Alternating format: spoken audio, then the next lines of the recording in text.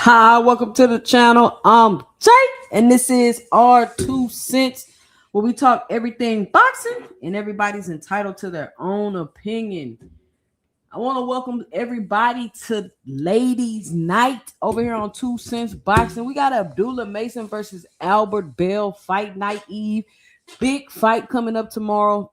2 great names, big fight people looking forward to. You got an up and coming fighter in Albert Bell. He's hungry.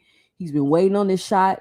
This is his opportunity. You got Abdullah Mason, who recently became a champion, who's defending his belt against a very solid contender. It's an exciting fight. A lot of people say Albert Bell been ducked. He got the height, the reach, the dimensions to give anybody a problem at that division. And we're going to see what he's going to be able to pull off tomorrow night.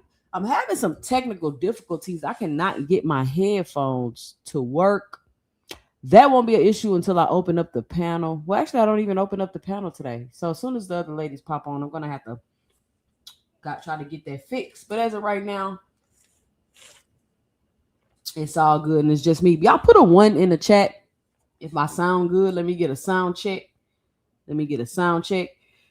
Punch the like button. Punch the subscribe button. You know how it's going down. A lot of drama.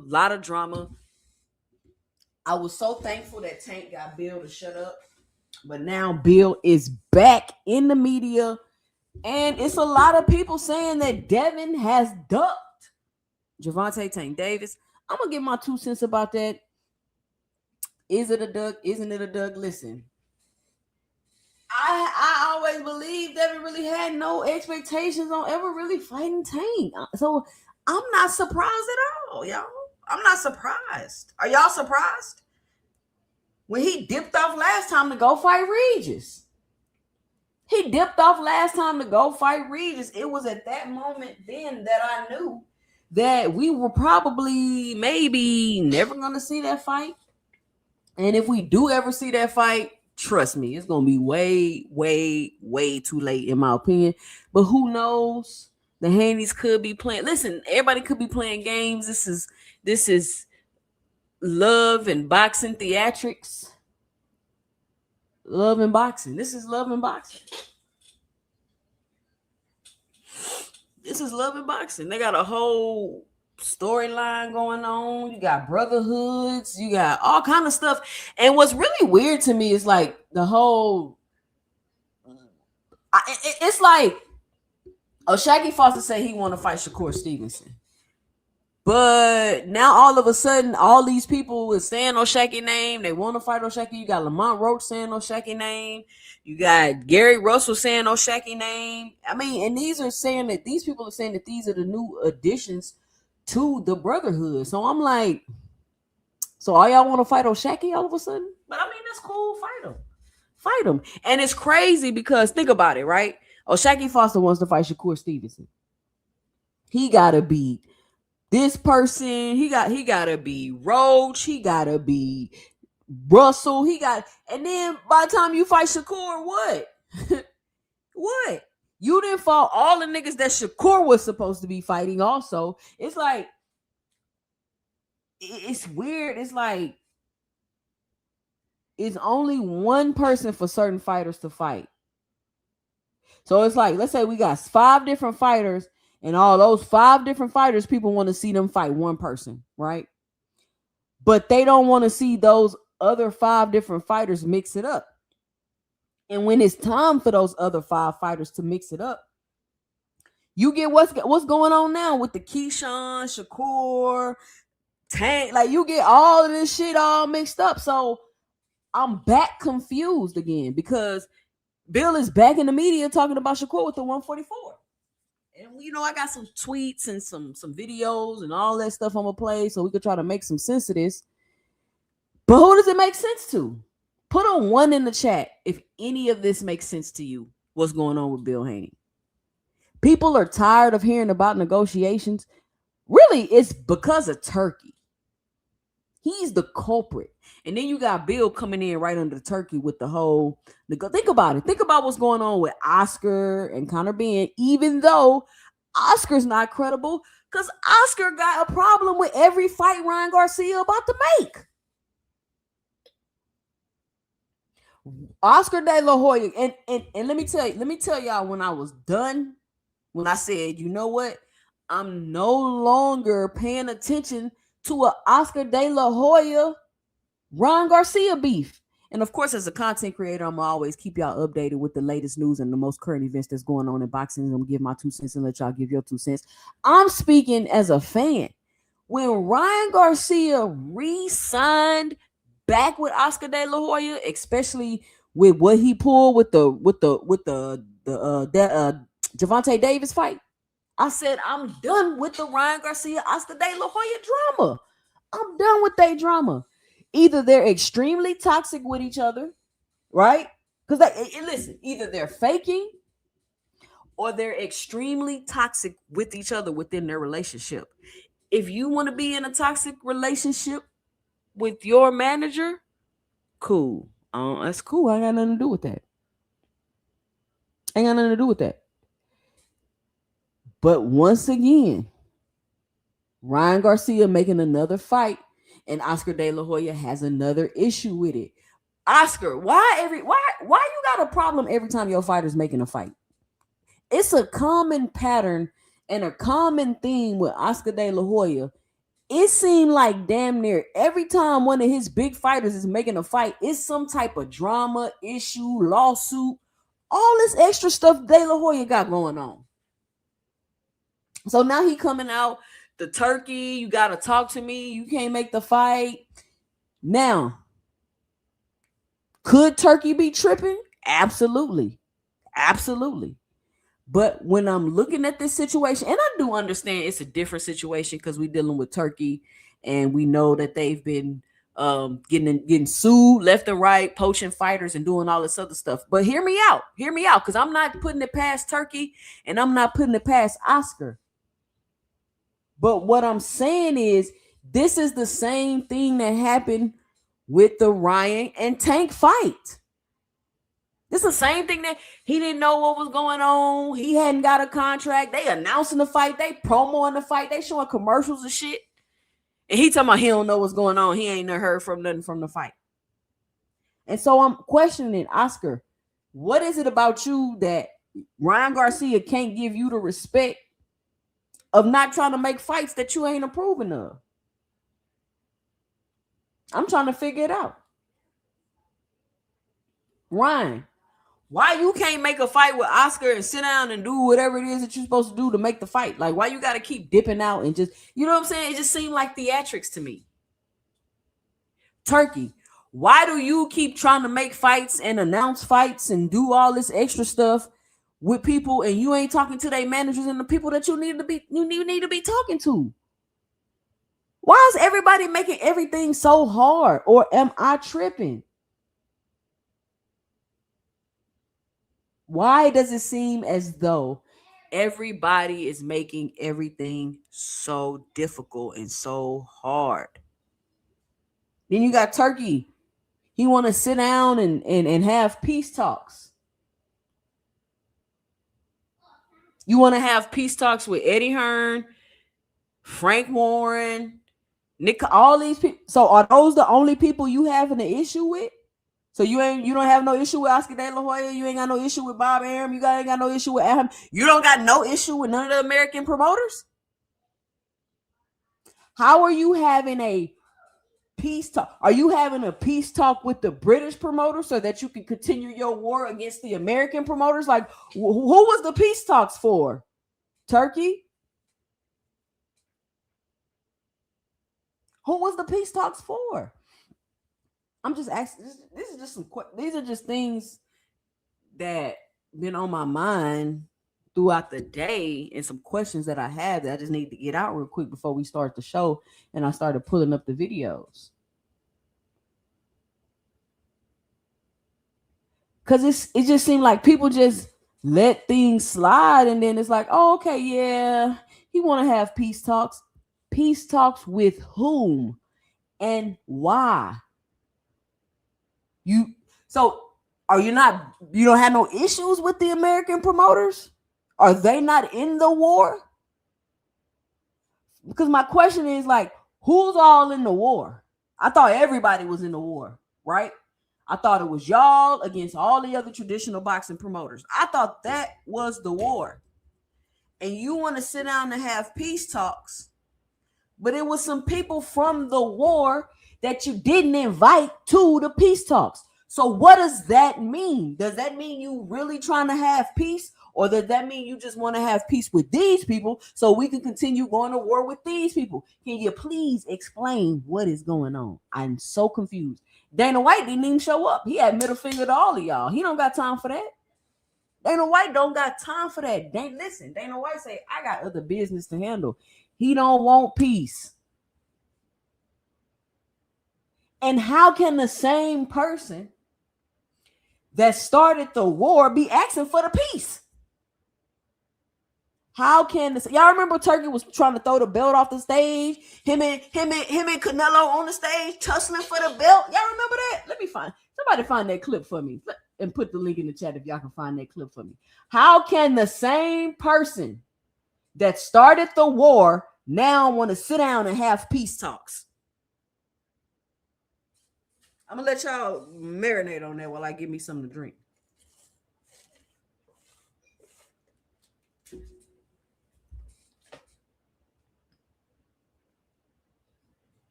What y'all think about that?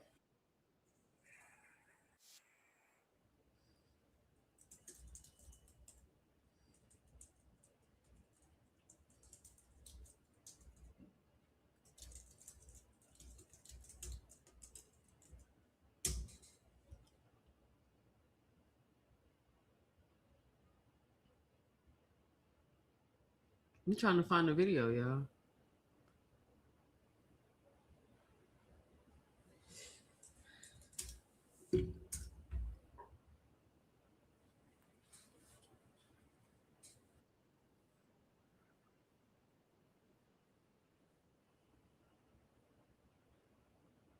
I'm just trying to figure out, man, how can the same person, the same person that wanted the peace, that wants the peace, was the same person that started the war? And I ain't even tell y'all, I had to call a technician out to fix my doggone internet. Y'all, my internet speeds was so slow. Remember, because I called before and I was like, my internet's slow, I don't know what's up. They was like, oh, you need a new modem, you need to upgrade. I'm like, all right, cool. So I did all that. Then my stuff's still slow. I'm like, I called back, I'm like, my internet's still slow. They send a technician out, they finally fix everything. So I'm thinking that I probably didn't even really need to upgrade, that they just need to come out and fix the stuff in the first place. But I shouldn't be freezing. I shouldn't be getting kicked off. None of that should be happening no more, because they finally came out and fixed my internet. Because I was a bit perturbed, like, bro, I just paid for the high speed. How is it messing up? I just upgraded it. How is it this slow?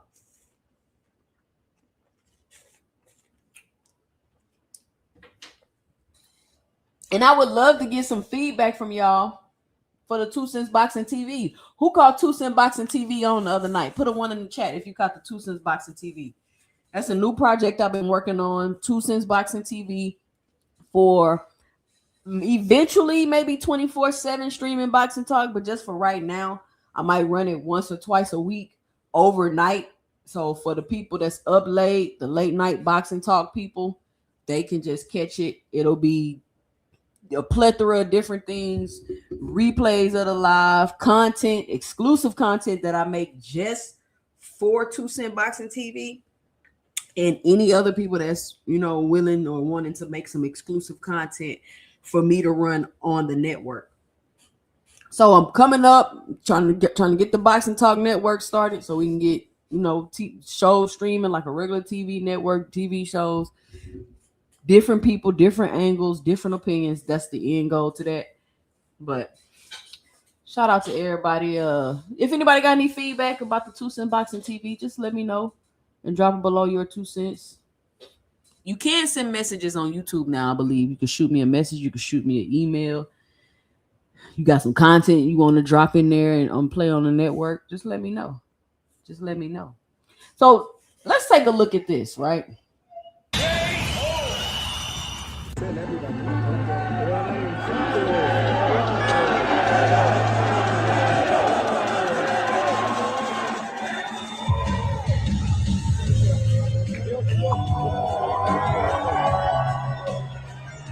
Here they are, ladies and gentlemen. It all goes down in Riyadh, Saudi Arabia, Saturday night, May 3rd. Champion versus champion for the undisputed super middleweight championship of the world.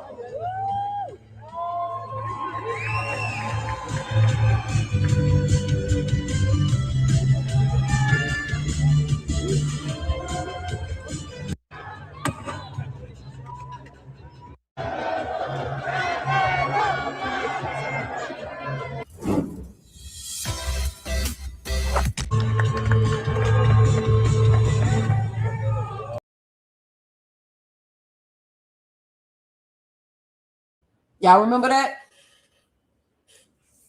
Canelo didn't want to take the picture with the WBC belt. That was a violation then, for real.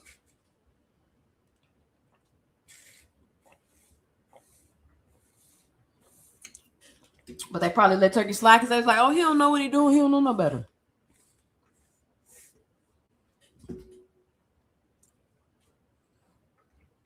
Then he got on X and declared war.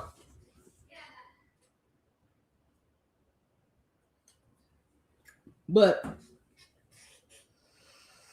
that's neither here nor there. So we're going to pull up and talk some more information about that.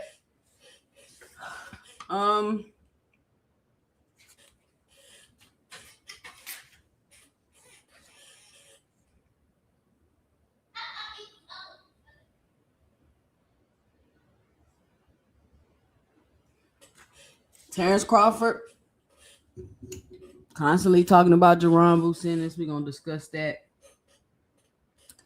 Boxing Gems put out a crazy tweet that I want to give my 2 cents about. I want to wait for the ladies to pull up, but let me see if I can pull up this tweet. We can cook on that. Because we're going to talk about this Albert Bell Mason fight.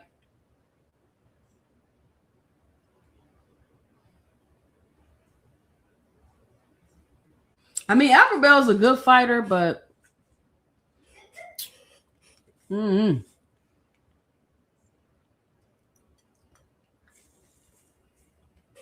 Lord, y'all.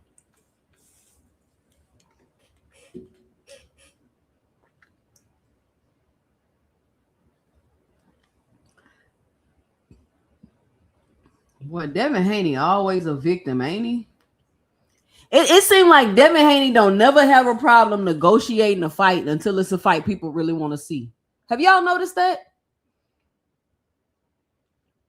Devin Haney don't have no problem negotiating a fight don't nobody care about. Y'all ain't noticed that?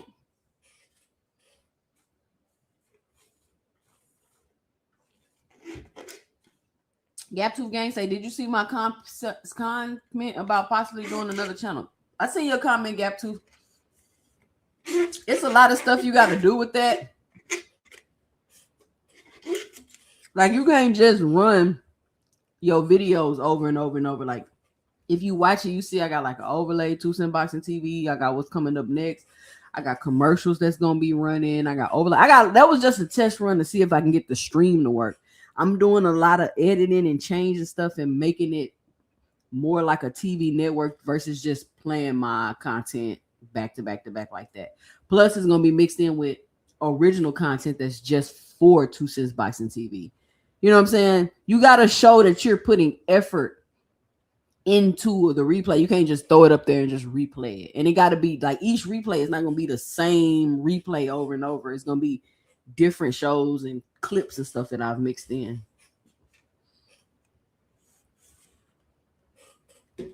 J-Man say he tired of the fake narratives. J-Man, you know why you tired of them? Because they're just so easy to see. Like, who falling for this stuff, y'all? Who falling for this? So you telling me, here we go. So you telling me nobody ever any other time had any problem negotiating with Tank. But when it comes to Shakur's and Devin's and all them, it's a problem. Now, I'm going to give my 2 cents about the situation. Is Devin Haney a duck? To me, he ain't a duck to me because I never expected him to fight Tank. He's doing exactly what I thought he would do, which is what exactly he's doing now. It ain't enough money. It don't matter what the offer would have been, what the location would have been. It would have been something wrong with the offer. It don't matter what it would have been. It's the same thing Brian Norman Sr. did. It did not matter the offer. Speaking of Brian Norman Sr., we're going to talk about him too. Because I want to wait for the ladies to pull up, or at least somebody to pull up. I'm going to get about 15, 20 more minutes before I really just start going in. But Devin Haney says, we already turned down 50-50 of nothing with PBC. 70-30 of nothing is even worse. DHP guarantees Tank 55-45 with the $15 million guaranteed purse for both fighters. Match it or stay off my jack. I thought it was 20 million. It was 20 million last time, Devin. And what the hell did Devin? If you can offer Tank 15 million, if you can offer me 15 mil, what do you mean? What am I what is this even saying, y'all? What are you saying, Devin? What are you saying? DHP guarantees Tank 55-45 with the 15 million guaranteed purse for both fighters.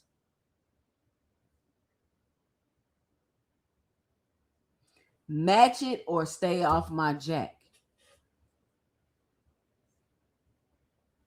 I don't even know what Devin Haney is talking about right here. So did you offer Tank a 55-45 split, Devin, with a 15 million guarantee? Did you offer Tank that?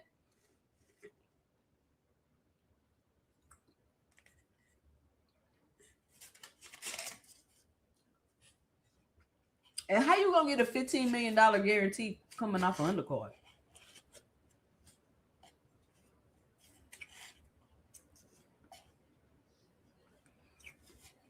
And who else you gonna get a $15 million guarantee with? I'm so confused at what's going on right now. Where did he get where is this coming from? Somebody say maybe Turkey. Maybe Turkey. So you want to match what Turkey's offering? I don't know. Don't look like we're gonna see the fight, bro.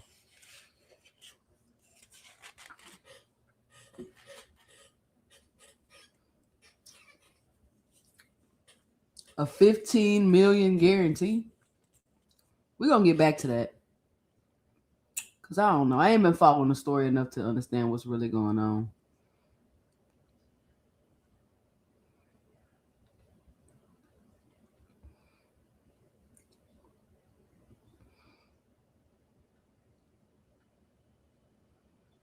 What did I get on here to show y'all? Bell isn't a cakewalk, but he isn't super dangerous. I'm waiting on the ladies to get here so we can analyze this fight. These dudes don't want to fight. I mean, Mr. Moss, how is he offering? How are you gonna tell somebody to match something? Like what? What are we talking about?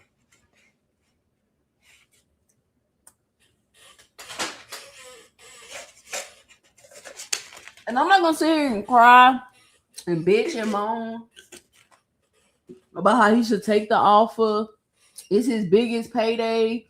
He ain't gonna get it. Listen, if you feel like it's a bad offer, then it's a bad offer. And you don't want it. Hey, listen, the money they offering you ain't enough, Devin. Go on about your business. Go argue with Keyshawn and Shakur and do your love and hip hop theatrics. That's fine. But don't have your fans in a hissy fit because they calling you a duck. Why are you upset that people are calling you a duck when you call people ducks for much less? I'm seeing so many Devin Haney fans be so emotional because he ducking Tank according to their own logic. He's ducking according to your own logic. Your logic. He's ducking because of the stipulations you made for what ducking means. He's ducking. He on here talking about 70, 30% of nothing. Like, you know, the PBC is not offering you nothing, Devin. Cut it out. Cut it out, Devin. Cut it out. And if you're not going to fight Tank, you're just not going to fight Tank, bro. Go do whatever you need to do that's financially best for you and your family. And we all know that would be fighting Tank. But if you don't feel like it's enough, then it just ain't enough. And you turn down yet again another opportunity to fight Tank. This is the second time you turned down the opportunity. Like, I don't care if y'all not going to be honest about what's going on. He was offered to fight Regis Prograis. Bill said it out of his own mouth, and he decided to go another direction. Cool. You don't want to fight Tank then. Cool. You don't want to fight Tank now. Cool. You want to go chase Keyshawn and play with Shakur and all them. Cool. But stop coming on here acting like you're a victim, though. That's the challenge I'm having. Stop acting like you're a victim, though. Like, oh, if I don't get exactly what I want, oh, they're not going to give me what I want. It's 70-30. I don't know. Oh, no. 70-30 or nothing.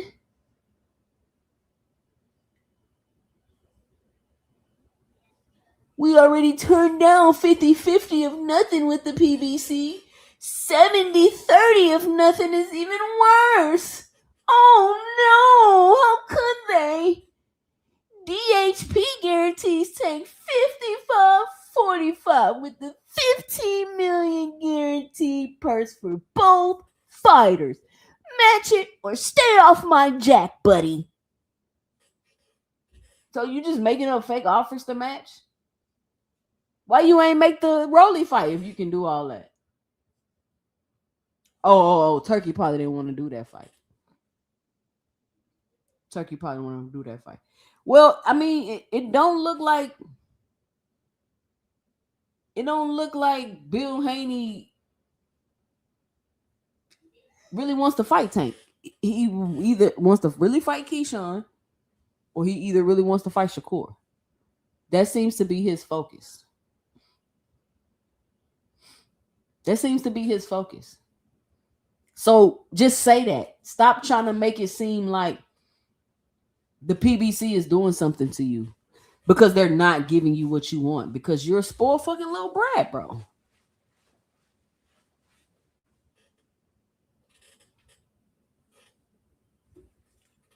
Hold on.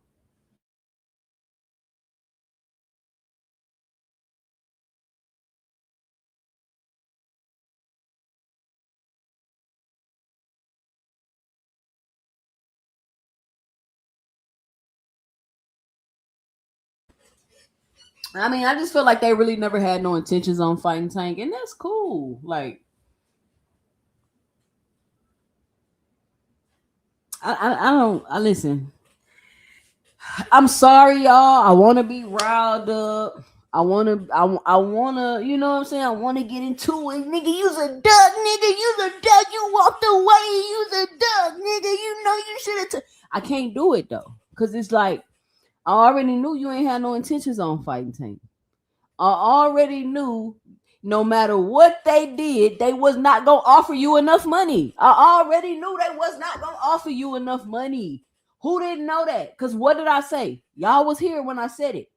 I said, if you was just negotiating with the PBC for the Rolly fight, what do you think is going to happen with the negotiations for the Tank fight? What do you think they're going to do differently? If you didn't like whatever they have for you for Rolly, you're not going to like whatever they have for you for Tank. Because whatever is going on, you're not getting your way or what you want, whatever style or business model or whatever the PBC does, you have an issue with that. So I don't care who the fighter is. It's the structure of everything. They could all be bushing and end up fighting anyway. I don't know. That's why it's too hard to even put any real energy into this, y'all. I'm gonna continue to point it out, but I can't get in the back and forth. I can't really get in the groove. I just kind of sit back and watch people be hypocrites. I sit back and watch all these people that call people ducks for less jump through hoops to try to what? Like, bro, he didn't want to fight him. According to y'all's logic, it is a goddamn duck. Y'all have called people ducks because Devin Haney put their name on the list and they didn't send him a contract. So they're the duck. And you want to tell me walking away from 2 negotiations back to back, making up shit about you ain't getting paid enough money? That's not a duck? Every tough fight, every fight people want to see Devin Haney fight, it's some crazy problem with the negotiations and they lowballing him and they don't want to give him enough money and we don't get to see the fight. Y'all cry. This person don't fight nobody. Y'all don't never want to say to fight nobody. How come Tank and Boots don't never fight nobody? They don't fight nobody. They don't fight who we want them to see. Those are only 2 fighters y'all ask people to fight. Who have y'all asked Shakur Stevenson to fight that he actually fought? Who have y'all asked Devin Haney to fight that he actually fought? Devin fought Loma. Who else?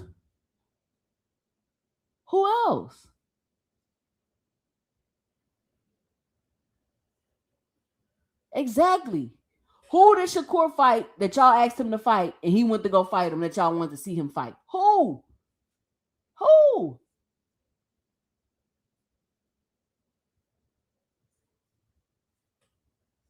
Okay, then. What are we talking about? Shakur, Devin, they getting exposed right now, bro.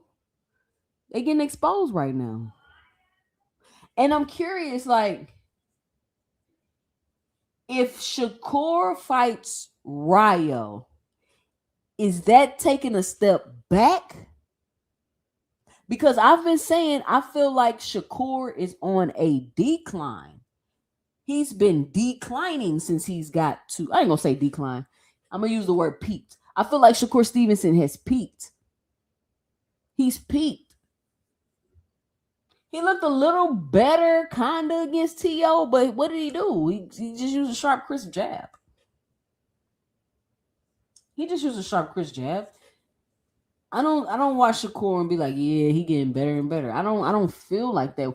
When I watch Shakur, I'm like, damn, he not as athletic as I thought he was. Damn, he not as quick as I thought he was. You know what I'm saying? That's kind of starting to be my assessment when I watch them fight. You feel me? Supreme say he want the link. He Joanna man tonight. I'm gonna drop the link. Jupe in the chat. Supreme, you can hop up for a second or two. Get your 2 cents off. Get your bars off, dog.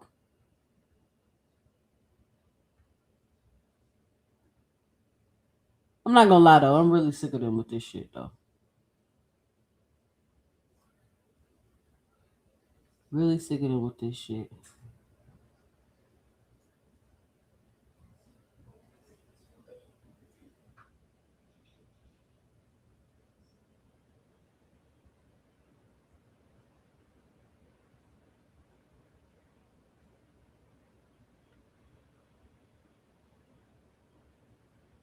Hold on.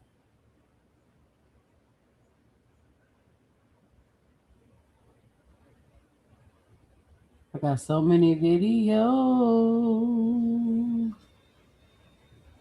Push up on them, push up on them, push up on them. Y'all remember that? Y'all remember?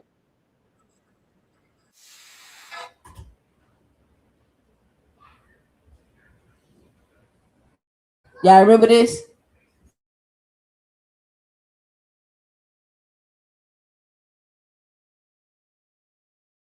I told you gonna feel some fear, right? Didn't I tell you that? Didn't I tell you you gonna feel some fear you ain't felt? No. What's your mama did? What's your mama did? And I'm sending my son to go kill him. It was a suicide for him to sign up, and it's going to be a homicide on April the 20th.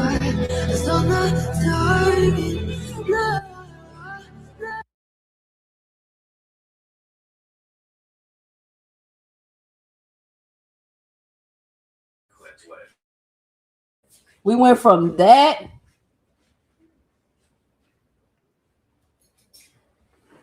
to this. What's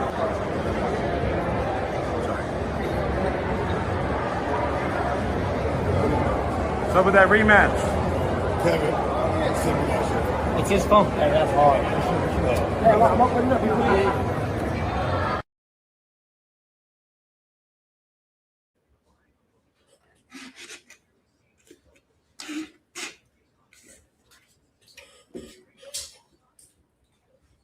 Well, that energy hit different after you get your ass whooped. What's up? What you got for the show? Yo, What up? what up? Yo, where you get that nasally whiny voice from? You was at an event. That's and my see inner somebody crying spoiled like brat. that? That's my inner spoiled brat. I thought somebody at the event was screaming and shit after they took a loss or something.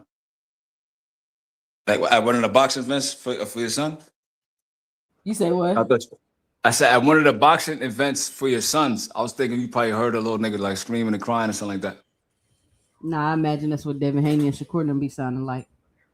Nah, they definitely do, especially Shakur. Shakur's a bitch ass nigga. I ain't gonna lie. Leave me Like alone. that leave me alone is crazy. Between leave me alone and I love Keyshawn with all my heart, like that nigga is weird. And then in the next breath, he'll tell you he a street nigga. He'd be like, yo, come to the trap. But he's talking about the boxing gym. Like that nigga's all over the place. But what I was gonna say, right? I don't know what it is about Tank, man. Like I think Haney don't really want to fight that nigga, bro. He don't. I don't think he do.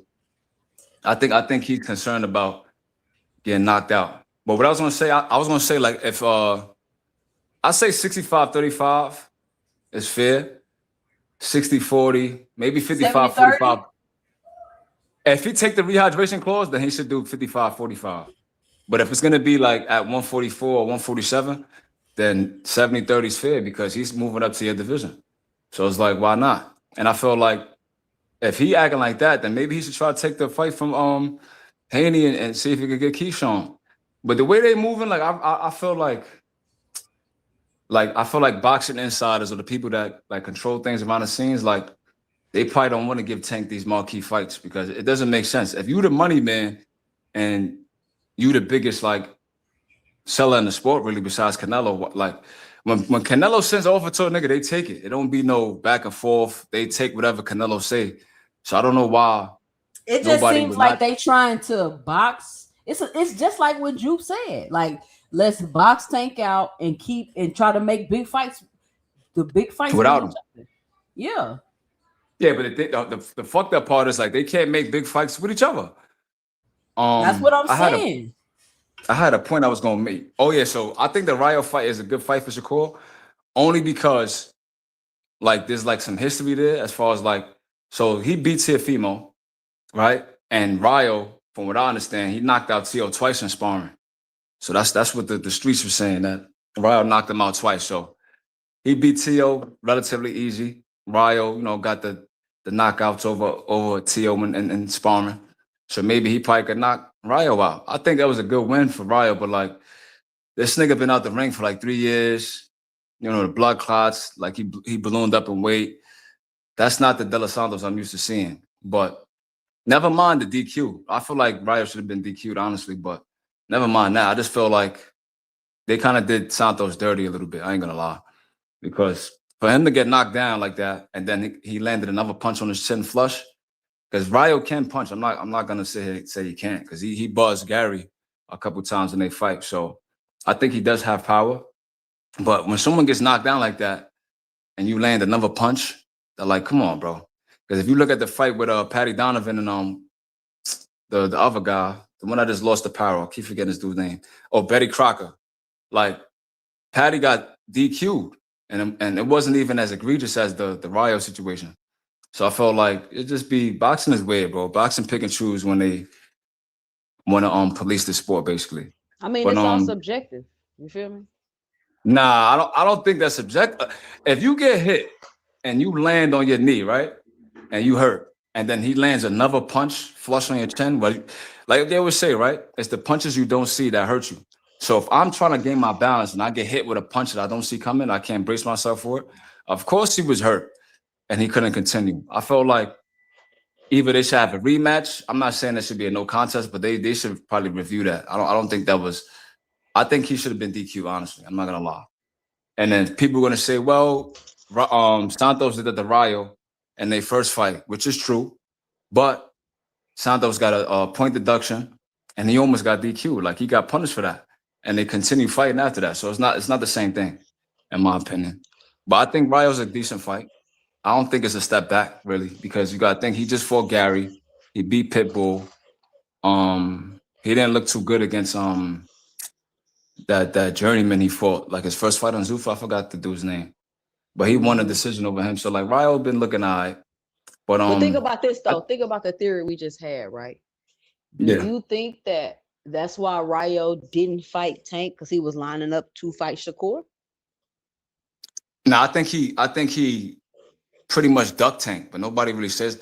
Like, I'm not gonna lie. Yeah, I don't like to bring up race, but the Latinos, bro, they get away with a lot of bullshit, bro.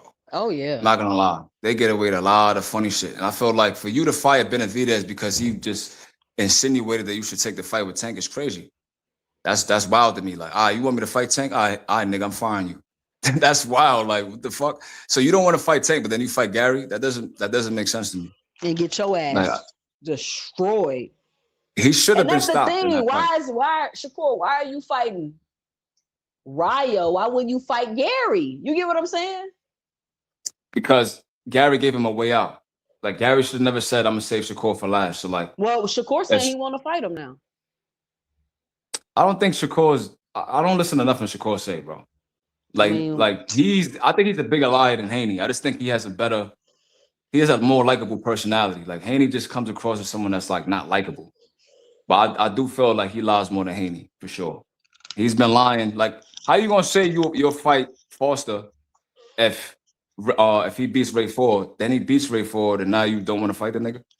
Like, I don't get that. You made a bet and all that. And like, he's the human shield. Like anytime somebody calls him out, he throws somebody in front. For example, like This nigga wanted to fight him. He said, nah, you got to fight Ray Ford. Austin called him out. He said, nah, you got to fight Abdullah first. I think Aston Silva called him out too. And he was like, nah, you got to fight somebody else. So like, he always doing that. So I don't know what's up with Shakur, man. Like, I think he's a good boxer and stuff like that, but I don't know. I just feel like all these niggas are scared of each other, bro. Like, I don't know, maybe because they I don't think grew up it's with each other. scared of in each amateurs. other. I just think they plotting and scheming. I see whoever that is in the back. Give me a second. I had to fix my. I do think it's scared because, like, you gotta think, right? A lot of these dudes, they fought each other in the amateurs, and they was on the same like U.S. teams when they was trying to make the Olympics and stuff like that. So they know who's dangerous. So like, when you look at someone like Africa, Haney, Gary, Shakur, like, it's almost like none of these niggas really want to fight each other, because why Gary and Africa didn't try to like unify? I don't get that. Then it'd be weird. These niggas be on the same promotional companies and they don't even attempt to unify. Like Angelo Leo and Shushu's on the same promotional company in the same weight class. They both champions. Like, why is that fight not next? Then you got niggas like Espinoza talking about, I'm not gonna fight another Mexican. So you're not gonna fight Navarrete. You're not gonna fight Angelo Leo. So why you got a belt in that weight class? And niggas don't give these niggas no. Who said No they're not pushback. fighting another Mexican? Espinoza, because they wanted him to move up to 130 to fight Navarrete, and he was like, I'm not fighting another Mexican. Why I'm is like, that how you okay? say that? What if they said Nah, I'm not fighting another black fighter? What? Exactly. And then, what's my man name? They was calling Baby Better BF? Nunes, I believe Sugar Nunes. Navarrete fought that nigga. He's Mexican. So it's clear, like, Navarrete not ducking smoke. Espinoza ducking smoke. So, like, I just feel like they don't call these niggas out for that. I mean, I just think that's nasty. But, and Wolf, what's up, Juke? Jupe in the building. Hey, Jupe looking for smoke. 2 Cent promotion. Anybody willing to step in the ring with Jupe? She's a 5-division champion. 5 times undisputed. 5 times is crazy. I was gonna say 3 times. She gave me hella accolades, didn't she? Yeah, she lost it like 5 times undisputed. Got Like, it. 3-division lineal champion. 5-division lineal champion. You're everything. division. I'm gonna say 5-division champion, 3-time undisputed, and I'll give you 3 times lineal. Okay, thank you. I appreciate that. There we go. That's 30. There we go. I'm a 6th-division champion. You Only been 6. undisputed. Of course, you 6. Whatever. Yeah, I only been undisputed once though. She only Now been listen. undisputed with- Oh, you gonna be They okay, ain't giving they don't like Supreme. They ain't giving the opportunity. Yeah, they've been trying to box me out. He got Right, blackballed. that's the problem. You see, yeah, you done went undisputed multiple times, but they wasn't ducking you. I get it. They gonna do you like they gonna do Boots. That's what happened, and that's what he's sticking to. But I came up Yeah. to message you because I'm like, I was all cool with you being, you know, Joanna Man, and she started saying that whole 55, 45. If Kevin cut weight, I'm like, here we go with the BS. Here we go with the Nah, BS. you don't think that's fair if he take the rehydration clause? No, Supreme, it is not. Yeah, I'm about to get another liver shot. No, you're not. I'm not gonna live and shot you. I really didn't mean to do that. That's a power jab. I'm not. Yeah, she gonna hit you with the Earl Spence. I take a jab. Right. All right. I might give you a little hip shot, but all I'm saying is, no, it's not fair. That is not fair. No, it's cause You don't think so, dude? No, because at the end of the day, if you the one who put the lightweights on your list, you're the one who keep calling out smaller guys. So you have to already be like, you can't put smaller guys on your list and not be prepared, especially Tank Davis, right? Because of who he is and the numbers he commands. You can't put someone on like that on your list and not be prepared to cut down or meet them somewhere in between. That's a given. If you can't do that, that shouldn't be on your list. That's even before you start negotiations. Negotiations are simply about, okay, when we start selling these tickets, whose name are they coming off of? Who's generating the majority of it? And I feel like these negotiations, if this was a situation where a relationship where a woman was broke and married to a billionaire, was like, okay, but I want this 50-60%, and before I leave, every man in here would get it. But now you're like, yeah, well, I ain't trying to hear that. No. I think 65-35 or 70-30, whatever he said, was actually really, really good. Like, really good. That's the 70-30. Yes, I think 70-30 is really good. And again, I'm going off the numbers. Because really, okay, Devin don't even have any numbers to speak of since Ryan. So all we can compare is we had to compare Ryan numbers to Tank's numbers, right? So what can we do? We can discuss, start comparing those. Okay, so now we compare the two guys. They have two mutual opponents. The last they had a mutual opponent in Ryan Garcia, and you gotta look at the sales on that. And Devin did a fraction of what Tank did with Ryan. And he that's just it is what it is. On top of that, he continued to sell after that. But Devin is the youngest undisputed champion. So, you might have to hit me with another shot. 3 division champion. He's a 3 division champion, Juke. I think that's great, but guess what? If that's the case, well then he would be main events pay-per-view now. That lets you know that it has nothing to do with the business. That's great for accolades, because guess what? Devin was undisputed at 135. That's amazing. Guess what? Is that undisputed? Is that 135 undisputed title on the line? If Tank fights Devin, no, it's not on the line. So Tank has no way to benefit from that. This is the thing. Devin can benefit from Tank. His name alone, you're gonna benefit. Tank doesn't benefit from Devin being undisputed. He can't get that belt. It's gone. Can I say this? It's nothing he can get from that. Can I get on my hacker? Let me put my hacker hat on, right? Do you have to? I'm gonna say that because I'm gonna play on the contrarian role, right? So when you look at like all of the guys that was at 135 that moved up that we consider threats, right? Teofimo, Shakur, Ryan, Haney, even like Gary and stuff like that, right? So when you look at Ryan, besides the pay-per-view with Tank and Haney, like, has he been on pay-per-view other than that? Like what has he did? He hasn't really done much. Ryan, right? Nope. So when I look at Haney, he's been on pay-per-view with Regis. He's been on pay-per-view with Lomachenko. He's been on pay-per-view with Ryan. So like out of all of his contemporaries besides Tank, he's been on pay-per-view the most.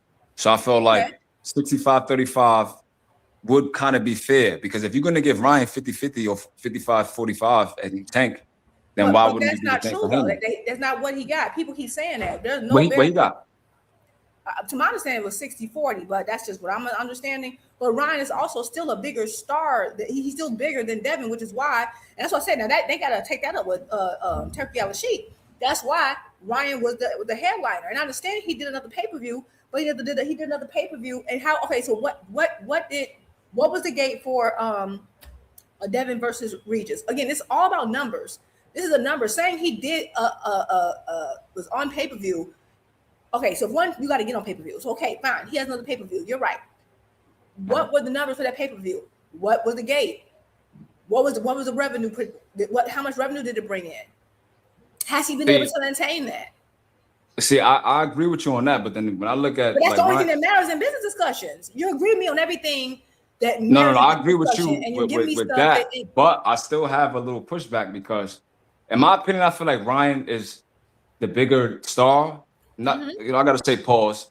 It's because he has a large female fan base. They consider him handsome and stuff like that, right? But in all reality, when you look at the Duarte fight, what was the numbers for that? It wasn't like great numbers. The numbers with Rolly wasn't great numbers. So it's like Ryan is a big star against in the social media space. But at the time, Ryan was still the bigger name at the time. Remember, this a couple years ago, they weren't defeated back then. Neither Devin nor Ryan had been on pay-per-view back then. They had to go. I think Haney was on pay-per-view with Lomachenko. So I think he'd been on pay-per-view before Ryan, and like take away the Tank fight, he does better than Ryan. In all actuality. Wait a minute. You said before. Okay, let me do the math. Okay, so he got okay. What did Loma and Devin do? I think they did 170,000. Okay, he did 170,000 with Loma. Okay, and since then Ryan has done pay-per-view with Rolly, and he did pay-per-view with his recent pay-per-view. He just did with Barrios. So he got that went triple styrofoam. They still got the same amount of pay-per-views. You're right, but then, like you said, look at the numbers. The Barrios, that never came out, so I'm assuming that probably flopped. Right, but so Ryan flopped with Barrios, he flopped with Duarte. But we have to assume. But this is the thing, though. Like, does Devin really have any negotiating power, y'all? He's been on undercards. He's been fighting in Saudi Arabia. And Supreme is trying to count. You're trying to count numbers post Ryan. Like that was a different economy at that time. That's post Ryan. I'm talking about at the time. You're trying to get what Ryan got at that time. Yeah, at that time, Ryan is, but as of right now, you're trying to like negotiate from what Devin was. Devin is a undercard fighter, and he has been for the last year and a half.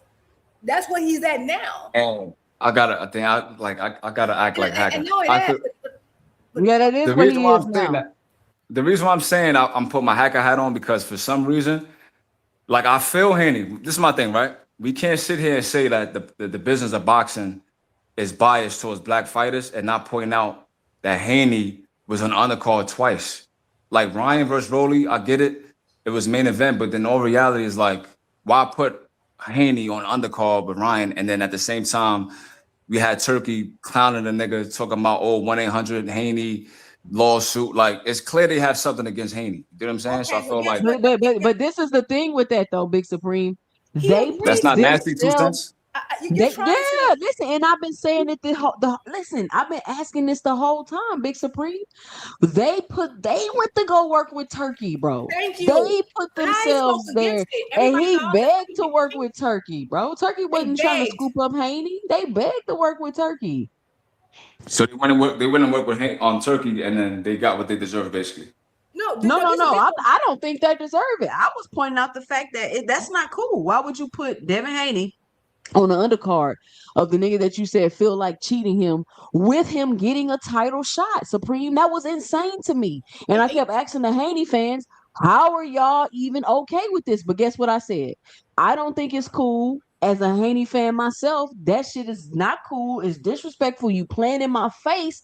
But if you cool with it, I'm cool with it. Thank you. And you know what's so crazy about this? And I love Supreme. I love that you brought up the whole racial component and they unfair to black fighters and blah blah and blah blah this.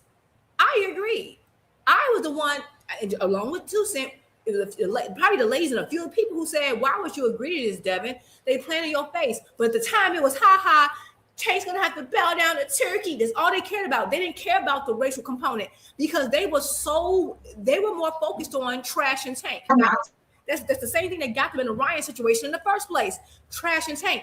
But guess what? Instead of you standing your ground and saying, I'm not about to be on this man's undercard, no, but you did it because you were money hungry. But when Tank told you call Al about a year and a half ago, you didn't want to do it. But when Turkey told you to get on that man's undercard, you did it. Even now, you're giving Tank all this grief, but when everybody else, the people who disrespected you, the people who cheated you, did you dirty, you were fine with it. So the thing is that you want to bring these pro-black points up, but they're not pro-black. They only bring it up when it's time to get sympathy. Because if you recall, when he's about to fight, when he's about to fight Ryan, they were on Ryan's side with the whole Tank and Ryan thing. They were on Ryan's side. They were like, oh, he's doing Ryan wrong, blah, blah, blah. Then he got cheated. It was suddenly kumbaya. We need a 1,000,000-man march because he got cheated. But Tank is the one who warned you about him. But guess what, though, Supreme? Check this out. Because what was even more egregious was they led the Haney's fans. And it's so crazy because that group think the Haney fans got going on. Like, they think every fan base thinks in a group like they think. And I don't know. By the way. Huh? I said 1,000,000-man march is hilarious, by the way. and they think that all fan bases think with a group think like that, and since they're in a cult, it's like they don't realize that they don't. But they were led to believe that Devin was the highest paid person on the card. So they was like, oh, so it's okay for him to be on the undercard of the nigga that cheated him because he's getting paid more. I forgot about that. It's like none of that made any sense. So they like to just hold on and grasp on to anything to justify whatever it is that they do. That's why it's no point in really trying to speak any like facts or common sense or point out things to them, because one, you give them facts and information, they'll overlook it, or two, and Big Supreme, I know you've seen this, they'll lie, make up something, pull up to the proof to show you what they saying. The proof don't match what they saying, and they will still continue with the lie anyway. Like, you cannot save people like that. You can't argue with people like that. They fought for his right to be on that man's undercard. Yeah. They loved it. They were like, oh, y'all just mad because he's taking over and PBC's dying and Tank is losing and he's not going to be able. They were fine with it, honey. I tried to talk. Matter of fact, if Devin had listened to Tank fans, he'd be better off. Because we were I'm like, when Ryan was acting weird, I'm like, I don't know, bro. He might do something weird like bite your ear off. I don't think you should take the fight. No, y'all just scared that he's gonna get more credit for fighting Ryan because he's gonna fight him when he's fully healthy, and then he's gonna knock Ryan out and show that Tank's best win is trash. Ha ha ha. That's what they said, right? Then they were like, oh, like, oh, we're gonna do this, all this mess. And then when it went the other way, suddenly, how dare, oh my God, you have to give us sympathy. We didn't listen to you. He blew weight, duh. He blew weight 2 fights before you and 2 fights before Tank. But you were so busy. I ain't trying to hit it. I'm just telling him to say 70-30 is perfectly fine. I'm not trying to hit that. You took less when it was than Ryan Garcia. You everything Ryan Garcia. Remember he said, Ryan, please tell Oscar to give me a fair deal, please. And he was super humble. You went over to Australia. You did what the heck when they said jump. You said hi. You did all this mess when it was other people. But now it's Tank. Suddenly you got all these stipulations. I'm not trying to hear it. Yeah, I mean, I knew he was gonna do that, y'all. He's really listen. Bill is focused on trying to do the Shakur Keyshawn thing.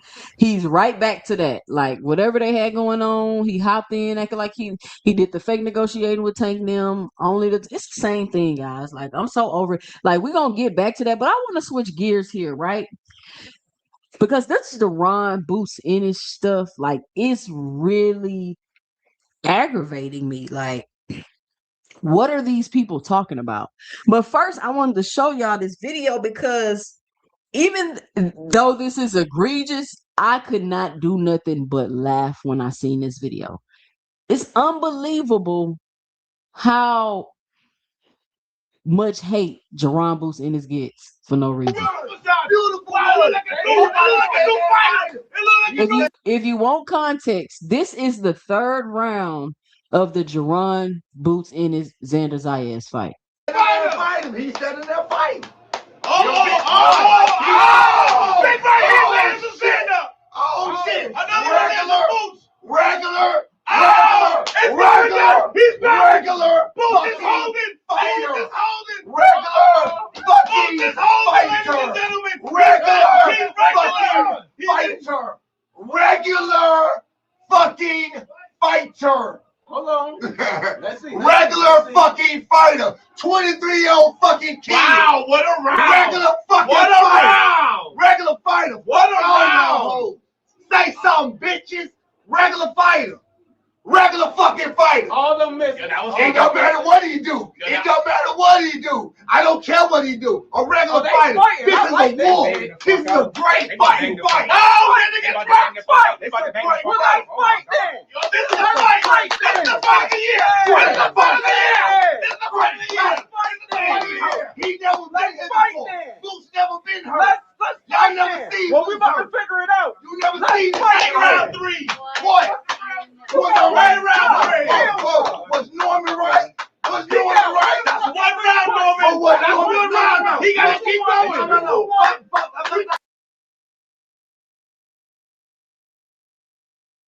Can't lie, I can't wait to clip that up because I'm gonna use that as a drop. But what is wrong with Brian Norman Sr.? What did Boots they do? just ignore the rest of the round? Because that moment when it was like 20 seconds. It was like 25 seconds. Who was that? Just the screaming. Who was that? Yo, I ain't gonna lie, he was like excited. That is Brian Norman. That man, Yo, I mean, you would have he's thought upset. that like, I don't know, you thought he won $1 million or something. I don't know. Wait, I get it. The last time I saw someone root for this someone, shit had me. It looked like a new fighter. He said in that fight. Big right here, ladies and gentlemen. Oh shit! Regular fight is crazy. Regular. He's back. Regular. Boots is holding. Fighter. Boots is holding. Regular fucking Boots is holding, ladies fighter. and gentlemen. Regular He's regular. fucking fighter. Nigga, voice is cracking and all that. Fucking fighter. Hold on. Nah, I'm not gonna lie. I wanted to be mad at that video, but I could not help but laugh Nah, And you gotta make a clip out of that. I am. That's gonna be a drop. That's You gonna be a mean drop. tell me because he got buzz that he's a regular fighter? There's no way you look He's at a Lieutenant and think regular regular. fucking fighter, dude. Fighter. A And you gotta say regular it with your voice fucking cracking. fighter. Regular effing fighter. That's crazy. Like, bro, I see why Brian kicked him up out of camp. You're being ridiculous. Bruh. I was laughing, crying when I wanted to be so mad, y'all. What did Boots But do to what him, made though? it funnier was because when you think about after that 20 seconds, the way Boots, like, how come nobody want to say Boots destroyed Xander Zayas? How come He nobody want to did. say that? No, he absolutely no. He destroyed. Give me 2 seconds. He had Xander. What'd you say? I'm sorry. Juana man. No, I'm saying he got hurt for 2 seconds, so like it don't count that he destroyed them, basically. That's It's how almost hurt. like if you get into a fight with a dude, right? Like who's like the baddest dude on the block, but you smack the shit out of him, and then that's the highlight of the fight. Even though he whooped your ass after that, everybody gonna be talking about the smack. That's what it's like. I don't It's think given that was right the now. highlight of the fight because Xander got dropped 3 times? Yeah, but like think about smacking the baddest dude on the block, like smacking the shit out of him. It makes a loud echo, and right after that, he whips your ass. Everybody gonna be like, nah, but he got the shit smacked out of him. So it's like Boost knocked him down 3 times and whipped his ass, but it's like, oh look, his head snapped back. Look, he's regular. Like that's the vibe I'm getting. Yeah, I mean, You know what I'm noticing, and I'm gonna let y'all know. 2 centers, everybody listening, haters, stalkers, people in Burner's account that follow me around the other channels and talk shit about me in the chat, but won't click my link. Yeah. Listen, I'm going to be on this Boost topic and see. This is what people like to do, Big Jupe and Supreme. When you come out and you call out the idiocracy or the stupid shit that they saying, this is what they say. Y'all saying Boost perfect. He can't do no wrong. We're not doing that. We're not deflecting from that. This is not about Boots being perfect and doing no wrong. None of these fighters are doing that. But when y'all saying shit like Boxing Gyms is saying, who in my personal opinion I feel like knows better, I'm gonna say something about it because I don't care which fighter it is. We just not gonna let bullshit be put out there like that. When Devin Haney was on the undercard of Ryan Garcia, I came out and told y'all how fucked up that was, and y'all still said that I was hating. But this shit right here, let me know what y'all think about this, Big Supreme and Jupe. This is Boxing Gyms. Jupe, you know who Boxing Gyms is? Yeah, he used to do a lot of fight breakdowns. Right. So he says Boots has the talent to produce Floyd Gottis, but incompetence, negligence, laziness, yes men, and fanboys will keep him at Gotti Wards until he loses.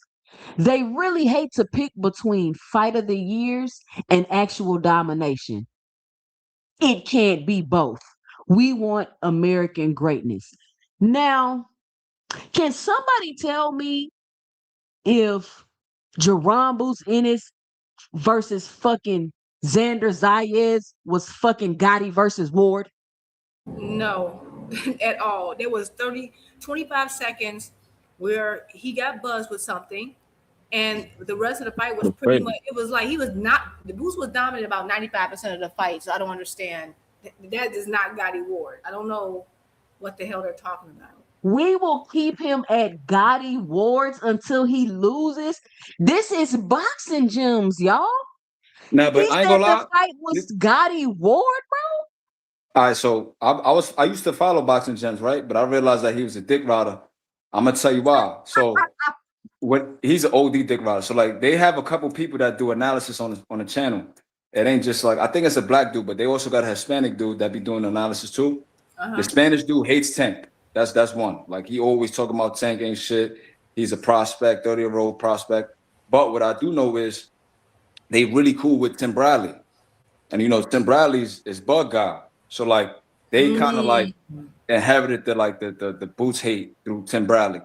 Because I've seen Tim Bradley on the channel a couple times. So I feel like that's the reason why they're gonna criticize Boots and Tank.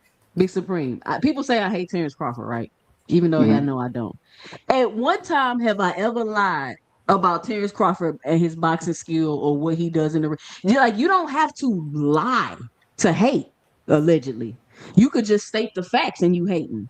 You don't have to lie. You called that fight Gotti Ward, and then you said the man was incompetent, negligent, and lazy.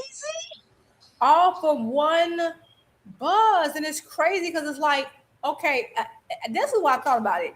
I have no problem with like critiques of what he needs to clean up. He admitted, okay, I need to be a little bit tighter. I got a little load. I think if the fight didn't start off so easy for him, he can just start having fun in there and to get you in there with like a live, like this is a unified champion. You got to be on point at all times, right? But that's happened before in big fights. Some of the absolute best, the GOAT, Ali has gotten caught like that before, went down. Matter of fact, he got his jaw broke before. Like that's what's so crazy. People forget, right? I've seen Frazier do it. We've seen Foreman. You know, things happen. Fighters get buzzed more often.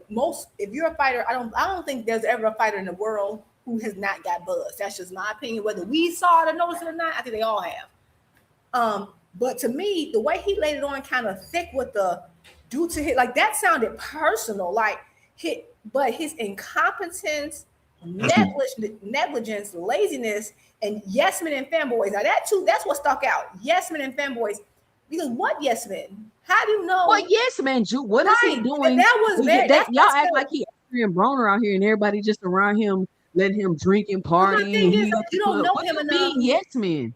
I want to know, how well does Boxing Gym, based on this post alone, how well do you know Boots? Because that sounded like that it just sounded personal. And his fanboys, like, okay, so you basically let me know that you have a problem with his fans. You don't like the fact that people really, really like him. So that's telling me that this is more than just analysis, because to call him incompetent, okay, well, was Bud incompetent when he got cracked by Mean Machine? Was he incompetent when he got cracked by Gamboa?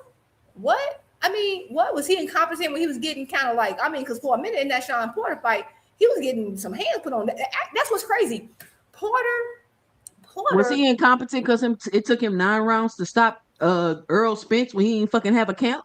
Right. And I'm sorry, Porter. Now, to me, a fight that was way more competitive.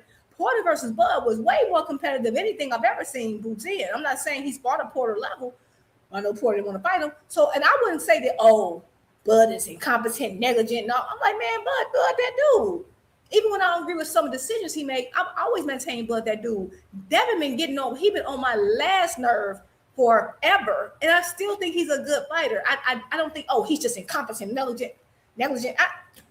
What? Like, I think that was a little much. Is negligent even a word you use? What was he negligent about? But Tim Bradley not even like acting like this with Boots though. Big Supreme. Nah, but that's what they be doing. Like they get close. They get close to these dudes that might have criticized Boots in the past, and they just like run with it. And another thing I wanted to say, right? I forgot the guy's name, but I think his first name is Darnell. Like he was like a journeyman in the early 2000s, mid 2000s, but he knocked down Ward when he was like a prospect. Like he almost damn near stopped Ward. Then you look at the Kovalev fight. Kovalev landed that jab, dropped him. So it's like Ward has been dropped. Tim Bradley got damn near the shit beat out of him by Provodnikov. So my thing is like, it's not like these guys that's criticizing Boots has not been beat up or hurt in fights before. So I don't get. It's just like these guys act like they've never went through no adversity. Like from Tim Bradley to Bud to Andre Ward, they've all been on the canvas. They've all been buzzed and hurt by lesser fighters. So I don't know why they expect Boots to be like perfect, like especially with the style that Boots has. Like Boots could just box from the outside, as you use his footwork, use his jab, and then closed out his hand if he wanted to. Nah, he wanted to make it exciting. So he got in the pocket and gave the fans their money's worth. I can't knock a dude for that. So I just felt like the criticism is just like tied to them being on Crawford Dick, honestly. That's just and one last thing he said they have to pick between fight of the year or domination. People saying that fight was fight of the year. To me, fight of the year is supposed to be a fight where it's back and forth, almost 50-50 action until someone wins. To me, that fight is not fight of the year because Xander only had one moment. It was a really good fight, though, really good action-packed fight. But it was too much, Boots just being too much for him, for me to claim that a fight of the year candidate. You know what I'm saying? That's for me. So him saying they got to pick between fight of the year or actual domination. Who dominates every fight they're in? That's Boots. That's what I'm saying. He's being who held. dominates every Boots is. Let me tell you, Boots is being held to a ridiculous, unrealistic standard, so that they can criticize him every single time he fights, and he'll never be anything. That's what they're doing. Yeah, what do you mean? And I'm glad you Domination. mentioned Andre Ward, Big Supreme, because we're gonna review this video, and I'm gonna stop it and we're gonna review it, and I want y'all to give me my 2 cents about it. And if y'all watching a replay of this live on 2 Cents Boxing TV, make sure y'all support the network and be sure to punch the like and subscribe button if you haven't already. But something. Listen, y'all, something is like very not right about this, and it's beyond like oh, people just hating. It's beyond just the regular just hating, right? It's almost starting to feel like people hate talented fighters. They hate talented fighters. They hate that a fighter, like they hate Deontay Wilder because he's able to win and he's not technical and he can't box that good and he can't do this and his defense and they hate that fighters are able to win without all this technical and being perfect shit that they feel like. It's like hardcores. It's like hardcore fans hate talented fighters. Like they hate talented fighters. Like I feel like that's what I'm starting to notice. And Boots is not just a talented fighter. For some reason, people think he lacks fundamentals and all this other stupid shit. And I'm like, why do y'all think that? And when you try to point it out, nobody wants to listen to anything of reason because they're so upset that people like Boots Ennis. And in their mind, I don't like Boots because people think he's perfect. So you don't like Boots because the fans like him and they enjoy watching him fight and they think that he's a very talented and good fighter? I don't think it's that 2 cents. I'm gonna tell you what it is. I hear people say that out their mouth, though. I don't like Boots because everybody thinks he's so perfect. I believe. Go ahead. I just want to say one thing. So I believe when you look at Tank and you look at Boots, they both operate outside the brotherhood. I believe the fact that they're not in with Andre Ward, they're not in with a Crawford, they're not in the it crowd. That's why they get the criticism that they get. I feel like if Tank was to sign a Jay Prince or sign with one of them niggas, the narrative would change overnight. But the fact that Tank doesn't want to be down with them and doesn't give a fuck about them, I felt like that's the reason why he gets the criticism that he gets. Because if Tank is like one of the most exciting guys in the sport, it just doesn't make sense. On one breath, you criticize Africa because he want to box on outside. They too safe. Africa, Haney, Shakur, they safety first fighters. They're not gonna mix it up too much. They're just gonna stick to the game plan and get the W. You say they trash. You say that they're not exciting, they're boring. But then you got a guy like Boots and a guy like Tank that's gonna give you your money's worth. You still hate them. So it's like, which one is it? And I just feel like they just can't separate the fact that Boots is elite and he's just not a dick rider. Like he doesn't have to hold Crawford's hand and say that Crawford's the GOAT. Nah, like I want to fight him. I don't see the problem with that. I felt like Boots going against their guy is the issue. Similar to Tank going against Shakur. Like they made Shakur the guy for the younger dudes. It's like they made him like the face, I guess, or they trying to say the face. That's why he's recruiting all these other niggas. And they all go in that Tank. I feel like it's the same thing with Boots. Boots went at Crawford and he went to Canelo's camp and he said that I think he could beat, he think he could beat Bud. I felt like this is the reason why he get the hate that he gets. If he was to like Catal, like Porter, or these other guys, then they'll hold Boots in high regard. There's no way you could watch Boots and not say he's an elite fighter. He has everything that you want out of a fighter. He has the dog, he has the speed, he has the power, he has the excitement factor. He's always in the gym. He's not out drinking. He's not out hanging out. Like he has everything that you want. You look at Tank. Well, Tank gets into trouble. Tank gets arrested. Boots doesn't go through that. And Boots got his father in his corner. All the stuff that they've been dissing people for, calling Tank fans fatherless. Well, you can't call Boots fatherless. You saying that Tank is a felon, he's a thug. You can't say that about Boots. You say that this guy's a drunk. Well, you can't say everything that they want to say about Boots. They can't do it. So now they just got to find out what little nitpicking they could use to say that Boots is not elite.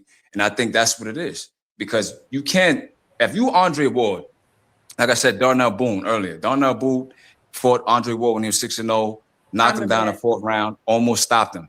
Then the same Darnell Boone knocked out Curtis Stevenson. Stevenson got the rematch and knocked him out. So Darnell was a good journeyman that upstart a prospect or two here and there. But like you got knocked down by a dude that got knocked out 8 times, bro. Kovalev knocked you down. Like you've used catch weights. You did it against Chad Dawson. So I just felt like these dudes, they just like, I feel like someone gave them a piece of paper and said, look, you're going to say this about this person, that you're going to say this about this person.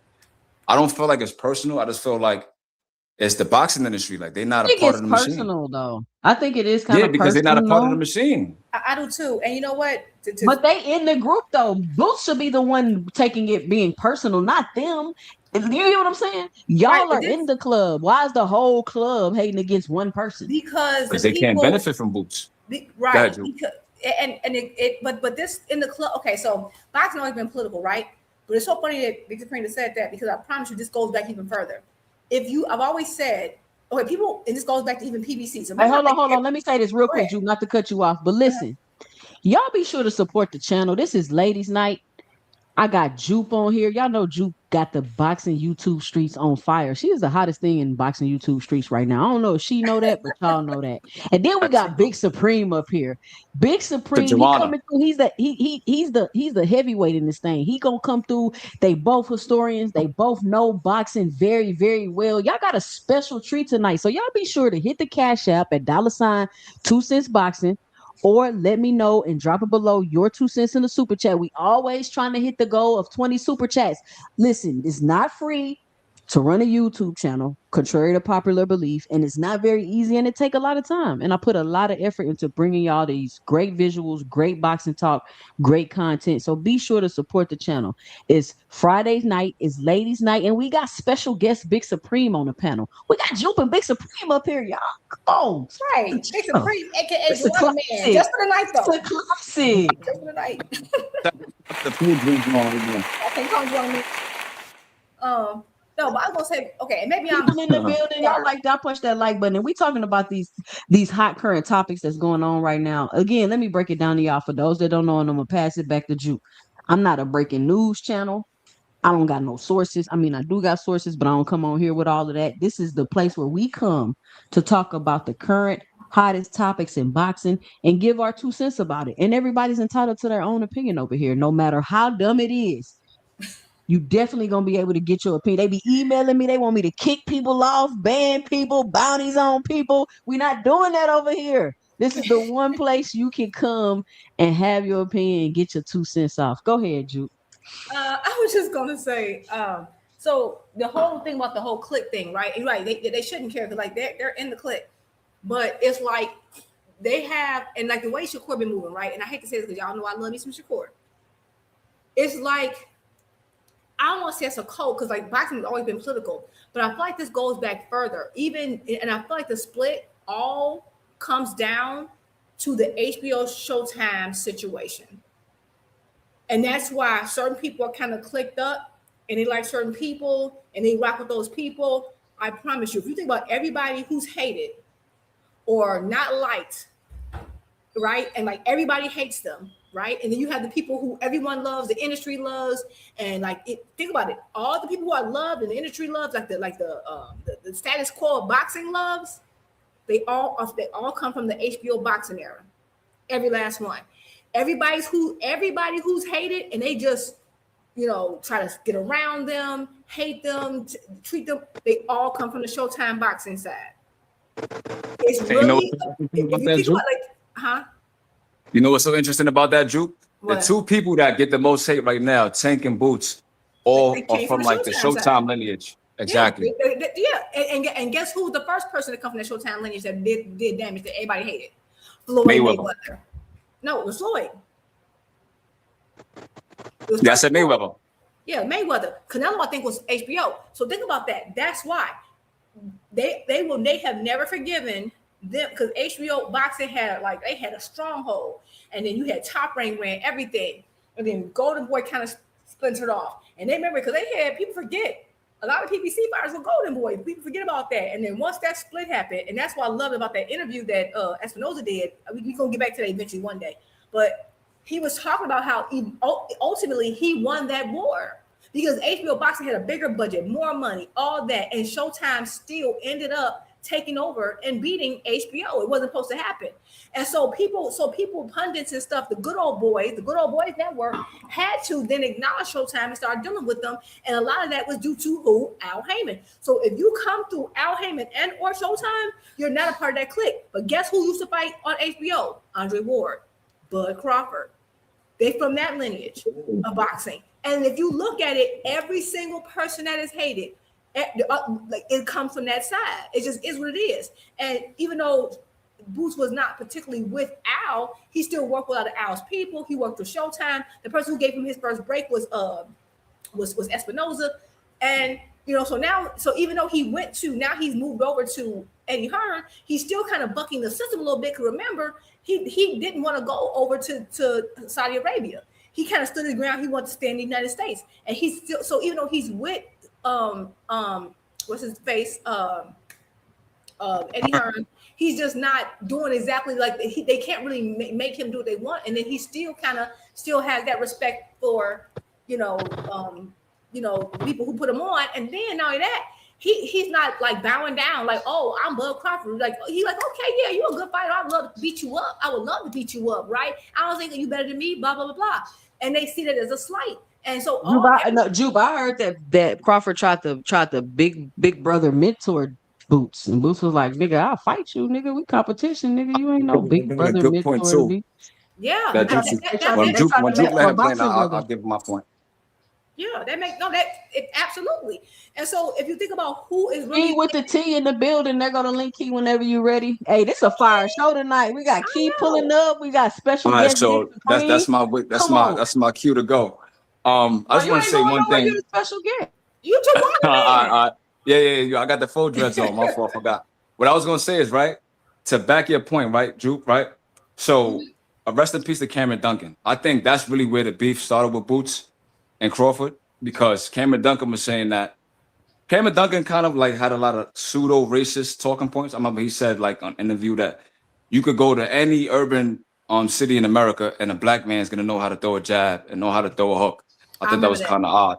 But he found Brian Norman, a kid named Breon Gorham, that's at 140 right now, Boots, Crawford, Tim Bradley, and I feel like that's why they salty towards him, because Cameron Duncan said that he believed that Boots is going to be a better fighter than Crawford, and he think he will probably avoid Boots in the near future. Tim Bradley. And then he also said that's exactly what he did. That's what he did. He said, I feel like if anybody would fight Boots, if there's any champion who's like crazy enough or have enough courage to fight Boots, I think it would be Errol. That's why I think he wanted Errol to win that fight if they ever fought, because he felt like Errol. He said that, not me. So that's just what it was. It's really been about the political split of that. They've always blamed them for that. They took over, and now that's why all these other promoters had to end up putting up so much money. They never had to spend money like this before, but they had to compete with Al. And that's why you had Triller come in. They had to try to get Triller. They had to get the zone. They needed everybody to come in. They needed all the international money just to compete with Showtime and Al. And they found Turkey. It reshaped boxing. And I was gonna say, Kathy Duva too, right? So like, when you look at all the Europeans in boxing, I think that's the reason why Showtime, HBO went down. Like Bivol, Triple G, absolutely. Usyk, Kovalev, like they wanted to like replace, and even what's this guy's name, man? Paulie Malignaggi. Like he said some super racist shit talking about. And Showtime kicked him off. Yeah, exactly. We said the European specimen. Boots, I can't believe. But go ahead. He said the European specimen is like gonna take over as the elite fighter in the sport. He said it used to be African Americans, then it was Mexicans, now it's the European. Yeah. So when you look at all of the Usyks, the Bivols, the Kovalevs, all these other guys that they thought was gonna take over the sport, right? They represent HBO too. So when you look at a Tyson Fury, when you look at a Usyk, when you look at all these guys, they come from that same lineage, that same thought process. That are we gonna go outside of the American market and find fighters that's gonna dominate? So I feel like when they doing it right now, that's what they doing right now. That's why I complain about the UK fighters over here and shit. I agree. And one last point, I'm gonna pass the mic, Drew. I was gonna say Eddie Hearns is not really in the circle because remember, they still have a problem with a UK promoter getting a foothold in American boxing. Yeah, he's beefing with Bob Arum. He's beefing with this guy, Oscar De La Hoya. That's why Eddie had to come over here, because he wasn't getting that Saudi money like Frank Warren them was. And that's a fact.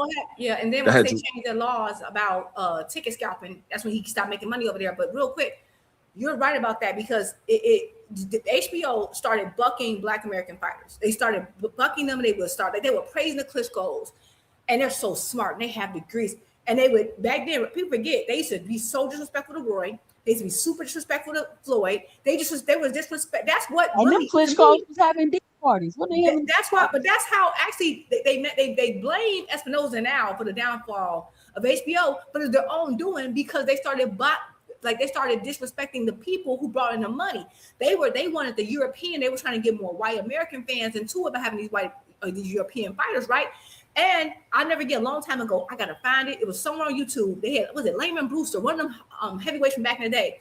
He said the Klitschko's, they changed the landscape of boxing with the Klitschko's came in because it used to be where you used to do a lot of inside fighting, like the heavyweights used to do like way more inside fighting, and they started breaking it up more because the Klitschko's would complain. And so that's what transitioned the heavyweight division, and it started benefiting taller fighters. And so the shorter, stocky guys, they every time they got ready to kind of fight on the inside, they're like, oh, low blow or something like that, and they would break them up. And now, if you think about that, think about Usyk. And I love Usyk, but he can't take no body shots, and he always say it's low.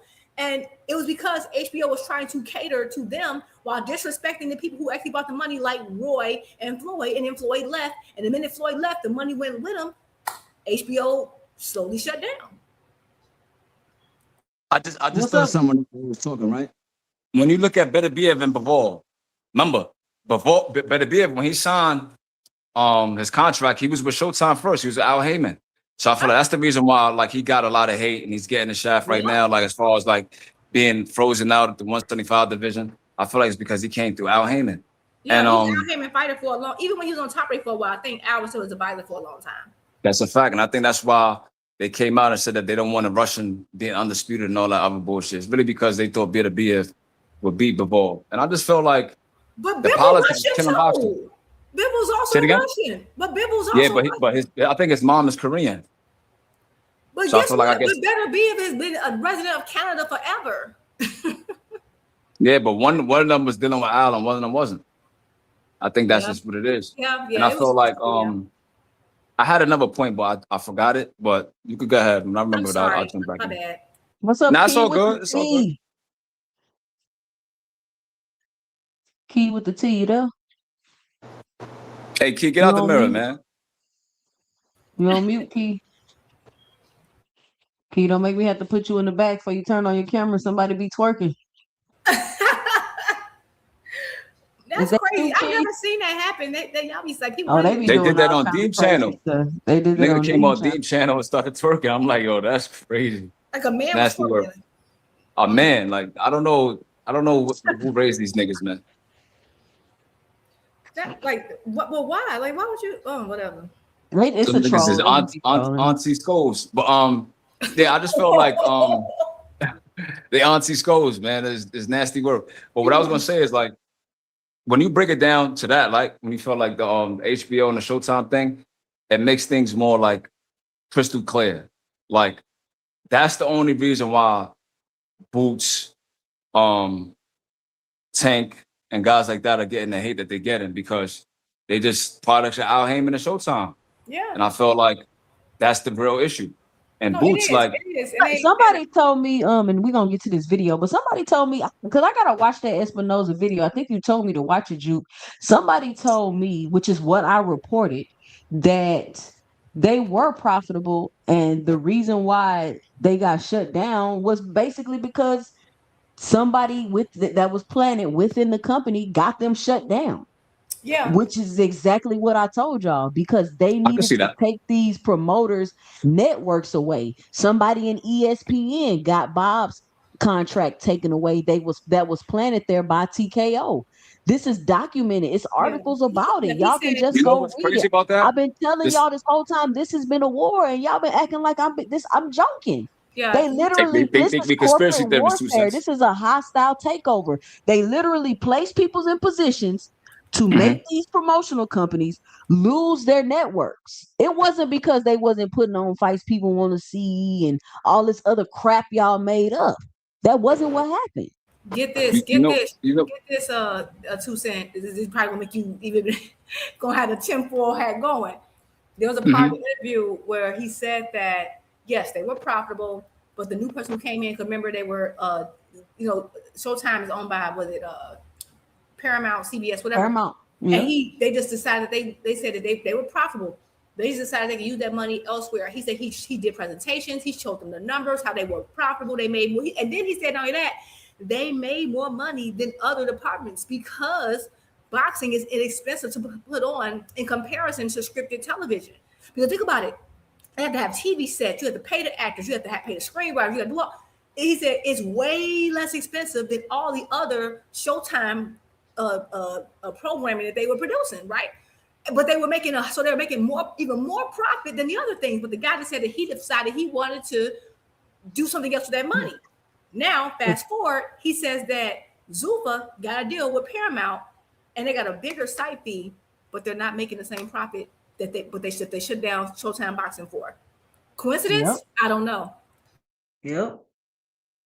And that's what I'm saying. This shit was a hostile takeover. Like, I was gonna say, my fault, 2 cents. Go ahead. No, go ahead. Because we got to get this video. I got some Floyd videos to show y'all. Like, it's a lot. Maybe Juke, my memory might be a little messed up, but that's how Bob Arum got into boxing too, because I believe he was a prosecutor in Manhattan. He was like investigating corruption in boxing. I think he was investigating Sonny Liston. I think it was the fight with Sonny and Muhammad. Like, they took his purse. It might be another boxer, but I believe Bob Arum took Sonny Liston's purse, and then they ended up like giving some of it back. But that's how Bob got his start in boxing, like basically taking niggas' money, basically, you know what I mean? Like using his like mafia ties and stuff like that, getting into boxing, and that's how he started like representing Muhammad Ali and stuff like that. Maybe Juke could like confirm or not, but I believe that's how Bob got his start in boxing though. So he got his start in boxing being the plant, just like the TKO thing, and just like people getting the HBO thing. Somebody did he still top rank from Ali? I believe so. But I think he was like his manager, but like, you know, a lot of the boxers wasn't like hip to the game back then, especially Bob was like a prosecutor and a lawyer and stuff like that. So Bob had to get the guy from back then and knew the ins and outs. So that's how you got to start in boxing, like taking niggas' purses and basically forcing dudes into suspect contracts. But I'll land it with that. Mm-hmm. Okay. Well, let's get to this video. Key with the T. What's going on, Key? You there, Key?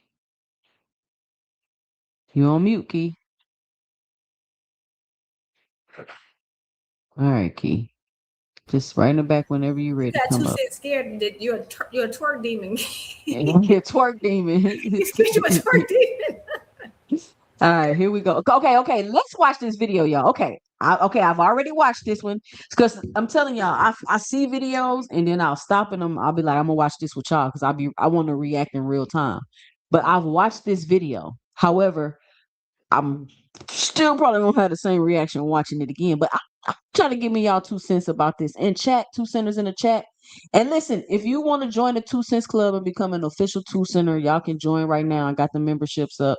Fellas, join the membership. Maybe you can be a special guest one night on the show. But listen, this really, in my opinion, shows the difference between two fighters and different mindsets within fighters. And I need people to understand that that's a thing, right? Fighters have different mindsets. You can't have the same expectations for every fighter, right? You can't have every fighter that don't want to get hit like Shakur Stevenson. You know what I'm saying? You can't have every fighter that's willing to go in there and block punches with their face like Tim Bradley. You can't have every fighter like that. And Tim Bradley is the last person that need to be talking about somebody get hit too much in their defense. But I digress. So let's take a look at this video. And we're gonna pause it. And also I kind of feel like Andre Ward was sizing it. Ain't that the word? Sizing it, season it. I don't know. Whatever slang y'all be. Huh? He was saucing it, adding too much sauce. Yeah, he was saucing it. He was drawing. Don't forget, Andre Ward pops is white too. Not to say it like that, but a lot of times. Now I'm not gonna lie, I'm gonna keep it 100, right? What I notice is like with the biracials, I don't want to get too deep into the race talk.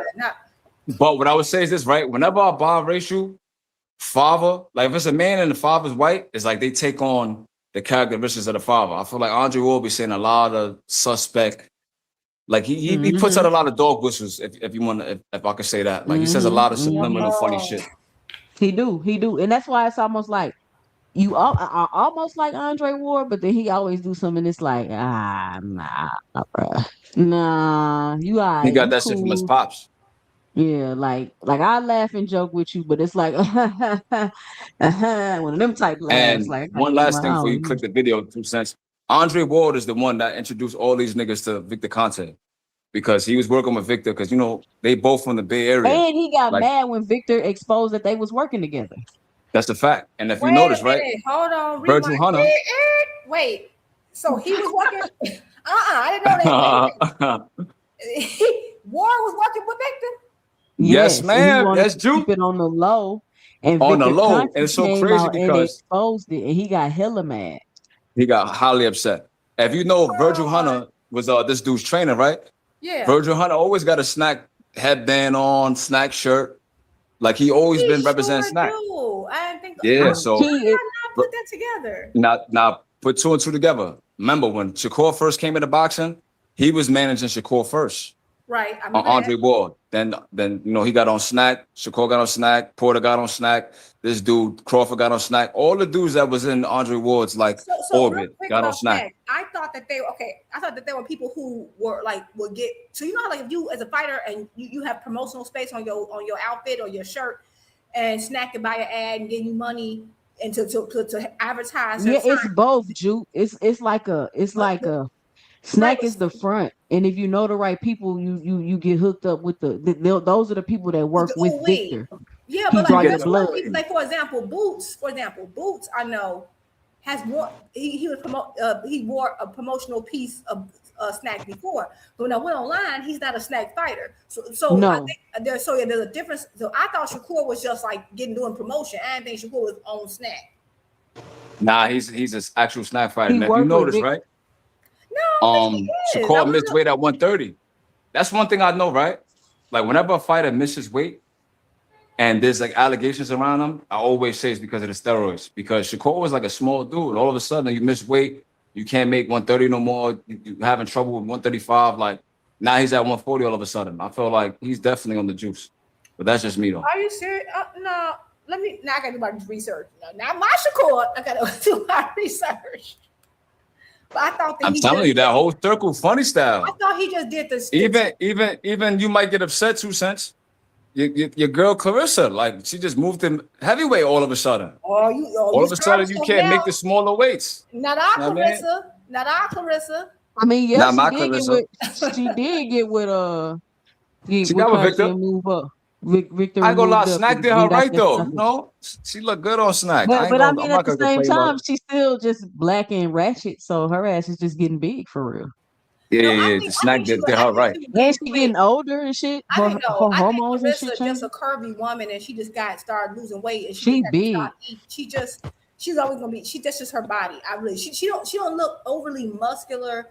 She just have. You don't think Clarissa looks muscular? Overly for a fighter, no. She's shapely. She got the buns and all that. She got the big butt and the hips, but I feel like she should get in more shape. She could get in more shape though. Yeah, she can be leaner, but like I feel like she could get in more shape. For her size. I've seen some buff women like Danielle Perkins. But it might have gave her a little bit more pop because she dropped Perkins. Yeah. Not only that, the first fight at heavyweight, she knocked girl out in 2 rounds. I mean, but she was trash though. Yeah. She was trash, but I'm saying. It could help her stamina. I mean, I think they use it for different shit. You know what? I'm bugging out. Clarissa's not on no performance enhancements. My baby clean. I came to my senses. I don't think Shakur no performance enhancer. Well, Victor. I think Shakur's on that shit. Man, shut up. You know what? Now I'm gonna tell you why I think he's on that shit, right? If you look at the fight with Santos, right? That's one fight that he wasn't on Snack. And look how he was looking. How you know? Just putting it out there. All he did was wear the shirt. He wasn't like he not. All right. So what I know about Snack, because like I got all this from the interviews of manager Marty. Because I remember being in the chat when this dude Victor Conte had a fucking I don't know if they're shooting outside. And Victor ran off the panel when it was time to answer my question. Yeah, because we was on his ass that night. I remember that. Nigga ran but off basically, he said that whenever you see a fighter and they don't have like the Snack logo on the trunks and stuff like that, they might have not worked with him for that fight. Mm-hmm. So like if I look at all Shakur's fight, the only fight that he doesn't have the logo on his trunks is the De Los Santos fight. But no, but And he listen, didn't look like good. okay, anybody can buy. Like I've seen fighters do, especially when they're younger and coming up. And Mm-hmm. you can make, remember, like Floyd, like, oh, I made like 40 million just off of advertisements for his shorts. If Snack wants to buy an advertisement, you can put a patch on your shorts, your top. Yes, but we're telling you doesn't that mean you're a these Snack are the fighters that worked. Yeah, but we know the fighters that worked with Victor. That's what we Right, saying. and I thought it was Devin. I'm not. I thought it was Devin. I thought it was. I know It is Bud definitely started too later. much. I know Hold on.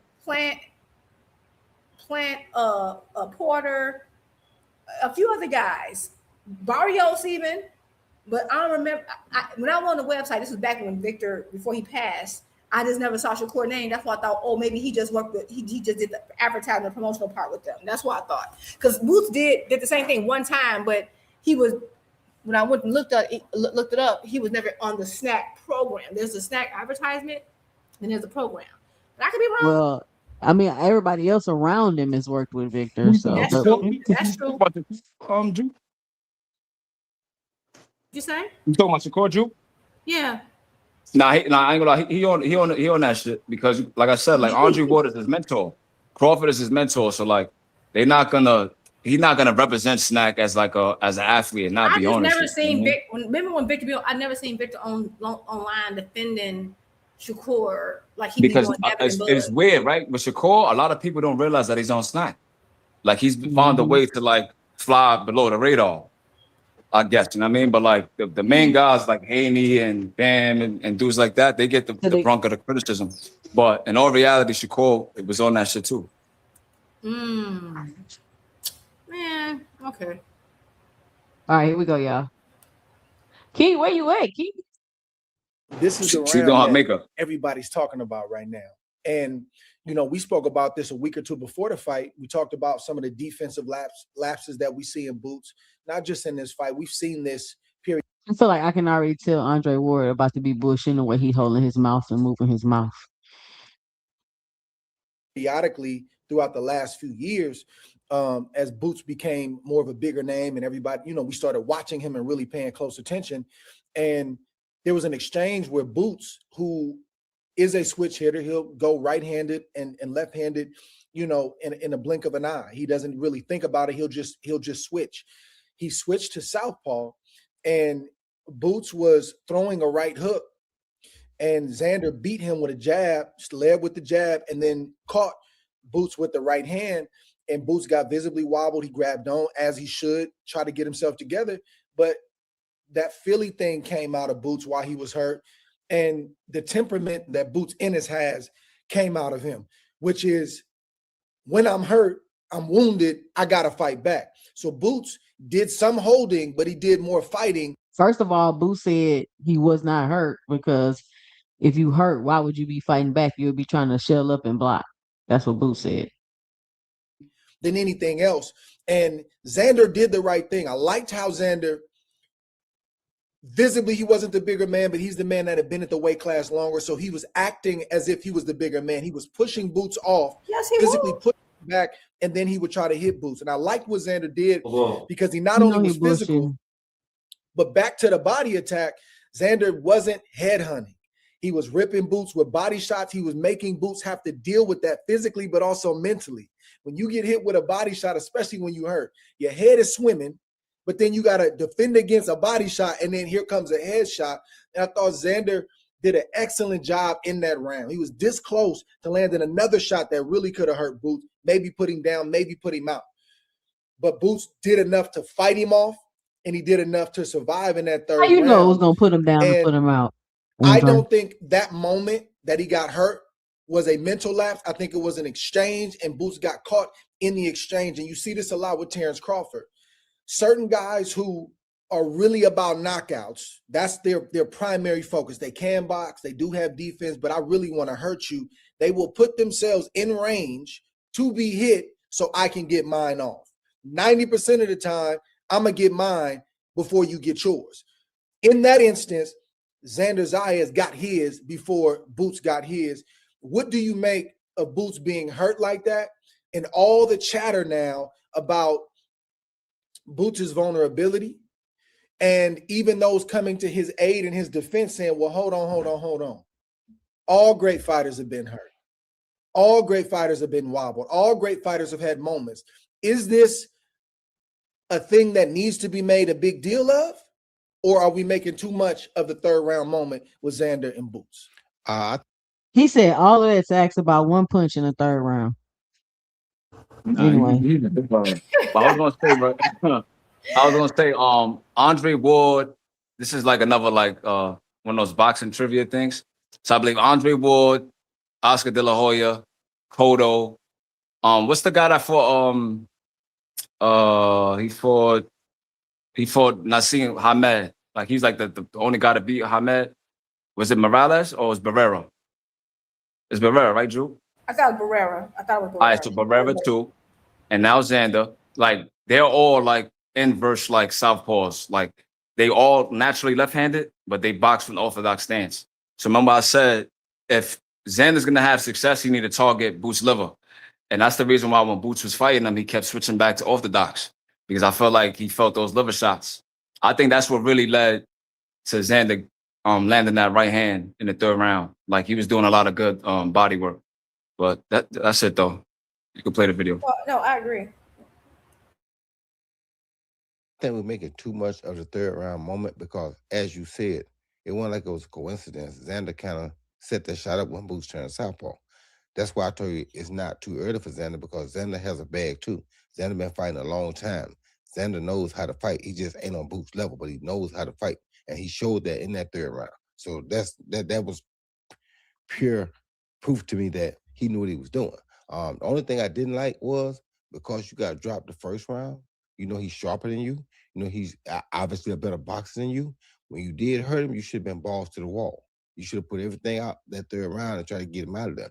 You was going to the body well, but you wasn't going hard enough. You did more pushing than you did punching, except to the body. So had you focused on trying to hit that body and tag him again and get him out, you should have sold. That's like how the guy told Joshua when he fought against the boy. Yeah, like he should have went balls to the wall because that was his only chance to win the fight. It wasn't Joshua's only chance. Joshua's back in the game boxing and win the fight. He didn't need to go balls to the wall. But in this instance, Zaire should have went balls to the wall because this man has shown you already that he's on a different level than you. He's faster. He's sharper. He can hit you anytime he gets ready. If you hurt him, you better try to get him out of there because if you don't, round 7 is going to happen. And he didn't try to get him out of there hard enough, in my opinion. I partially agree with that, but I do, man, that's a tough one because if I mean, y'all thought that maybe he couldn't do what y'all asking him to do? Xander was fucked up. He was getting hit too. It wasn't like Boots was just standing there. Yeah, and not only that, right after Boots got buzzed, he buzzed Xander. Like they both got buzzed in that round. So that's what's crazy. And they only talking about the fact that and that's crazy. Like, and other fighters get hurt and keep fighting. They're like, oh, he's the warrior. Like the fact that Boots was still cognizant enough to like keep throwing and back, you would think his legs would be going. So I think Boots was. I do think Boots was buzzed. Whatever he says, maybe not to the degree that it looked like, only because he had the legs to still hurt Xander, right? But they do say a hurt fighter is a dangerous fighter. And so, like, I get what he's saying, but, like, I do think I kind of agree with Roy a little part where he putting a little much on it. He put a lot on that little moment. I think he was buzzed, but, like, I don't think he was hurt. I felt like he felt the shot, and they probably, got on his back foot and started clenching so he doesn't get hurt. Yeah. You know? He felt that. But he recovered. Yeah, that I'm telling you that liver shot. I knew that was the game plan. I bet they're gonna try to target that liver because, like I said, with him being naturally left-handed and fighting from orthodox stance, his backhand is his left hand, and he landed a left to Boots' liver during an exchange. I think that's what set up everything else. I think Boots felt that for sure. But I don't get why they acting like that. Like all these niggas been on the canvas for real. Only person that can say that they haven't been on the canvas is like Hagler and Canelo and Triple G. Everybody else has felt the canvas at some point. They just overreacting. Yeah, it's all right. They're ridiculously overreacting. I love that Roy said that. That's why I said it's not too soon for Xander because he know what he's doing in there. He set that up. I do agree. Like I feel like they were like, oh, it's just too soon to like diminish this win for. It's like they want to punish him for being talented. Right. It's like this nigga being 13 pounds heavier than Boots. I feel like if Xander, he was at 181. On top of that, I feel like if Xander so of course his punch is gonna hurt. Right, of course. But remember, this is why I always bring up weight. It absolutely matters. It absolutely matters. But not only that, they like, oh, Xander is just too soon. I don't see Xander. If Boots gets more polished, right, at the highest level, Xander is for the most part. I'm not saying he can't improve. You absolutely can improve. But do I think it was going to be like a big difference? No, I mean, I think you had the age advantage in this situation. No, I don't think it was too soon. I think Xander got a bag and he showed it in there. That's why he went for the body, got him to turn southpaw, boom, got him with the right. I think that was you can tell like they worked on that, you know. So I don't know, but they put way too much on this little 27 seconds. just stay super over exaggerating. And watch Andre Ward, he just gonna keep Johnson bouncing this ridiculousness. Xander does too much offensively, misses shots, doesn't try to set shots up, and gets caught himself or punches himself out. We saw that was an amateur mistake. You should have took your time trying to get him out of there. It's a fine line because Boots has something to do. Do y'all like go back and look at the stills and the pictures from that fight? It looked like Xander got his soul beat out of him. It's like he looks nothing like himself in those pictures. Do y'all get what I'm saying? Like he just looks. I do, and that's why my Ward, like he should have took his time. It took his time. He was getting beat on, brother. He was getting hands, feet put on him. What do you mean? Take your time. Take your time to what? Take more punches. He had to fight. You had to like. There was no. I don't know what you mean. Take his time because like every second that fight lasted, the more brutal it was for him. Like he took a lot of damage in that fight. What are you talking about? I mean, it's just Xander just looked like, please don't hit me again. Like he looked. At some point he was throwing like, especially in that 5th round, they were just get off me punches. They weren't like meaningful, impactful punches that Xander was trying to throw. He was throwing get off me punches. Oh my God, this is too much. This is too much. It was bad. That last combo that Boots threw. Boots wasn't all the way like a murderer. What'd you say? Somebody said something? That nigga Boots looked like a murderer. Like the last combination he landed on Xander, like his eyes, like he just looked like he was trying to kill that nigga. Yeah. Yeah, it was just brutal. It's like, what do you want? Like, what do you mean? Take your time.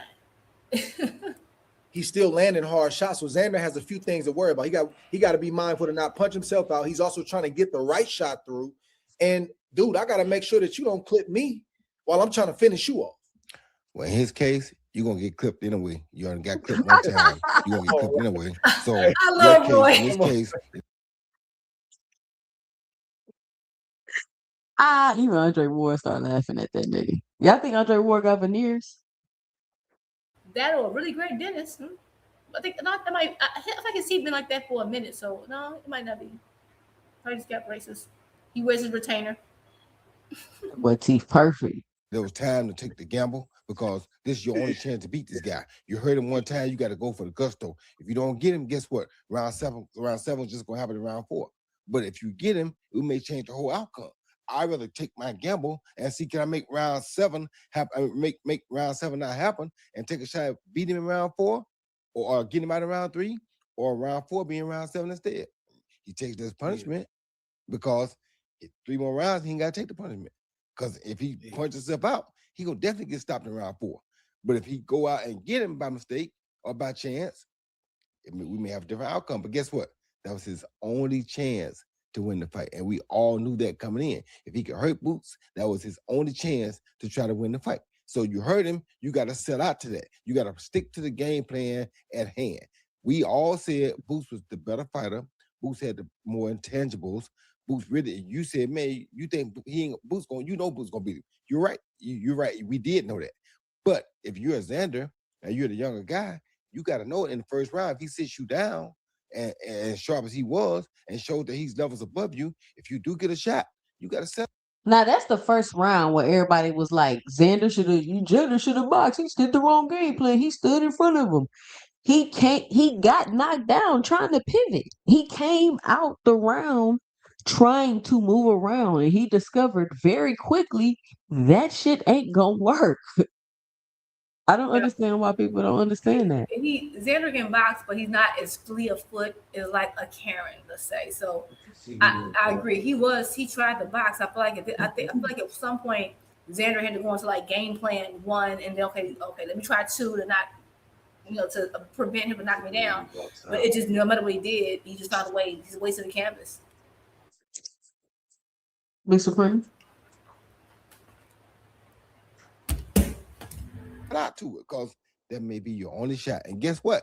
Turns out that was his only shot. And respect to Boots, for fighting through that and doing what he needed to do. Right? He held on enough to be able to get himself Okay, this is where Andre Warbach start bullshitting, y'all. I think together. He didn't panic, and then he took moments, even though it was dangerous, to fight Xander Zayas off of him.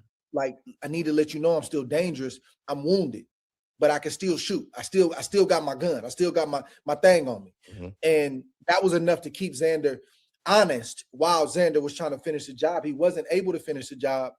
And before I get to the 5th round, this Boots defensive conversation is an interesting one.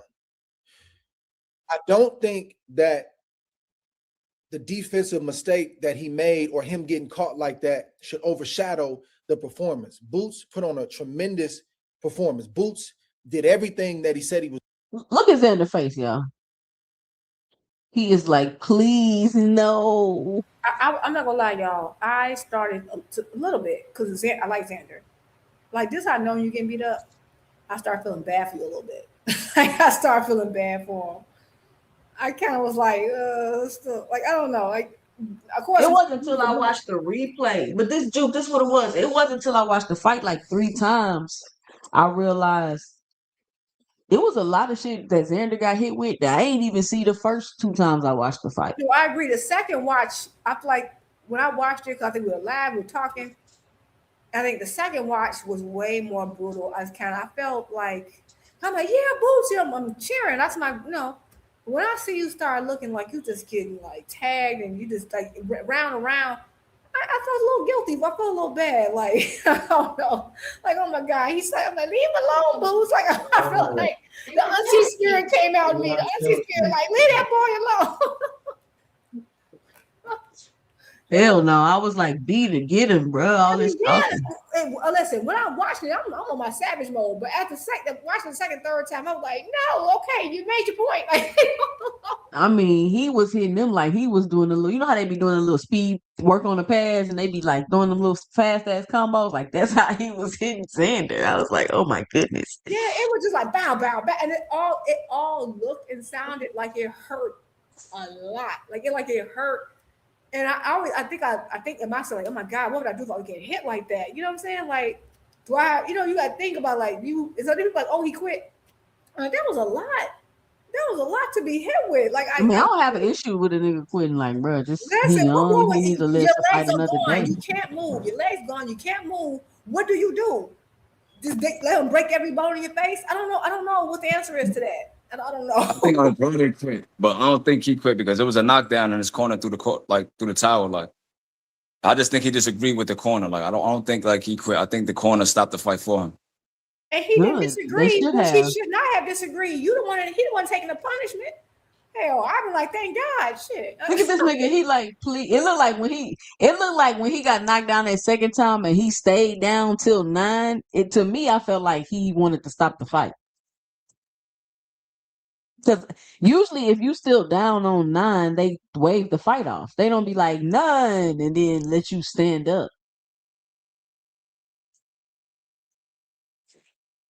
His team did the right thing, and I. Your 2 cents. I'll be back. Gotta handle something.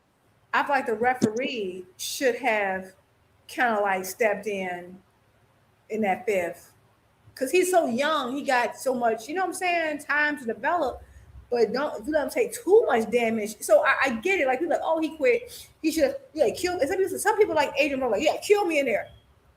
I get that, but like, it all depends on the mentality. I get it, but Maybe like, ain't been the same since. right, you ain't been the same since, my brother. So maybe your argument, maybe that's not the best way. Maybe I don't know. I'm not a fighter. Then they got mad at me because I said y'all mad because Charlo didn't go in there and get knocked out. Yeah, he didn't. He didn't. And people was mad. I was mad. I thought like he could have put on a better performance too. I feel like that was a dumb fight to make at that time anyway, because I'm like, you was coming off a hand injury, you're moving up, and you were like a year or 2 years, everything that could be going against you was going against you. That was the worst time to make that fight. So I never gave him much of a chance. It's one thing if you inactive, but your hand was broke. You hadn't even tested your hand after it was. Remember, he broke his hand. You hadn't even tested it yet, and then you go into a Canelo fight. That was dumb. But anyway, but yeah, I don't know. Like, people can say Xander quit, whatever. His team did what they need to do. Pull him up out of there, and the ref should have stopped it in the fifth. He should have stopped it. Hey, y'all be sure to support the channel. Shout out to David Lynch with the first super chat of the night. He says that 4th round Boots opened up on shaking my head. Shout out to David Lynch with the $2 in the super chat. So let's finish the video. Let's see. It's gonna do. He talked about before the fight, I'm levels above. I'm really like that, and I'm gonna show y'all. I just needed the opportunity and the name value, the namesake of his opponents are getting better and better, and hopefully he continues to face elite guys because he has been a pro for 10 years. But Boots did his thing, right?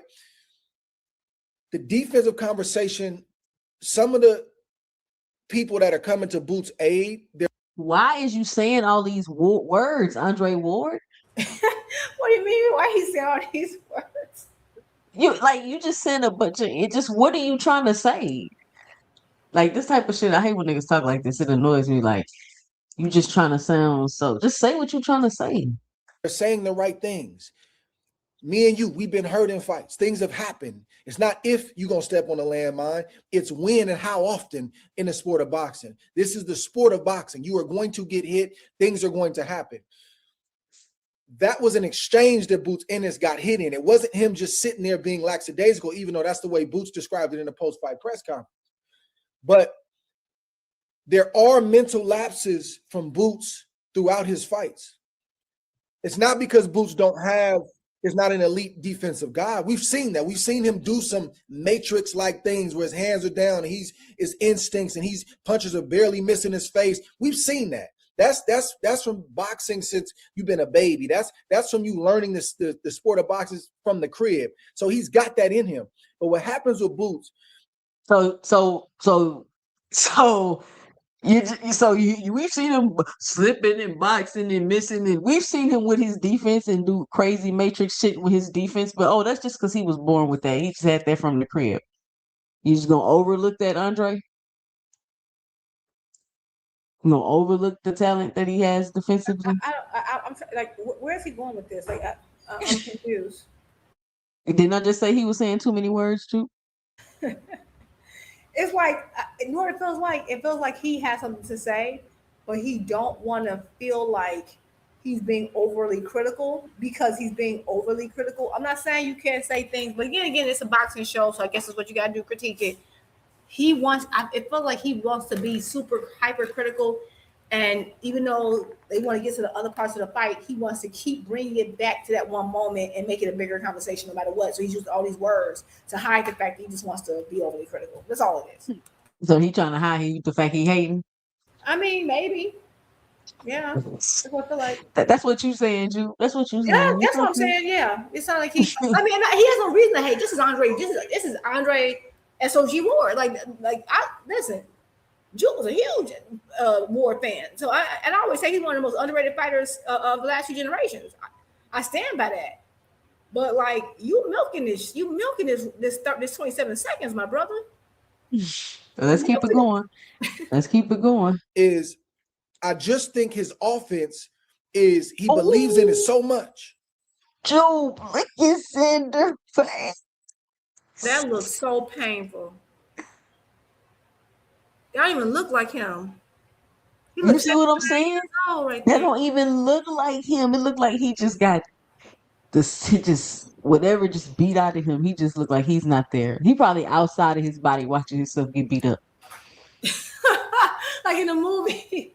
You ain't never had a moment where you just like outside of yourself. Just Yeah, I know he had to take. I was finna say, so you ain't never done no dumb shit. Come on, now. Oh yeah, I've done. Oh yeah, actually, of course I have.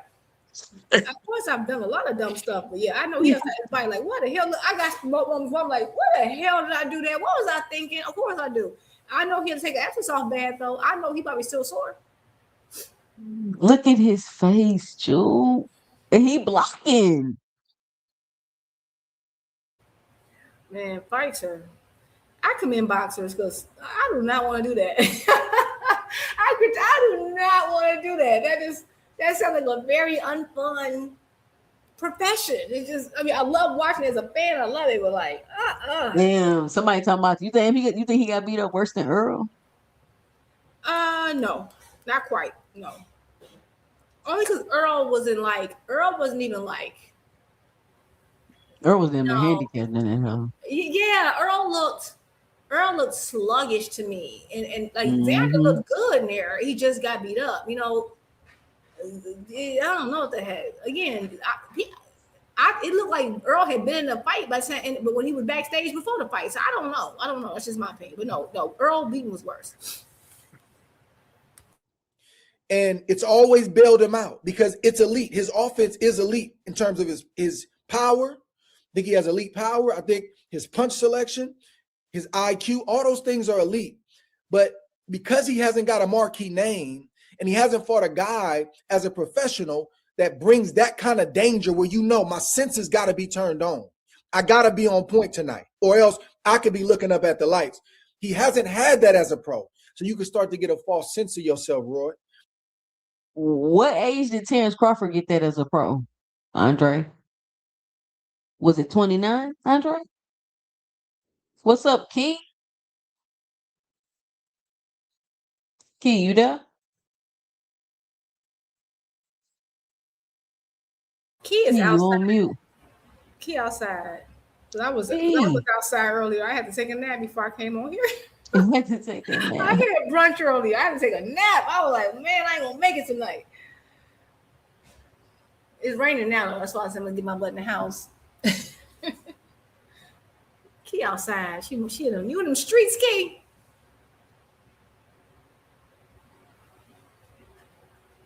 Nah, I ain't read about that, Rick Timms. That's crazy.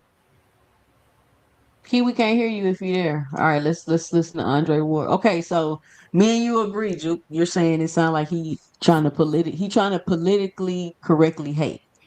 Maybe. I gotta see what he gonna say. And then that'll sum it up for me. Okay. All right, let's go. And you can start to get away with bad habits, Roy. And you get in the gym and you whooping on these sparring partners and guys can't deal with you in the gym and they can't deal with you in fights and you're facing a certain level of competition. You start to get a false sense of yourself and you convince yourself that I'm always going to get away with this. So I think it's not that his father is not working on this. I just think it's a bad habit that he's developed over the last 10 years as a pro, and he has to continue to work on that, Roy. That should not overshadow the performance. But elite guys, you have to hold yourself to a high standard. Let's go no further than Boots Ennis's own comments about his performance. He said, man, I give myself, I think it was a C minus or something like that. I think he had a much, higher grade than that.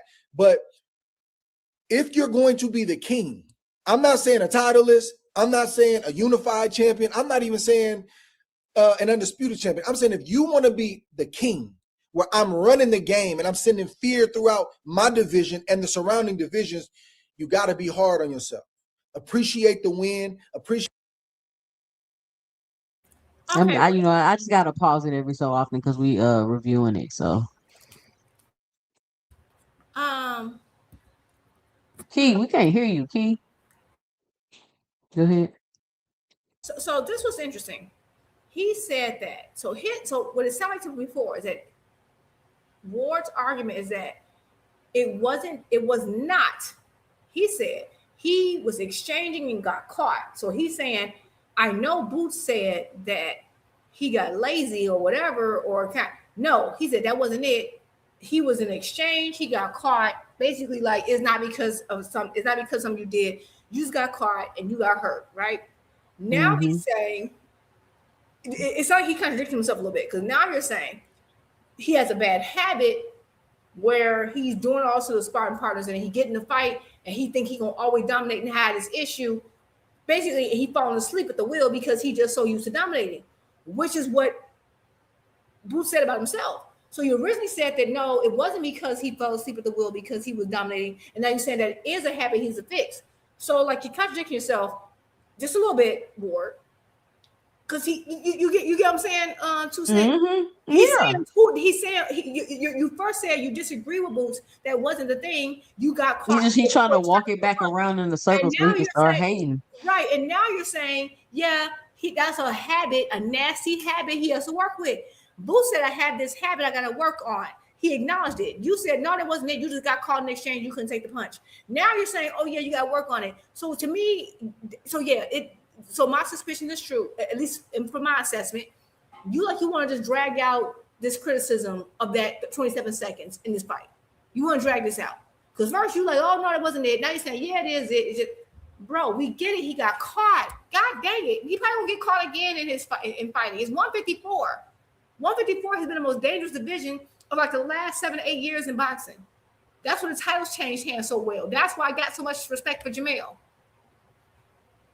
Like, this is what happens at that division. People get caught in fights. You get hurt in fights. Floyd, one of the most defensive masters I've seen. I've seen Floyd hurt at least 2 or 3 times. It happens. We get it. Dang. And then he says, we don't want to make it all about that moment. But let me make it more about that moment. Let me keep bringing it back to that moment because this is all I'm going to talk about. Nothing else. Nasty work. Appreciate what you did good, but you always got to be under the hood, tinkering and messing around with your game and being hard on yourself and saying I shouldn't have got hit with that. And that's what Boots said. So I think Boots does have. Look how Roy Jones looking at that nigga. Look how Roy Jones looking at him. Work to do here to tighten up these defensive flaws. Because like I said 2 weeks ago on this show, it's not about Xander Zayas catching you. It's about the next guy catching you. And you can't afford to give those kind of things up. Boots said that. I'm sure his father feels the same way. And the conversation is loud right now around the defensive thing. Some of it is legit raw and some of it isn't. Right. Problem is what people don't understand is things like this. Hold on, Roy Jones come in with the. You understand me? Oh man! All right, I just got to keep pausing it, as we're reviewing it. Okay. When you saw Boots tell Xander, bet $1 million, Boots meant that. Boots felt like a man fighting a younger guy who has less experience, who has not swum amongst these sharks like he has, even in the gym. Boots kind of knew what was really happening, right? Xander felt that pressure, and we knew Xander felt that pressure by the way he said, I'm just trying to feed my family. You can't say that at a time like that. We all know that's obvious. You can't say that at a time like that. You got to say something different, right?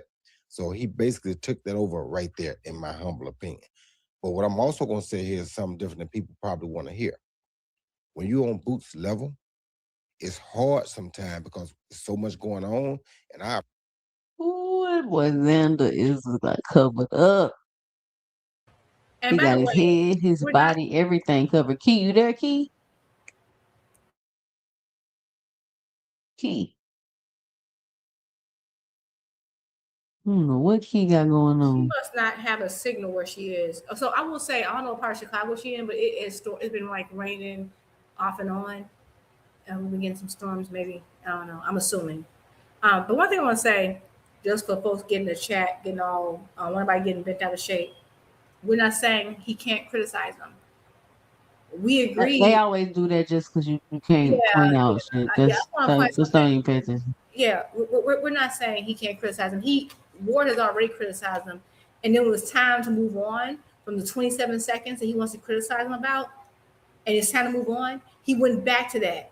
And Ward contradicted himself because he first didn't agree with Boots' assessment of how he got buzzed, and then did agree with how he got buzzed, prolonging the conversation of how he got buzzed. And it's been the entire discussion. He said, well, we don't want to make it all about the time he got buzzed while keep talking about why he got buzzed. He has reduced the entire fight, which was like 90, like Boots did 95% perfection, and he's reduced it to that 5%. So it's not that you can't criticize him, but it's clear that he wants to highlight that point and nothing else. And I love Ward, but it's not that you can't criticize him. But you know what you can also do? You can also commend him for a great fight, because when it was in a way that he got hurt and dropped every other fight, they commend him for getting up and fighting through it and all sorts of stuff. Boosted the same thing, and that's what we're saying. So it's not about criticizing, but all I'm saying is, I know fighters get criticized for getting dropped and or buzzed. We've never seen any. We haven't seen it last as long. And again, anybody who has a problem with it, please show us the film of Ward doing this the same thing to Bud or anyone else for this extended time, and then we'll shut up. Until you can do that, park it. Because he throws punches and bunches. He throws power shots. Ooh, look at Xander's face. He knows how to mix it up. He knows. God damn. Oh, look at Boots' face. Jesus. Right. Damn. And that was a beatdown. This is a different level of boxing. Most of these guys nowadays, they're not doing that. They're just playing safety. They jab, picking and getting out. So, and that's cool, but I appreciate the guy that's willing to go out there and take that risk, because that was my style of boxing. So I gotta tell you that I do honestly appreciate that. So him and Benavidez is probably the only two that's really trying to do it, but I appreciate them two doing that right now. And Tank does some, and a couple of others though, they're throwing a little bit more, but some of them just playing touch and go. They just want to touch you and go. Second thing, when you out there, for people that have a big bag, if things start going your way too quick, like you did for Boots, you have a little bit of a mental letdown. You don't feel like you gotta stay. Yo, this dude here, he can't beat me. So it's like I did the same thing. I knew Lou Delbert couldn't beat me. I had a mental lapse, and wham, he caught one a good shot. Down I went. I got up and beat the hell out of him afterwards, but I got a mental lapse because it was so easy. It's like it wasn't taking real thought to me because I had sparred with him so many times. I knew everything. And this is what's interesting, because Andre Ward don't understand no shit like that. He not in there like, oh, it's so easy. Like you can't fuck with me. Like he finna talk about his mindset. But what I'm saying is, what's wrong with that being Boots' mindset? And if that mindset causes him to get hit and take unnecessary risks sometimes, why is he being penalized for that? Like, why is it like, oh, we can't say he good until he perfect? And that's the thing. Like, there is no such thing as a perfect fighter. And the beauty of, so as a boxing fan, I thought, like, I do have certain styles that I prefer over other styles. However, I have if I was to list off all the guys I like I've spent the most money on, I'm investing most time into, supporting them, it's an array of styles. Everybody not supposed to fight the same. Everybody can't be safety first. Everybody can't be offensive first. I appreciate everybody. We need all those styles, in my opinion. And just like Roy said, as Roy appreciates it, I appreciate it. I love that, right? I love that. So I don't get it. And then like, oh, but he gotta be careful because he'll lose. Okay, let's say he does lose. So what? Every majority of fighters are not meant to be freaking undefeated. Get that out your head. And fans gotta be stop getting obsessed with that. Oh, like Boxing Jim's comment. Oh, and he gonna do this until he lose. Okay, let's say he does lose. That mean he ain't a great. The goal, my goal, Muhammad Ali got losses. I don't care. He's still the goal, and you ain't about to convince me otherwise. It's just I don't know what people want anymore. Because I remember they complained about Shakur. I said, yeah, I get what y'all saying, but I understand why the fight, Shakur's just more defense. That's what he does. They complained about it. Now we got people giving you, didn't Tank come out. He doing his thing, knocking people out. He's small on everybody. Yeah, but he don't do enough punches. So now you got Boots throwing more punches. Yeah, but he got clipped one time. Like, what the hell? Like, what do you want? I don't know what they want. Appreciate all of them and just shut up. This is where I'm at now. They want to complain, Juke. That's what they want. Once you understand that they just want to complain, then you'll just. Yeah, and Mayweather did not mess up the game. He did not, because he was the only person. He was not the only person who was undefeated around that time. Ward did, and then last week we talked about the European fighter who did also, and they only blame Floyd. Why? Because Floyd was associated with who? Showtime boxing, like I described earlier. That's the only reason they criticized Floyd for, because he had two other fighters who were bigger names who retired undefeated during his era, and they only blame Floyd for it. But he was the only fighter. Can I get 20 more likes, please? Can I get 20 more likes? We got 60 people in the building. I need 20 more likes. Y'all push the like button. Come on, make sure y'all support the channel. Hit the Cash App, $ 2 cents boxing. Or let me know in the super chat below. Yep, we got one super chat. We are 19 super chats away from the goal for tonight. Y'all be sure to hit the super chat. At least let's get halfway there. At least let's get halfway. All right, let's finish this video so we can talk about this Abdullah Mason fight. Everything he does. And he knew everything I did, but he couldn't stop what I did. So it was a mental lapse because I was so calm and so comfortable having my way. And then bam, he woke me up. It was when he woke me up, I had to go back to work again. That's what happened to Xander this weekend. Xander was so comfortable. He had dropped him in the first round. He was doing whatever he wanted to do the second round. He felt like this was in the bag now. So his senses went down a little bit. When your senses go down, that's when you're vulnerable. But when you fight somebody like a James Toney, like when I fought James, my senses couldn't go down not 1 second in not one round. Because if they did, I'd have been asleep. Because James is out there trying to get you out of there all night long. And you know that. So if he was fighting somebody like a Earl Spence or a Bud Crawford or a Canelo Alvarez, he wouldn't have them same lapses. And he wouldn't have them same lapses because he'd be too busy in the chess game trying to win and trying to figure out what's next. And that's another thing I had an issue with. Y'all acting like y'all all, especially the fighters. Virgil, you acting like you would have that same moment with Boots. How do y'all know y'all would even get that moment with Boots? Like, y'all banking on having a lucky moment to beat him? And that's what y'all criticizing people about? I mean, criticizing him about? So where the next one coming from? When you're on that level, when you get in that chess game like that, it's a different level of defense. You understand? People can catch you slipping once you feel like you got him and you ain't worried about him no more. And Xander is a little bit bigger than people think he is too. So I knew Xander, if he did hit him, it was gonna be problematic because Xander's a big dude for 154. But like I said, that only happened because his spider sensor went down a little bit once he felt like he was in control. And I know just from watching him, I know that's what happened because I've seen that happen to myself. When you get in control, your senses go down a little bit. Now it's not, oh my goodness, I got to be on point no more. No, it's like, oh, I got it. That's over with. You know, and that's what he felt like. Then wham, he got caught. So I don't think his defense is that big of a problem. Matter of fact, the guy he fought from over there in Spain, I don't remember his last name, but that guy was a hell of a puncher too. Never could lay a glove on Boots. Couldn't put a glove on Boots, but he was known as a puncher. A knockout guy that most people had avoided. A lot of these guys in the welterweight division had turned that Steonis or whatever his name was. A lot of these guys over here turned that guy down.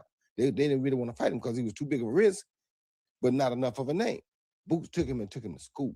I mean, took him to school. He could not lay a glove on Boots because he was at that. Boots had him senses heightened because that was another level for Boots. Shout out to Roy Jones for speaking some common sense. Absolutely. Shout out to Roy. Shout out to Roy. And again, I don't disagree with everything Ward is saying. I'm just saying he's dragging it. Right? Like, it gets worse, Juke. It gets worse. There's more. Like the way Juke, it gets worse. But I got to keep pausing it. We got to talk about it. So that's just we got to follow the YouTube policy. So when I pause it, that's why I say something and then I let you say your 2 cents and then we let it keep playing. But because if not, you'll get in trouble. Right. Okay. Right. Y'all wondering go ahead. What'd you say? No, I was wondering how you're not getting the little, what they call it, the little copyright thing. Okay. Yeah. Okay. And then some channels don't care, like Fight Hype and Fight Hub. They don't be tripping if you watch their videos. Yeah, again, I think Ward was a tactician. Man, that was my guy. But like, again, he's not saying anything hopefully wrong. It's just he's milking it, and I feel like everyone wants the narrative of that fight to be those 27 seconds when we saw some beautiful violence from Boots. Like, I mean, his punch selection, his movement, and overall his defense in that fight was still pretty good. Like, it was really good. You know what I'm saying? And you would think the way they talk about this fight as if it was like a back and forth, tight, nip and tuck fight. It wasn't. And the fact that Ward is like, oh, he wants to be he has to raise the bar and blah, blah, blah. And same thing with Boxing Jim was saying, like, oh, he wants a fighter of the year candidate. Okay. When, and I get it, I already know who he rocks with. Like, they're acting as though when you get to a certain level, there should be no more competitive fights. We should want that. But they're acting like it shouldn't be competitive. You must win every second of every round all the time, or if not, you're trash. And it's crazy because, like for comparison, we say like with Bud fight. Okay, Bud fought Madrimov. That was a very competitive fight. I gave Madrimov. I argued with my brother. My brother was like, man, I don't know. It was a close fight. I said, yeah, it was competitive. You know, like they act like it was that. It wasn't even that. Now, did Bud get buzzed? No. But that was a way more competitive fight than this was. Because even when he buzzed Boots, he barely won that round. That was it. So I just don't know what they want. They getting up, they tap dancing on my last. I guess. Maybe Boots has got to be perfect. Again, he from the Showtime lineage. It's different for them. It's Juke. I'm gonna play this, and I cannot wait to clip Brian Norman Sr. so I can play it as a drop on here. Brian Norman Sr. is about to have a dang on. He was about to listen. He was happy. Regular fucking fighter. I've never seen that man happier. He wasn't even that happy when Norman became a champion.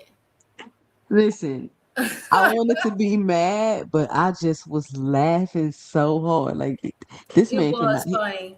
It was funny. Oh, he has to be embarrassed, bro. He has to. I know Brian Norman Jr. like, man, nigga. And I like Brian Norman so much. This sidebar. I love when he did his version of what De La Hoya does, the Clapback Thursday. Brian Norman Jr. is funny. I like him. He is. I really like him. But his daddy? Yeah, Brian Norman that's what I'm saying. Like, I'm so happy he with a new trainer. I want to see him do more. Brian Norman got some charisma. He kind of funny. He can go places. Like, I do like him. His dad a little weird though. His dad is a weirdo. He like to gossip like a woman. So I think when it comes time for Boots to do what he needs to do, he can pick the defense up. It's just a matter of keeping the spotted senses on or not. Man, I hear what you're saying, and I think you're right in terms of what can tend to happen and what did happen. But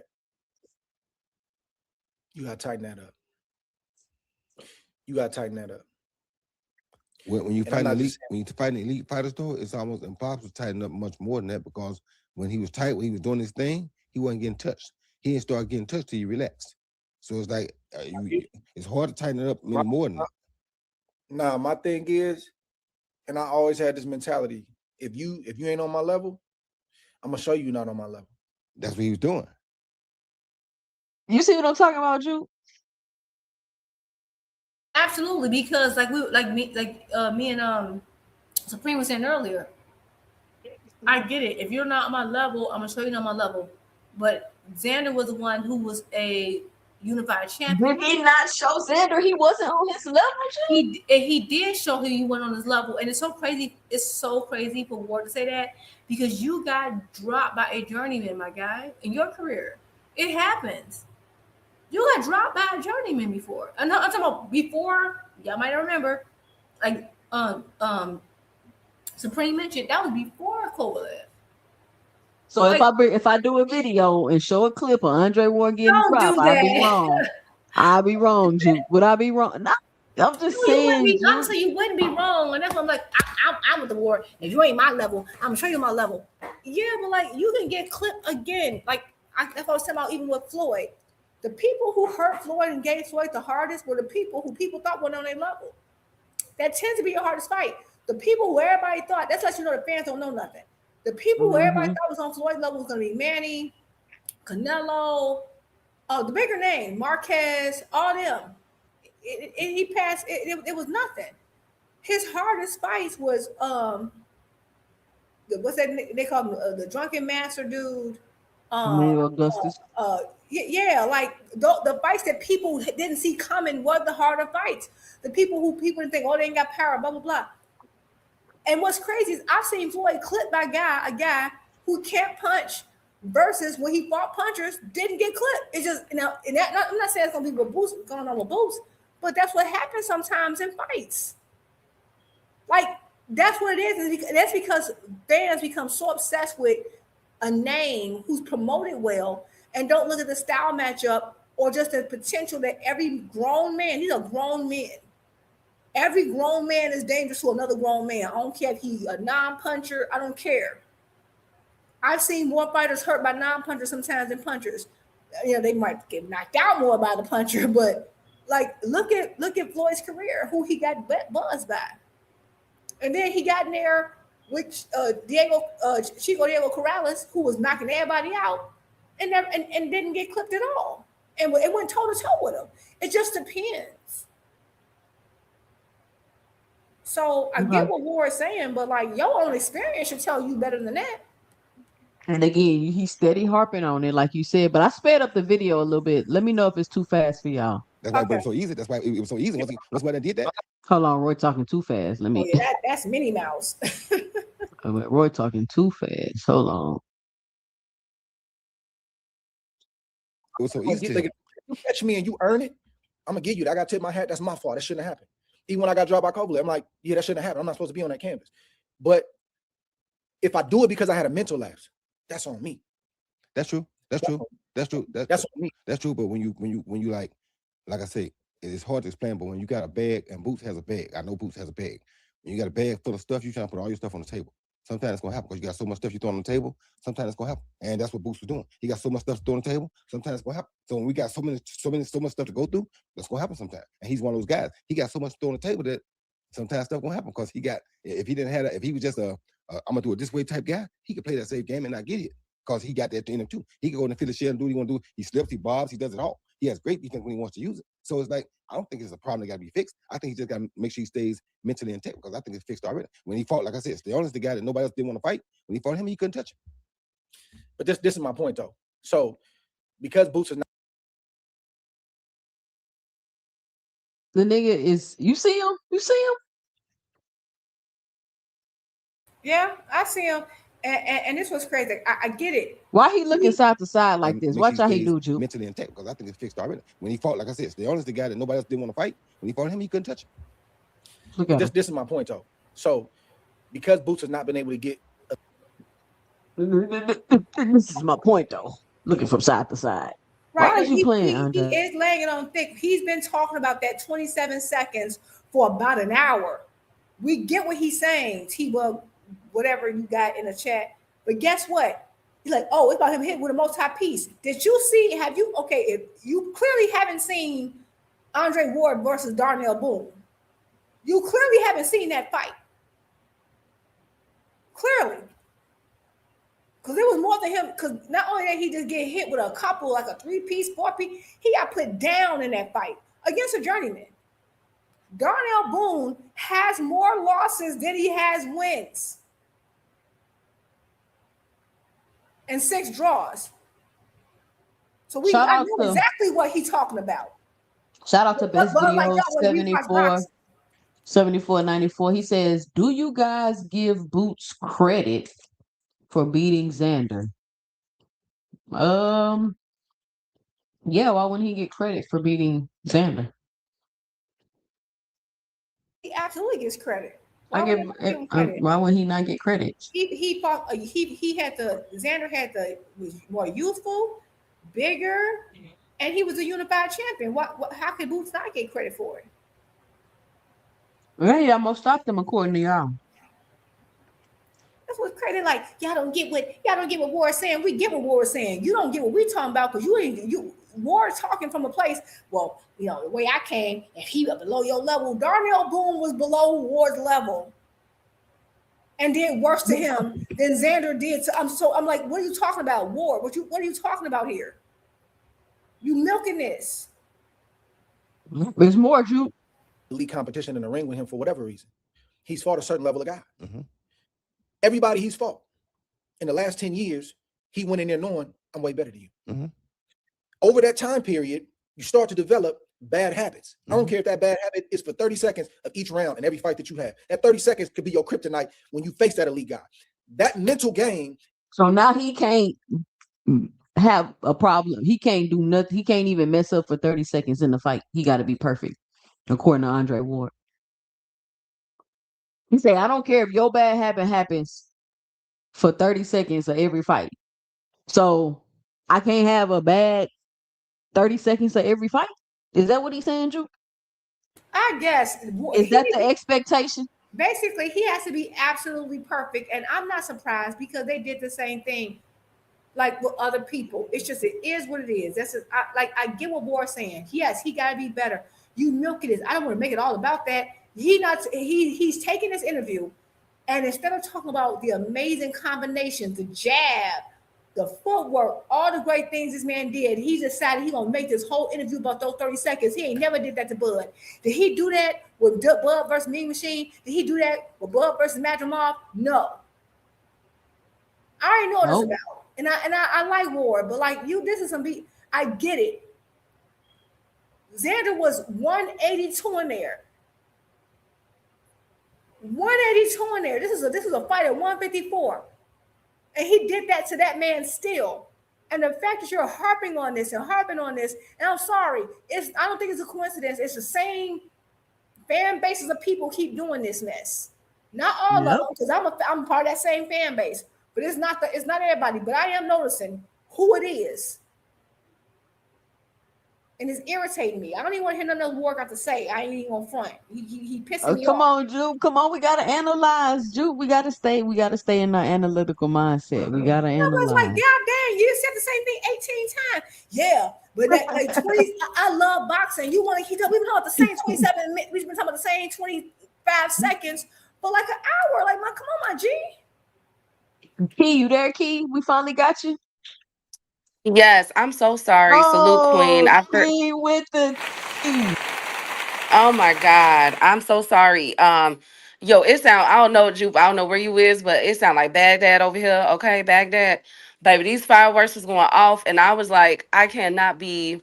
Hello. And I was on, and then I was. Can you hear me? I can hear you. Oh, hold on, Jupe. Hold on, Key. Go ahead, Key. And then I was on the phone too. Like, it was crazy. So I'm like, let me get home and get settled in and get the last few minutes. I said, Key outside is 4th of July weekend. I was outside earlier too. I went to brunch. I had to sleep, take my nap. Girl, wasn't it crazy? It's been crazy today. Yes. Girl, I've been fighting for my life in traffic. Right. Getting home. Hold on, Rich. The actual weight, I think Xander was like 181.6 or something like that. He was 181, 182. He was around that weight. And Boots was like 168. That's crazy. That's crazy. But salute to the queens up here. I've been tuning in and out. Hey, Curtis. Key, you fading out, Key.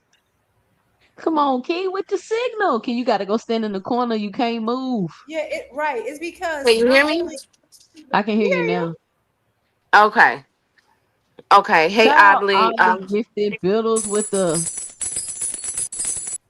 $20 in the super chat. He says, salute to Dr. Key. Shout out Oddly Gifted Bully.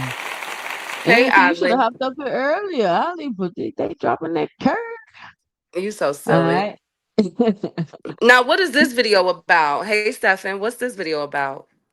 You want the politically correct or you want the 2 cents after dark answer? 2 cents after dark with you. Go ahead. Andre Ward hating on Boots for no reason. Andre.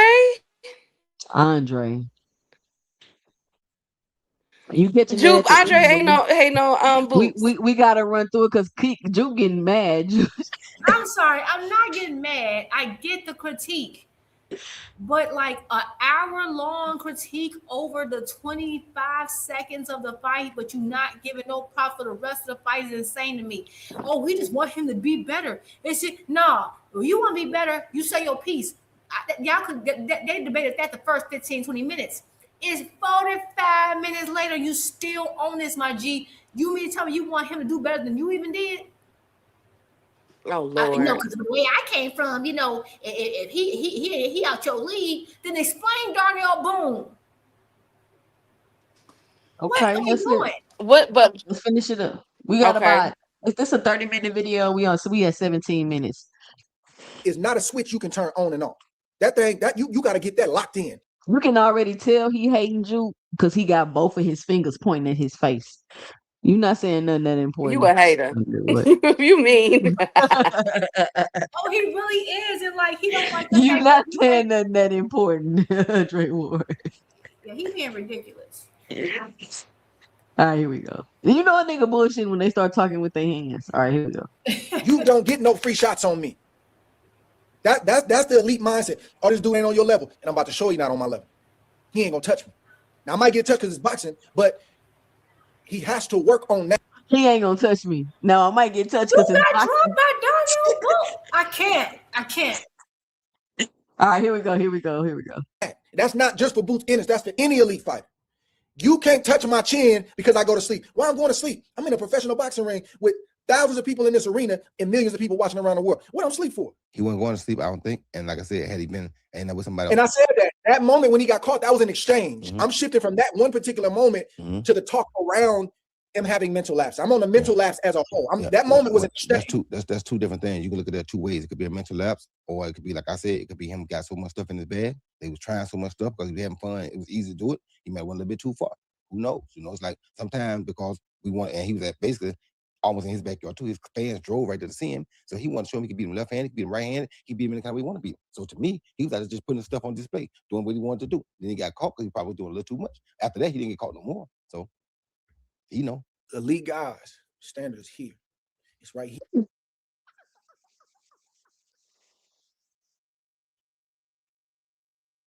See Andre Ward. Wow. Ooh. Did Roy Jones not just break it down so smoothly and eloquently? Like how you still going back and forth after that, Andre Ward? Right, like he and Roy isn't discounting what Ward said. We got what you meant in the first 10 minutes. You keep reiterating the point. Mr. Greg, you can call back, Mr. Greg. The phone line is open. Paid, it's ladies' night. Hold on, let me pull Paid up here for 30 seconds. Paid, 30 seconds. What you got? All right, my bad. I just wanted to say, I'm just popping in. So did y'all talk about the situation with Devin and Tank? No, but we gotta A get back little to bit, but we got to get back to it. We just just listen to this video real quick. We gonna get on that page. You got some new news on it? I just want to make one statement and then I'm gonna jump off. In my opinion, bro, like I feel like that's some duck shit, bro. Like, ain't no way in hell that you turn down a 70-30 split. On top of that, it's no rehydration cost, and you can come in whatever weight that you want to come in at. It's no way that that's terrible, bro. And then They ain't want to fight. It's terrible. Then my last point is this: how the fuck do Bill go on talk about Al? How do Bill go on talking about Al told him that nigga wasn't fighting this year? Well, if that's the case, Bill, why the fuck did Al reach out to you from the jump in the beginning? Why the fuck would he be wasting his time reaching out to you if the man wasn't trying to fight this year? Oh, I didn't hear you said that part. Yeah, it's like this nigga. They do that shit all the time. Like, negotiate a fight for next year though. But my thing is this though: why do that? Why would he reach out to Bill to begin with? If Tank wasn't, it's a lot of sources that's basically saying that Tank was coming back in the fall. So no, that's a fact. Yep, that's true. So that's true. We know that he's coming back this year. We knew that he only reached out that I know of to one particular fighter that we were speaking of as of right now, which was Devin Haney. My thing is, how do you get on the internet? It's like, bro, that shit is really like blowing my mind because it's like these niggas rather win fucking narrative wars opposed to making fights. Like, how many more fights is this nigga gonna pull out this year? Well, If the he don't thing have, is, yeah, go the ahead, my thing bad. is, Paige. No, you're good, Paige. The thing is, and when we get on that topic, I'll expound on it more. Tank is pulling a lot of cards in the background, from what I'm hearing. Pulling a lot of cards is being pulled with these fighters from Devin to Shakur. I'm hearing, and now the newest one is Floyd Mayweather. And if oh my God, if that fight was to ever happen, that would be the biggest fight ever. I don't care what Yeah, nobody say. But facts. Man, nobody want to see Tank fight no fucking Floyd Mayweather. I'm just saying, no, but I'm really saying though, 2 cents, a lot of cards being pulled right now in Yeah, the background. Tank calling like it might, like he not just talking. He real exactly. deal wanting to fight these people.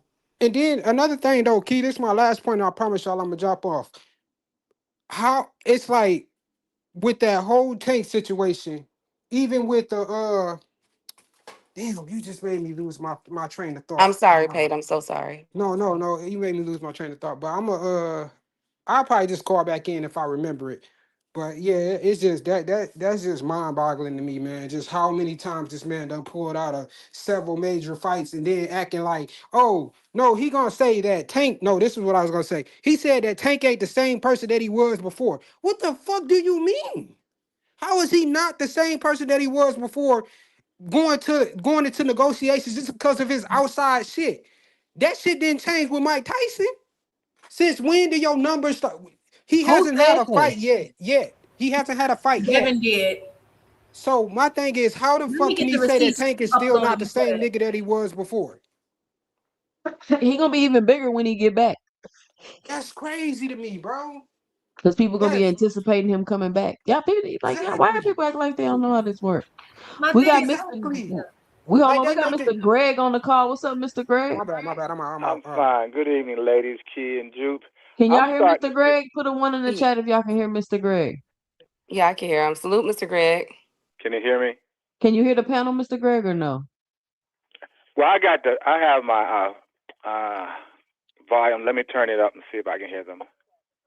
Yeah, I can hear you. Okay. Oh, you got to turn us I'm down in the background. But go ahead, Mr. Greg. Look, yeah. what you got to say? I'm feeling like Jupe. Ward seems to forget that he got dropped, as Jupe said, by Darnell Boone. Then turns around and he actually had to get talked back into the fight when Kovalov. See, they don't tell all the story because if you remember, his trainer had to talk Ward back into the fight when Kovalov dropped him. Now he tried to smile it off, but Ward didn't know where he was for a few minutes in that particular fight with Kovalov. But I'm wondering, is this ad nauseum that gets stuck on one particular moment in the fight for 20 minutes the reason why ESP got rid of Ward? Did they drop him for that?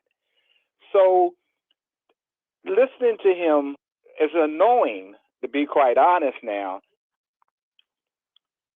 Huh? Oh, no. Okay. Yeah, so I just listened to that. I'm saying, why has he continued to harp on this thing? I mean, I came in when you were first talking, but Ward has never moved the conversation beyond that particular 30 seconds or so. I don't even think it was even 30 seconds, but he's been on this as though this was the only moment in the fight. It was a moment in the fight. And I think what I said before, I was glad to really see that particular moment because we saw a new dimension in Boots. But he's never talked on that particular, talked about that. I mean, if he had talked about, yeah, that was great. We saw what Booth was made of. He knew what he had to do. His instincts was good once he got clipped. But he stayed on that as though this was the most worst, almost as it was the most worst thing that could have happened to Booth. When, in my opinion, that was a good thing that happened to him. I mean, I'm glad it happened to him at that moment. I'm glad that it reminded him that, yeah, okay, you're right. Yeah, you got to remember to stay awake. Yeah, and you can get hurt and you can get hit. This is boxing. But Ward won't, he doesn't, it's almost like Ward is mad that it happened and glad at the same time, but he never thinks about, he never thinks about, he has also made some of these same things, or I should say, made some of the same mistakes twice in his career but he's never talked about how he turned that around. What he should have said, in my opinion, was, yeah, I made a mistake with Darnell Boone. I got a little arrogant, and a guy who had that many losses dropped me. Then I turn around, and Kovalov gets me. And actually, my trainer had to help me get back into the fight, because I remember Virgil Hunter telling Ward, okay, you got dropped. Forget about it. Let's get you back into the fight, which is what a trainer is supposed to do. But Ward isn't talking about the entire part of that. He's only criticizing on my level. This is what happens. You got to be, and you made the same darn mistakes. So I just wanted to comment on that, because I feel like Jupe is getting on my darn nerve as well, that he doesn't move it, or he doesn't expand where you're at least talking about a different thing. So that's my rant about that. Blessings, Mr. Greg. Like how they're making the expectation for Boots so unrealistic and so high. It's unfair that they're doing that. They're not really praising that this was a great fight. It's not fair that they're not highlighting the fact that Boots is showing you in real time, in real fights, why he's being avoided. They saw him get hurt now, and then, in my opinion, they may still even avoid him because they see that how he responds to a crisis, which is what you want to see what a fighter does. So it seems like right now, at least, no matter what he does, they're going to find a way. And we're talking about Ward, who hasn't fought in quite some time. He retired undefeated, et cetera, et cetera. But it doesn't seem like there's any grace given to this young man. It's not seen. I don't think they understand to some degree what they've seen. And Ward has fought. He's been in the ring. He knows what he's looking at, and yet he doesn't seem to want to give the credit and to give the kind of accolades that I think he should be willing to give immediately, having been in that same kind of situation. Now, I don't understand where this is coming from yet, but that's what we see today. I guess if these were younger guys who had never fought, who had never been in the ring before, or a new fan, I guess, but they're not new fans. So yeah, so I think yeah. So I just wanted to get that off. I'll get back to listening. Thank you, Mr. All right, Greg. yeah. Bye. That was dope. I want to say, Mr. Greg is so on point. I explained earlier, I think some people may have missed my whole conversation of who gets criticized. There's a common thread. Now, I don't have to recap it for time's sake, but there's a common thread of who gets super criticized and the bar super high, and why some people get loved by traditional boxing, and it all go back to decades ago and who they're aligned with. That's all I'm gonna say. But I will say it does seem like they really want that 30 seconds of the fight to be the narrative of the fight, and they're pushing it. Had Ward just came out here and said his little piece about that and said, okay, let's talk about the rest of the fight. Boots did great. Okay, I like the way he angled, blah, blah, because he's a tactician. He knows how to break down a fight. He didn't do that. It's the fact that Roy was like, yeah, I hear you, but he acknowledged his faults, said he will fix it, and started talking about the things he did that was great. He liked the fact that he, like Mr. Greg said, you want to see your fighters kind of in a little bit of danger to see them get out of it, right?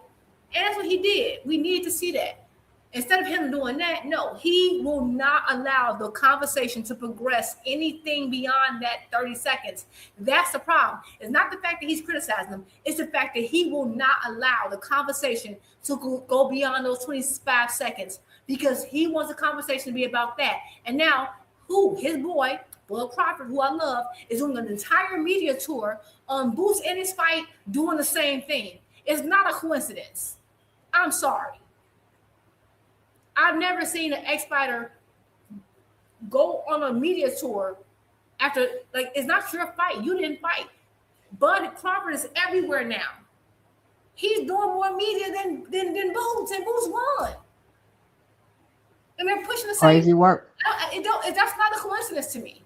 That's all. All right, let's finish up this video so we can I just want to see y'all Andre Ward being silly. Look at his hand. You already know he bullshitting. Andre Ward know he is bullshitting in this clip. Here. It's not here. It's not here. It's not here. It's here. And I believe that he understands this because he said this in the post-fight press conference. Y'all see Roy Jones laughing at Andre Ward? Giving you nothing, man. I'm not giving you nothing. He wasn't trying to give him nothing. The boy took it. He wasn't trying to give him nothing. The boy took it. In that moment. Thank you. In that moment. But I'm talking about the mental lapses. Boots said I went to sleep. Mm-hmm. All I'm saying is whether you in the gym, you're gonna get hit, stuff is gonna happen. You're gonna get hit in fights, stuff is gonna happen. But you're not going to hit me because I fell asleep. That's the point that I'm making. You catch me in an exchange, you set me up, I don't see something coming. I thought you was out of range, but you was. Didn't he say the opposite? What's crazy is, what's crazy is you talking about something that didn't even happen in the fight. This didn't happen in the fight, and you acknowledge that he didn't fall asleep. Right. You say he's contradicting himself. No, he says he wants to talk about the narrative around his defense. Oh my God, Ward is. He's not even talking about the fight. He was like, "Well, I'm talking about because we know that didn't happen in the fight, but I'm talking about like the narrative around his defense." So he just bringing this up to just I don't know when Boots ever said he fell asleep. In range, that's part of the game. I'm not talking about that. You know what he mean by fall. You know what he mean by fall asleep. You know what he mean by fall asleep. He turned the go knob off. He had the go knob on. And he put you can't do that. But he thought he could. You weren't supposed to do that. Ludeval wasn't supposed to do that. He thought he not to you. He thought he could because he had on cruise control because it was so easy for him. So he thought I could turn on cruise control now because it's easy. And a lot of fighters make that mistake. That's just what happened. That's the only thing that could happen. It was so easy. Only time we can cruise is when I get up these ropes and I'm walking back to that locker room. That's the only time I turn my go button on. Sometimes when you elite and know what you're doing, some guys put on cruise control. That's how they get caught. And I know you weren't supposed to do it. I'm not supposed to do it. He ain't supposed to do it. No elite fighters are supposed to go to sleep in the ring. We've been eating, sleeping, and drinking this moment. Okay. I've been suffering for this moment. I've been sacrificing for this moment. No, I ain't no going to sleep. Okay, that's dead, and that has to start in the gym. So basically, Roy called it out like, "Yeah, all fighters do it," and then you got met. Wow.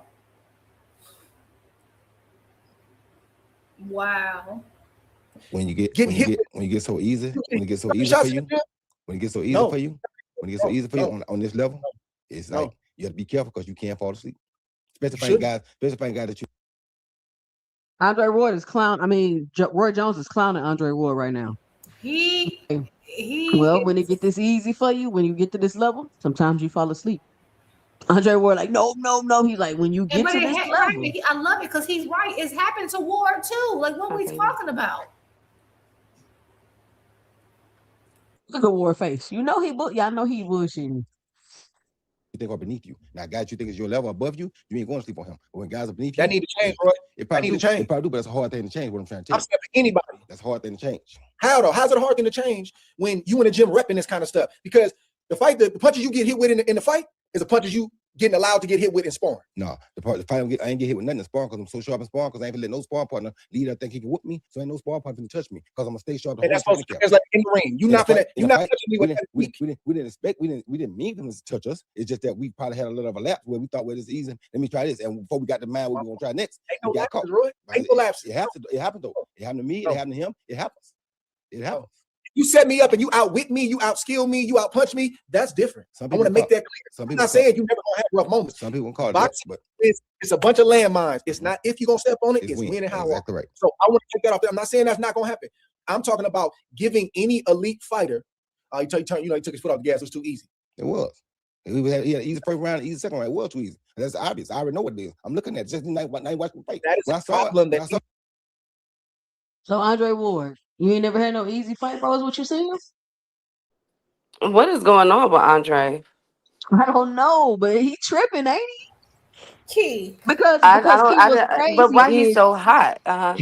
He's talking about something that didn't even happen in the fight. What they're going back and forth about, it didn't even happen in the fight.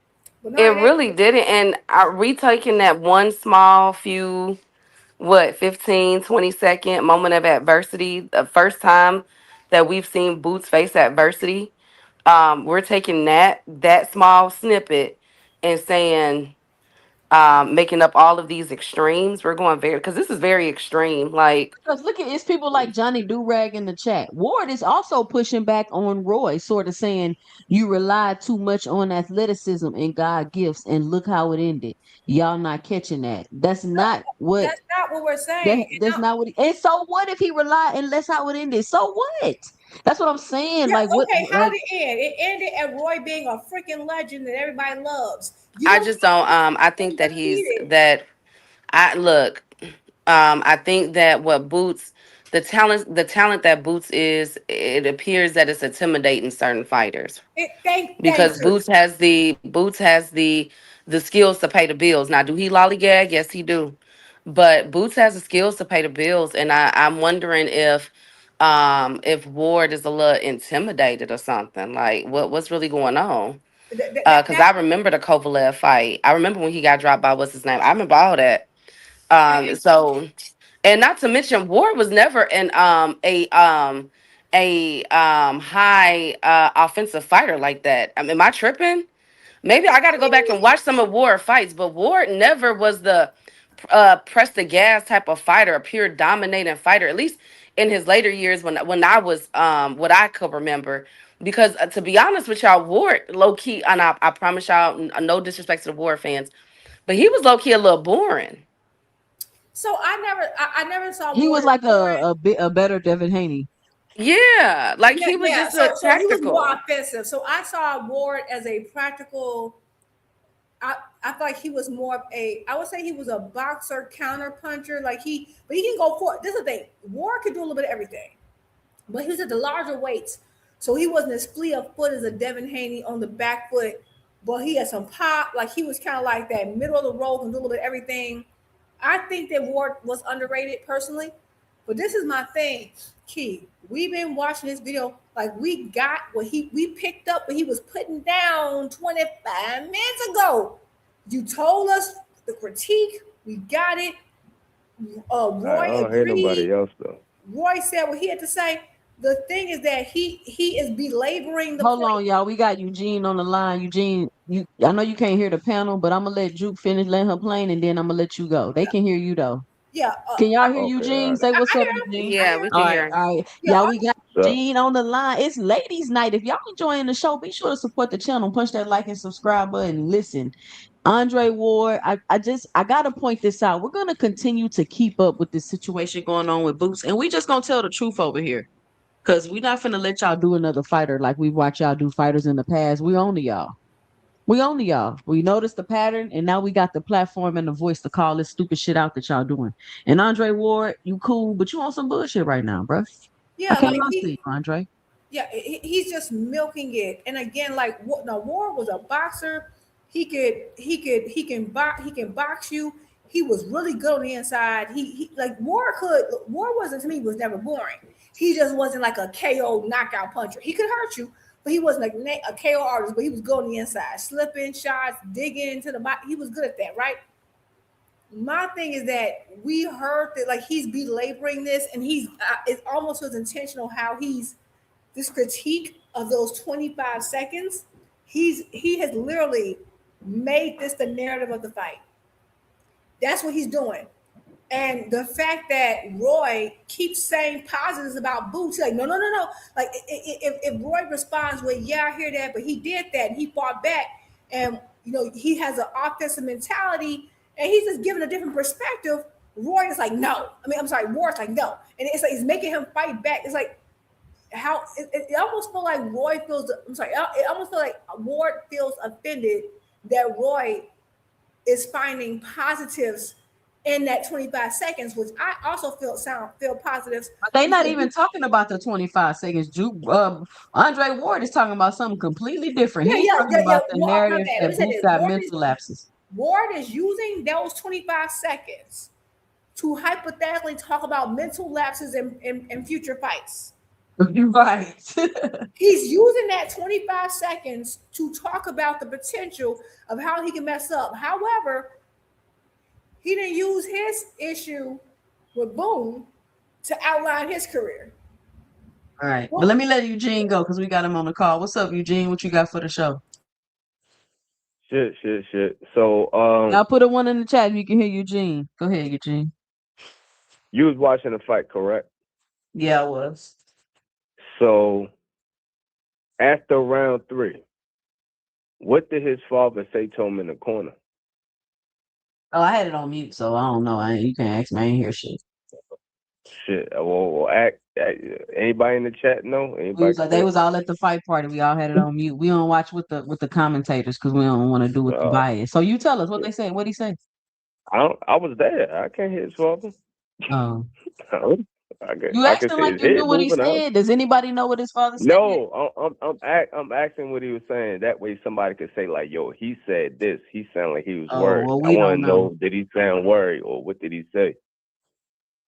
Shit, I don't know. All I know is what Boots said his father said, and It's he so said it funny. during I'm about to the rewatch post that fight part right interview. He's now. like, his father was like, "Come on, man, what you doing?" Like that don't sound like some panic shit. That sound like he just getting in his ass because he fucking up. Yeah. I don't think he was panicking. This shit is all being overblown and overhyped. It's kind of like people just overreact to certain fighters and every single thing they do. It's very weird to watch. But what else you Yeah, got? I was on the panel with the Hanos clan and shit, and somebody, I forgot his name and shit, but he was like, "Yeah, Boots was hurt like 3 times and shit. He was hurt 2 times and then 1 time to the body." I'm like, I ain't see that shit at all, yo. No, he was getting Time popped to that stamp that body, but shit. he was getting popped to that liver. He switched stances. But I mean, he wasn't necessarily getting hurt, but I mean, it was getting to him. He was getting hit. It wasn't hurting him at all. Every time he switched because offense wise, that's all he was really I mean, you concerned with. can't He say he wasn't. wasn't getting hurt at all. Of course, the punches was doing something. I Come can on. say that because he wasn't, and he admitted to it. Like even if you say he lying, you can't say he lying and then add the whole team is lying for him. He was going strictly offense. That's the only reason why he even got caught, because he was more concerned with only offense. He wasn't worried about no defense coming back. Like that's what I told you before on the watch party when I hopped on the panel. I was like, yeah, he normally do the rubbing neck, and he normally try to dodge punches, and a lot of those jabs he getting caught with, and he didn't try to roll with him or do the rubbing neck thing because he wasn't concerned. Yeah, And then I said, when he quote unquote got hurt, when you get punched and you get hurt, your knees drop a little bit, but like you could see your shoulder drop down like an inch. His shoulders never dropped. His knees never dropped. I mean, he And said then he he wasn't came. hurt, so Yeah, but then he came and hurt the guy right afterwards.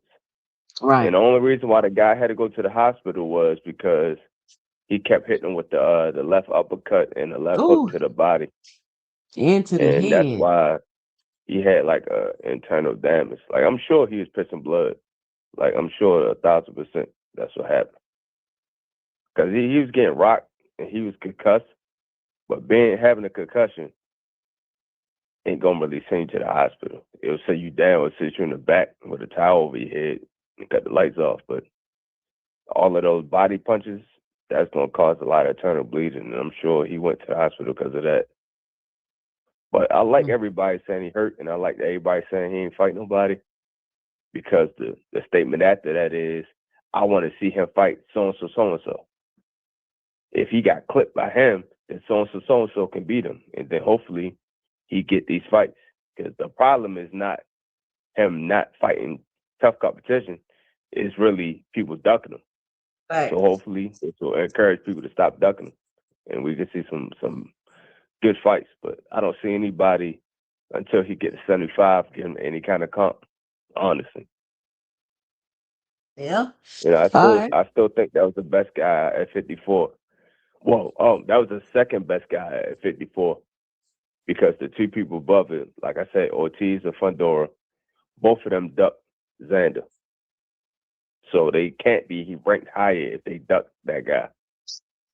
That's and true. they definitely better than Boots. So, and we already saw Ortiz duck Boots in 4K. Only person left is Fundora, and I'm sure he's gonna hide behind the PVC wall and not fight. If anything, he'll probably fight Charlo or Spence next. But I don't think he ever going to mess with Boots. If he do, he's a sacrificial lamb, and PBC probably just doing that so they can get with his own like Top Rank they had to do. Okay. But that's my 2 cents. All right, Gene, thank you for calling in to the show. Shout out to you, Gene, for calling in to the show. Fellas, you can always call in to the show. I'm glad y'all using the call-in number. All right, y'all. We got a little bit more left of the video. Then we're going to move on. Because Key sound like she got some tea. Key sound like she got some tea. A little. All right, let's finish up this video. So I know you don't fall asleep against the wrong guy, and we having a different at the end of the you know you fix that problem? Tell some of the top guys to fight you. I guarantee you won't go to sleep then. No. Tell the top Nope, guys, that's not how you tell the top guy to fight him. I bet you won't go to sleep then. Nope. I guarantee That's not how you, I guarantee you. you know how you Put the top you know how guys you in the ring with him. I guarantee you. make sure and sparring Put the top guys and in the training ring with and him. I sparring. bet you won't go to sleep. And I see you get touched, and I see you go to sleep and Guarantee you won't sparring. go to sleep. Hey man, hey, check this out. We ain't doing that today. That never Every happened to me. single day That that get fit. never happened to me. All right? That never happened to me. But 4 times sparring, I never got caught with that left hand that the Devere caught me with until I got in that fight. It was a good shot. I got, like I said, I got like a day's he caught me. We can't have that. It happens. The standard is here. I understand what the standard is, but also, like I said, Boots is a little bit outside the standard. Boots doing more than most people doing today.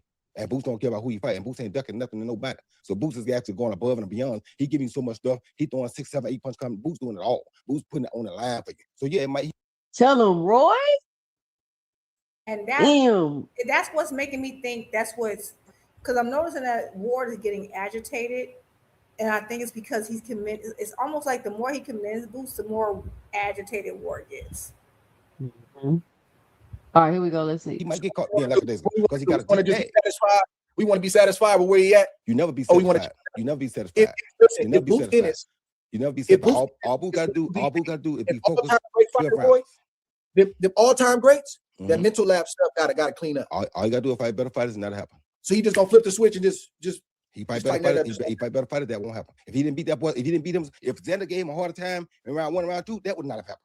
But because it got so easy for him, he thought, well, I could do anything now. So you get a little less days, you start trying anything. So my opponent, right? My opponent get to dictate my mindset depending on how they fight, good or bad. Well, I dictate my mindset. If it's that easy, But everybody talking about why Roy Jones is talking so fast. I sped the video up so we can hurry up and get through it. I try all kinds of stuff. I can try anything I want to try because it's so easy. So yeah, I dictate that too. And he dictated that. It was easy. He dropped in the first round. He got up. He beat outboxed in the first round, outboxed in the second round. So he's like, well, this is easy. I can try this and I can try that. Now you can't try all that. He is still dangerous. So you got caught being lazy and being like a days ago and trying stuff, It's like I thought he switched at a bad moment anyway. He was doing great from one side, still on that side. But he switched because he thought it was that easy. And that happens. Yeah. That happens. I think you always got to be reaching in this game. It's always room for improvement.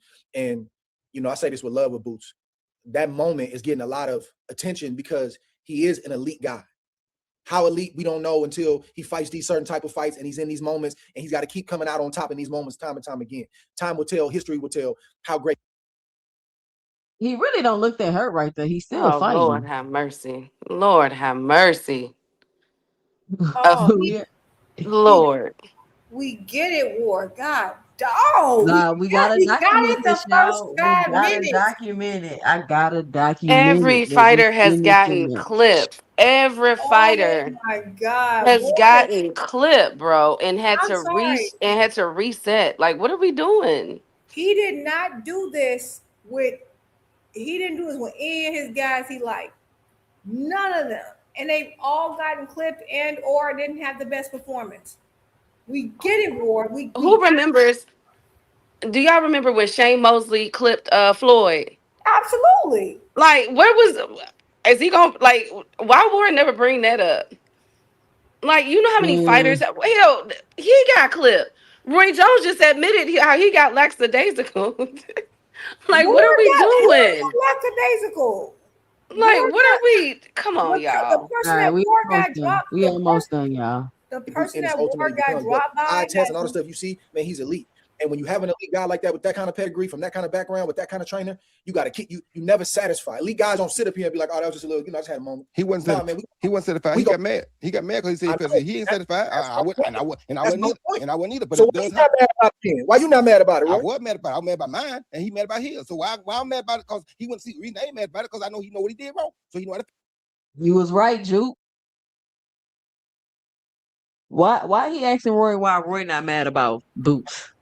You was right, Juke. He getting agitated because Roy is not sitting there acting like he acting about this. This is the thing. The people, okay, everyone wants perfection, and I think this is the problem too. Why people feel like, oh, well, Roy been stopped before, and okay, this is a. I think it's a dynamic in boxing. So, for example, Roy been stopped before, Ward retired undefeated, but who had the bigger career?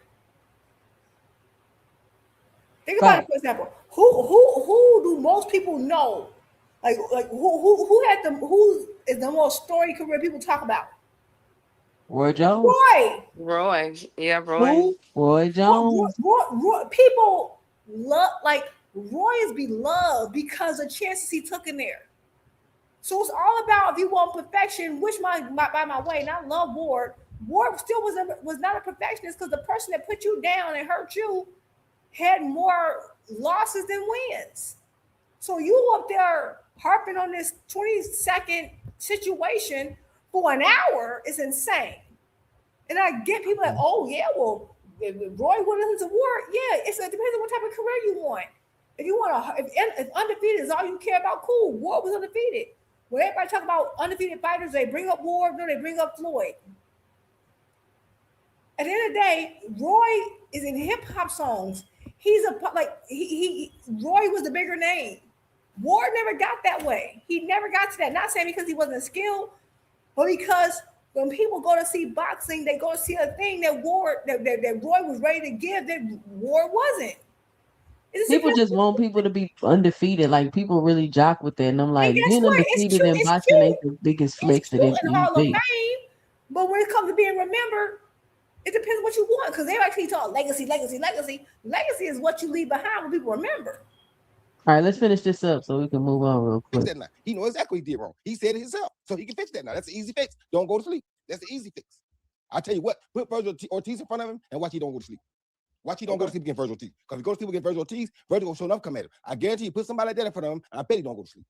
And I put what they want to put on. I guarantee he won't go to sleep. Now, he might not win, but he won't be because he went to sleep. He won't go to sleep against Virgil Ortiz. Sure, what I tell you, because that's a higher pedigree. That's a guy with a better background, with a better past, with a better track record, with a guy that he knows if you go to sleep, he gonna beat you. So he's not gonna go to sleep for him. I promise you he ain't. Some kids, see, this is what I like about boxing. Some guys in boxing you train, it's like they're like Aaron Pryor.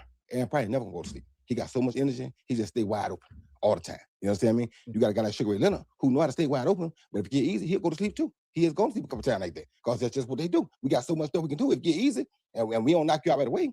I mean, we're gonna keep doing our thing, but we call that sleep because that's just calming down, being normal. You understand me? So we come down and be normal and don't be trying to do them crazy. In our mind, that's going to sleep.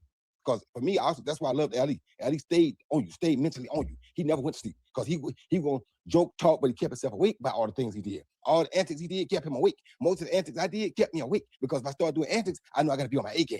If I just go out there and just box, I'm not gonna be a sharp, because that's not who I am. I need more. I got to be doing something where I feel like I'm in danger. Now I can stay awake. If I don't feel like I'm in danger, I'm probably gonna get lackadaisical because I don't feel myself being in danger. That's just what guys that with that mindset do. Everybody's not like that, but guys that are like that, if they ain't got something to keep them going, they're gonna fall asleep.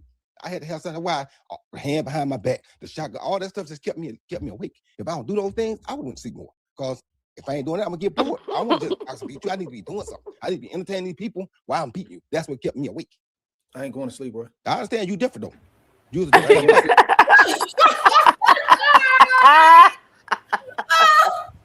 They are so dramatic. Oh my God. It's the calmness in what's right. You different. I was out here on another thing. Oh my God. Talking, Roy. Y'all must have forgot. Tell him, Roy. Lord. I mean, but I think that really explains, like, people like, oh, Boots always showboat. And I kept telling people that's his style. Like, why do y'all keep trying to penalize the man for his style? That's how he fights. Like, what do y'all want him to do? Like, If he want to be in there, he can get away with showboating. What is the problem? I don't understand why it makes people so upset that this man is talented. Like it really makes people upset. Yeah.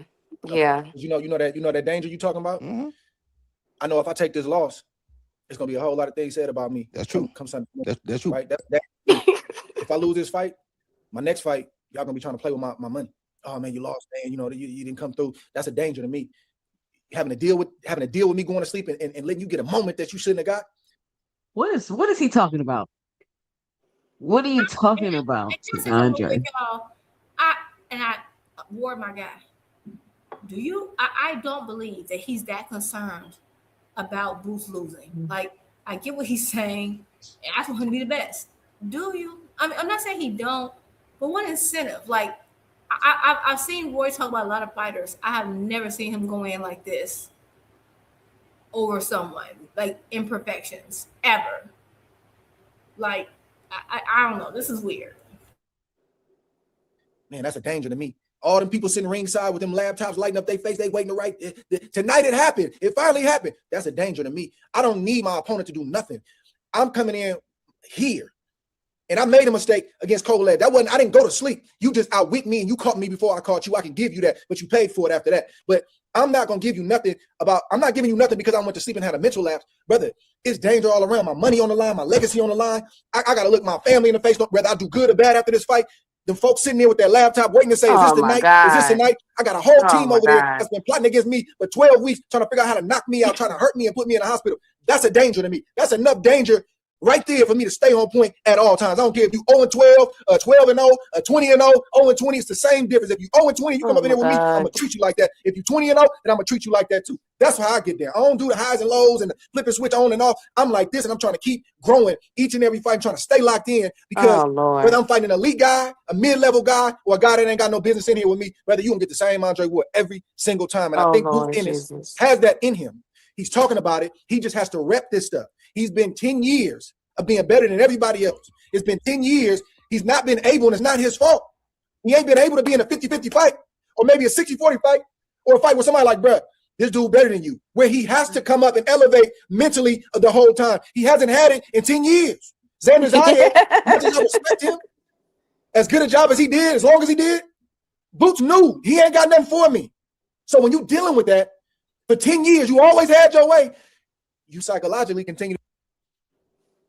Why he keep saying that? For 10 years, you always had your way. For 10 years, you would have been for 10 years. Let's be very technical. It's only been a good 2 years that Boots have been given the opportunity, and they have came slim to none because so many people was ducking him. Okay, like Boots was waiting in the queue for a minute now. He was waiting in the queue for a minute, so he got to stop with this 10-year stuff. And not only that, can I say something real quick, y'all? I get what Ward's saying. You have to get up for every fighter, even if they aren't, like, you don't see them at your level. But in this case, it's like two different narratives going on. It's like Ward is making this like, this guy at your level, you're supposed to just get him out of here and not had any adversity and all that. On the other hand, people are saying this was a step up for Boots, his first step up, right? Because he's a unified champion. The guy's bigger, he's younger. So that's what's so crazy about this. Because, and they did the same thing with Staniolo. They're like, oh, this is Boots' first step up fight. This is dangerous for him. And then when he beat Staniolo, suddenly Staniolo wasn't dangerous anymore. And now that he beat Xander, now it's like, oh, it wasn't. But they were saying it was his first step up fight. So now Ward is positioning it is that, oh, you're better than this guy. You should have did blah, blah, blah, blah. And you got the same Ward all the time. Yes, Ward turned up for every fight. But again, you got caught lacking by someone who was not as accomplished and not as good. I mean, Darnell Boone has upset people. I'm not saying he hasn't. You got hurt, you had a hard fight with Darnell Boone, someone who had more losses than wins, was not a unified champion like Xander. So I get what he's saying, but you're not practicing. The thing you're preaching, you didn't practice yourself. Because that's the case, you should have never got caught and dropped by Darnell Boone. That would have never happened. And that happened why? In the 4th round, because you were having your way. You were having your way. So that's the thing that's crazy to me. And Xander is rated higher than Darnell Boone was at that time. So it's just like, in 1 minute, oh, Xander's a step up. The second minute, oh, you're supposed to blow through Xander, and we ain't giving you credit because you had 30-second moment that he buzzed you. You can be doing great. You can be locked in. It ain't even guaranteed. You can be locked in. You can just get caught with a shot. That's the risk of boxing. So the fact that he's getting so emotional, yes, Darnell Boone was a freaking journeyman, and the fact that you're spending an hour going in on Boots for getting buzzed by a unified champion who's younger than him, bigger than him, is crazy. It's crazy. All right, let's finish it up. We almost done, y'all. We got 1 more minute. You think you gonna have your way again tonight? And even if you hit me, I'm gonna be able to shake it off. You have to treat these dudes like they got dynamite in their hand. Don't tell me he ain't no puncher. You got 8 to 10 ounce gloves on, and you trying to hit me in my head, bro. If you hit me right here, anything can happen. So I got to take my mind there when it's very easy to stay here and just feel like, well, my offense should be enough. I'm not risking my legacy on should. I'm not risking my money on should. Hey, I don't think like that. And I don't believe that he irritate me. Accepting that, right? Now, all the people out there talking about, trying to down Boots and minimize Boots, we're not going to minimize this performance either. This performance was what it was, and Boots did what he had to do. He turned up, he showed out, and now he off in vacation somewhere doing this thing, man. Now you say that after an hour of going, oh my God. All the people out there trying to down Boots, the whole interview is you downing Boots. The entire interview. Oh man. Oh, Lord, it's funny. 2 Cent, let me say something, and you my girl. I am upset with you right now for forcing me through that. I can't, what? And for y'all downing him. We have to review it, Juke. We gotta review it. We gotta the good, the bad, the ugly. You wait to the very end and say, for y'all downing him, this was a great performance. But you didn't talk about his great performance the whole thing. You made sure to remind everybody that he has mental lapses and that ain't how you rock, and you so much better here, and he ain't, and you just did with your time, and I'm different, and I'm great, and I'm amazing. For an hour, my G. Key, I got to show you this video, and then we're going to let you cook and give us the new tea. But shout out to Mr. Greg with the $5 in the super chat.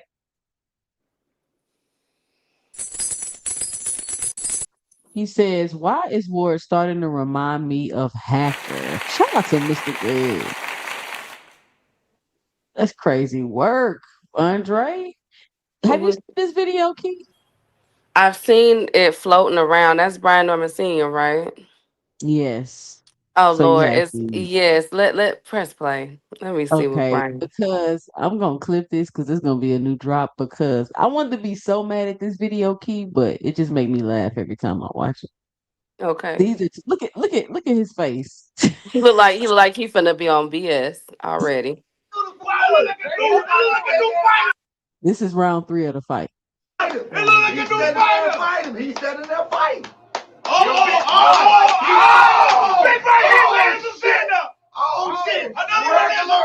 Regular. He's regular. Boots is holding. Regular fucking fighter. Regular fucking fighter. Hold on. Let's see. Regular fucking fighter. 23-year-old fucking kid. Wow, what a round. Regular fucking fighter. Regular fighter. What a round. Like some bitches. Regular fighter. Regular fucking fighter. All them misses. It don't matter what he do. It don't matter what he do. I don't care what he do. A regular fighter. This is a war. This is a great fighting fight. Oh, okay, what was your son? What was your son? What was your son? That's what I want to know. What was his son? What was his son? Regular Oh my He fucking God. said, "Where's fighter. Brian? Brian." No, what was his son when he stepped into the ring with Devin? What was his son? Regular. No feet, no, like we all said, us all three of us. Regular We fucking called fighter. this fight and we said Devin finna beat the brakes off of Brian. And and again, they're taking this 15-20 second moment. I just want to remind everybody there are 12 rounds in a fight for championship fights. And they're taking a 15-second clip, 15-20 second clip. And for, nobody is talking about Boots' recovery. How But in was that he even moment really hurt he because he was was fighting the whole time? exactly. But I'm just very shocked that everybody is thinking it is that serious. Like Xander and I'm saying a lot because everybody know, especially Jupe and Two Cents, they know who my boy Xander Zayas, right or wrong. Absolutely, So yes. y'all know I was watching this King with was the I right Amistad. again, Remember that King? movie Denzel where he had got whipped and he had that one tear. Y'all know I was watching that fight with one No, tear. you didn't. You were wiping You with the one knew. tear. You With the knew. Y'all knew that hurt me because y'all know Xander, my boy. How no, long you I been didn't. going to bat? How No, long you I been been going King, to bat for Xander's. Xander, King. y'all? I tried You've to been warn you, Xander's King. biggest King, did fan. How I not long try I to been warn you? going to bat for Xander? Y'all know I've been going to King, bat for Xander, y'all. King, So did I not y'all try to know that warn you, hurt King? me. Did I I not know try Huh? to that. warn you, King? Yes, but I picked Boots, but I was like, man, like, come on, Xander, you feel me? But that even when I saw that moment, I was like, Boots, cool. He finna like I already know he was finna dog walk my boy. I already know, but what I'm very shocked at is that in the afterwards, how everybody was Xander Zayas is now on this pedestal of oh wait until he come back he's going to be big. We don't know that. We have no idea how Xander is going to be after this fight, what he's going to be able to capitalize off of if he's able to, because I mean look at what Boots did to Villa. Remember that fight? Villa been a man. He's been in bad shape since. He beat So the brakes off Really of has. Xander, bro. they should have Damn threw right, in that towel a long time ago. So and I was calling for them to throw in against Xander a round earlier. Like, why did y'all let that go on for another round? He took a beating. And y'all know Xander, my boy. I'm one of the only ones that go to bat for Xander. Go into the lion's cage with y'all, okay? But they took this small moment, and if you eliminate that small moment, it was a shutout. That was a mass. Like Boots really put hands and feet on that man. It was a master class. I don't think people really respected um what Boots did, like the stuff that I saw from his counters to his footwork, to his defense. Xander was not even touching him. Like a lot of people was going crazy on shots that Xander missed. He wasn't touching Boots like that. You know what I'm saying? Like that was like what I saw with Boots. I'm like, man, this man is a problem. Like I would love to see Boots and Fundora. That's a fun fight for me. I would love to see Boots versus Charlo. That's an excellent fight to me. But it's unfortunate that now people are downplaying Boots and what he's been able to accomplish when finally somebody has gotten in a ring with him. And I do want to say, last up, I continue to hear about Virgil. Virgil threw his hat in the ring, talking stuff. Oscar was talking stuff. You feel me? I get it. I understand that. But let's not forget about Boa Chuck fight. Virgil got knocked down a good 3-4 times. I think one of the knockdowns was not counted. You know what I'm saying? And Bohachuk, what Bohachuk was able to do with Virgil was trade with him on the inside. A couple of them shots, the first shot was a flash knockdown that Bohachuk hit Virgil with. I don't know if y'all remember that. And so I'm cracking up like, look, if there's anybody that can fight on the inside or the outside, it's Boots Ennis. So they better be careful because Boots might put Virgil away for real, for real. Like he better be careful with that fight. No, absolutely. And they absolutely milked that. I get it. It was a moment for Virgil and I mean for Xander.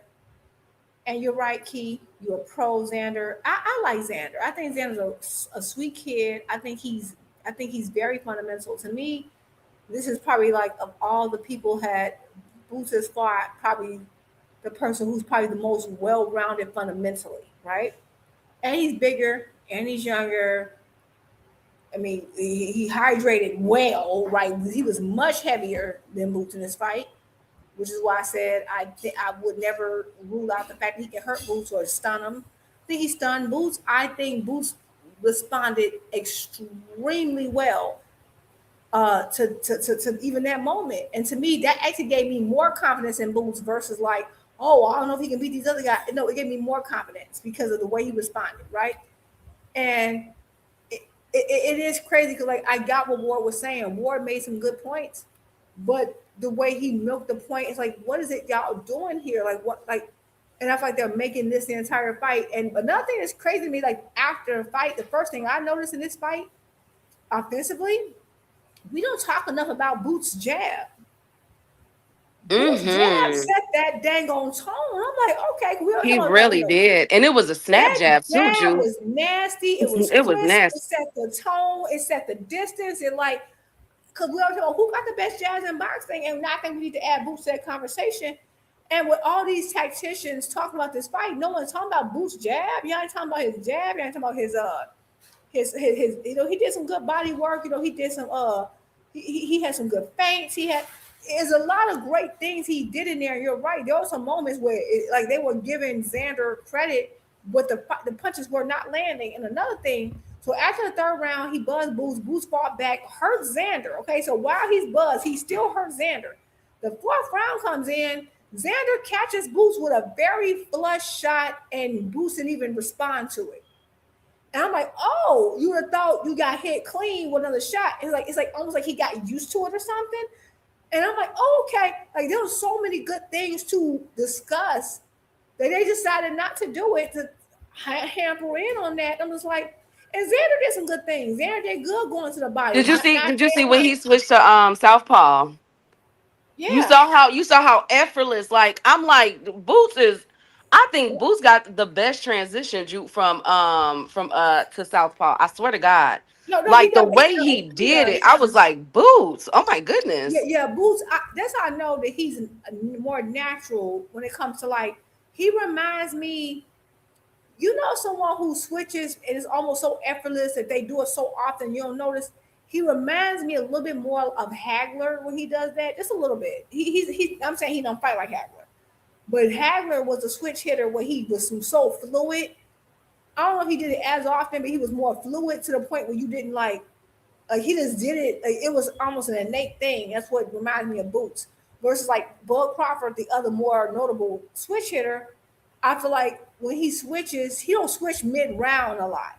He kind of like comes in with the particular stance, and then okay, you know, or it depends on, or something happened. He's done it, but I feel like Boots just does it way more just naturally. I think it's just more fluid. He's probably the most.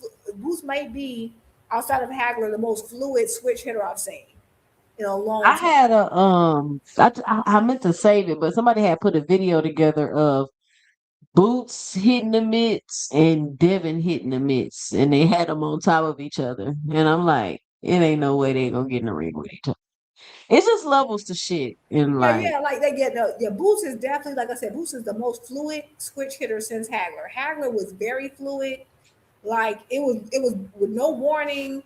You don't even understand why he would just do it, right? But I felt like it depended on if he was trying to fight offensively or defensively, depending what stance. But to my understanding, Bud is right-handed, but he just fights kind of. That's what I thought. I don't know. Bud's a right-handed southpaw, same thing as Shakur, right? And then you got the fighters who are left-handed orthodox, like Xander, right? So yeah, that's another thing. Xander fights orthodox, but he's left-handed.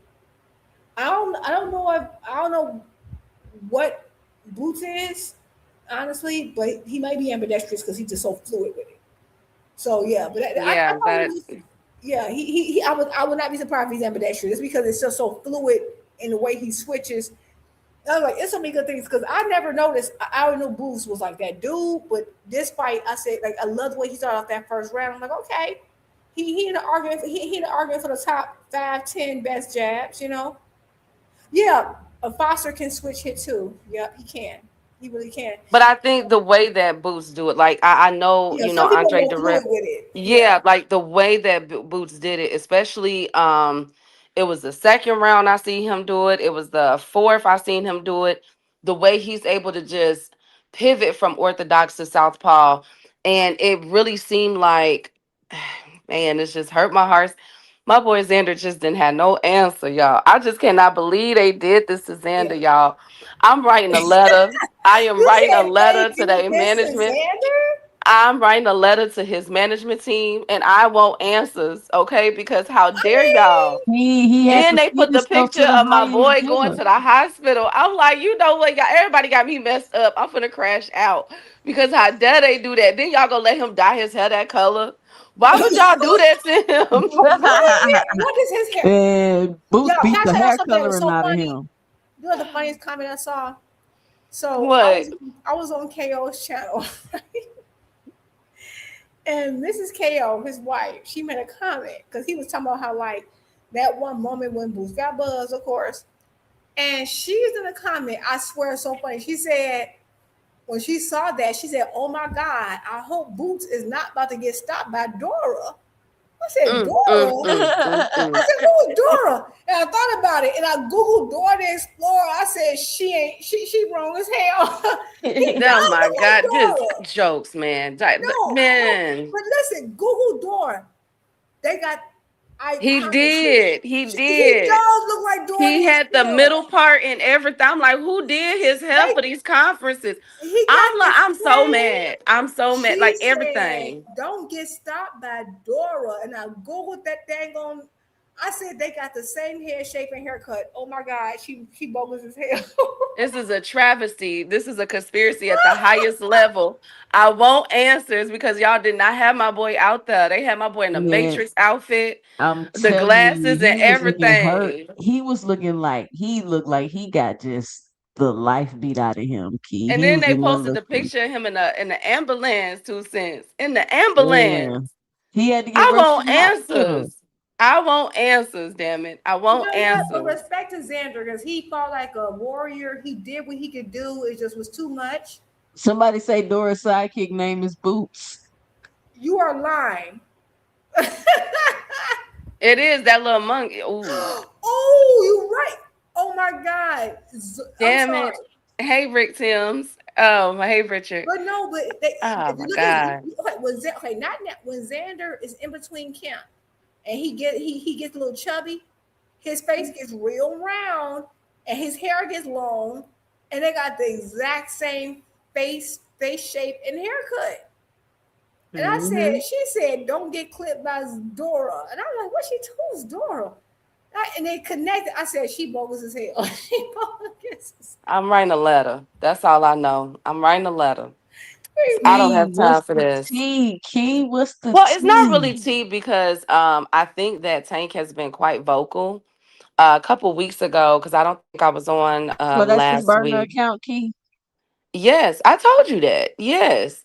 So I'm just saying. oh yeah, no, that's no. He proved it. So it's not a Um burner account then. That's his account. So we that's can his stop account. calling it a Yeah. burner. Yeah, we could stop calling it that, but it's not really like because he's really been coming out. So a couple weeks ago I told you guys So wait.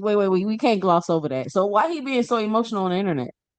he's not being he's really so I don't know. I didn't really ask that question, but what I do know is that he wants the fights. I think from what I'm Why gathering, now? Why so bad? And why he being so emotional on the internet?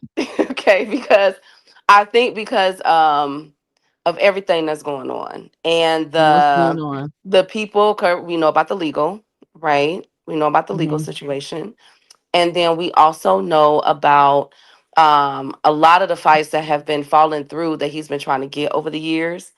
And he just won them. A lot of stuff that's being said in the background and on, on social media, a lot of people feeling like Tank is not that dude. We've seen podcasts with Chris Mannix. What's the other guy name? I forget his name. Who don't It's really been know going on for boxing. years, Key. Why you I so know, rude but now? no, but it because they don't think that he's the face anymore. A lot of people are trying to come over, are trying to take that title. And even though he did, relinquished that How come title, he ain't here? I'm sorry, yeah, even though he relinquished that, he's still trying to say, like, wait a minute, I'm still that dude. That's what I'm gathering from it. But one thing that I think it was like 2 or 3 weeks ago, I came on here and told y'all that the list. I told y'all it was Shakur, Devin. I do have a correction to make, not Lamont Roach. That's dead in the water. Because remember I said they could do a pit bull versus whoever wins the not pit bull. So he don't want to Uh, fuck the roach no more? no, he's done. He's done. So I do have to make that correction, but I gave y'all a list of those. It's a But peer. wait. Key, you Hmm. trying to talk all fast. Hold I'm sorry. on. I'm sorry. Why he done? With roach. Because of the lawsuit and the stuff that went on in the background, and the things that Roach has said and done. Roach is gonna, milk that for, what it's worth for a very long time because that's his notoriety. Fortunately or unfortunately, depending on how you look at it. But that lawsuit really did it in because, from my understanding, Tank and Roach was real friends in the background. They were cool, and when he pulled that move and it got messy like that, that's when Tank walked away. And Roach is now gonna fight. What is it? Zapata. That's what his name is, Zapata. And I was here. I thought that it was gonna be the winner Tank will fight them, but he's looking past that as well. Now another question that people keep asking is about Kid Austin.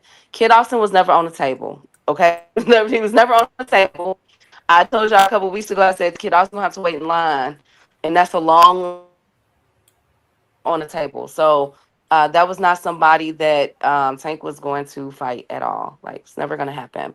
Now, with this whole Devin and Shakur situation, so this is not really Bill and Devin just been out there talking, and there is a lot of truth. Can y'all believe I'm Hold saying that on, about the Haney? There is. computer love. You Computer sound love. funny, Key. Am I tripping? Can you hear me? Okay, that's Yeah, better. Now yeah, start Can you over. hear me? I can now. Start Okay. over from the Now with Haney. the Haney situation, can you guys believe I'm about to say that there's some truth to this? Oh my God. Mm.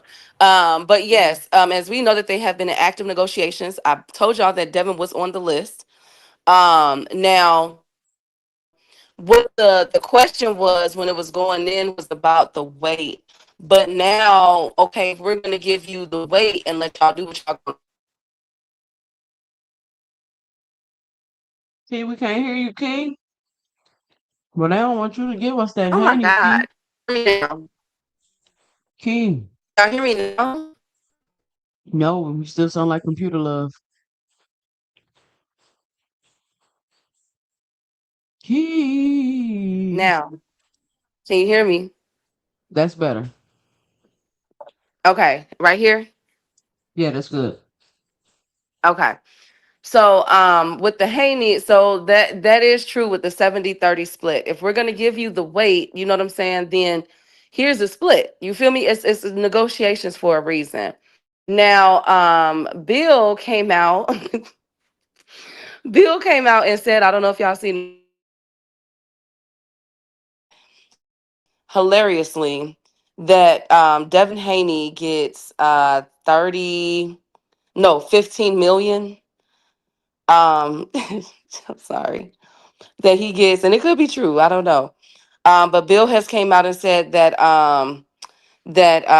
Devin Haney gets a guarantee that he wants a 55-45 split with the 15 million guarantee purse for both fighters. Okay, that is the holdup. The holdup He is the said that money. that's his offer and he want them to match That's that. he wants that offer 55-45 with the How can 15 he million dictate an dollar. offer?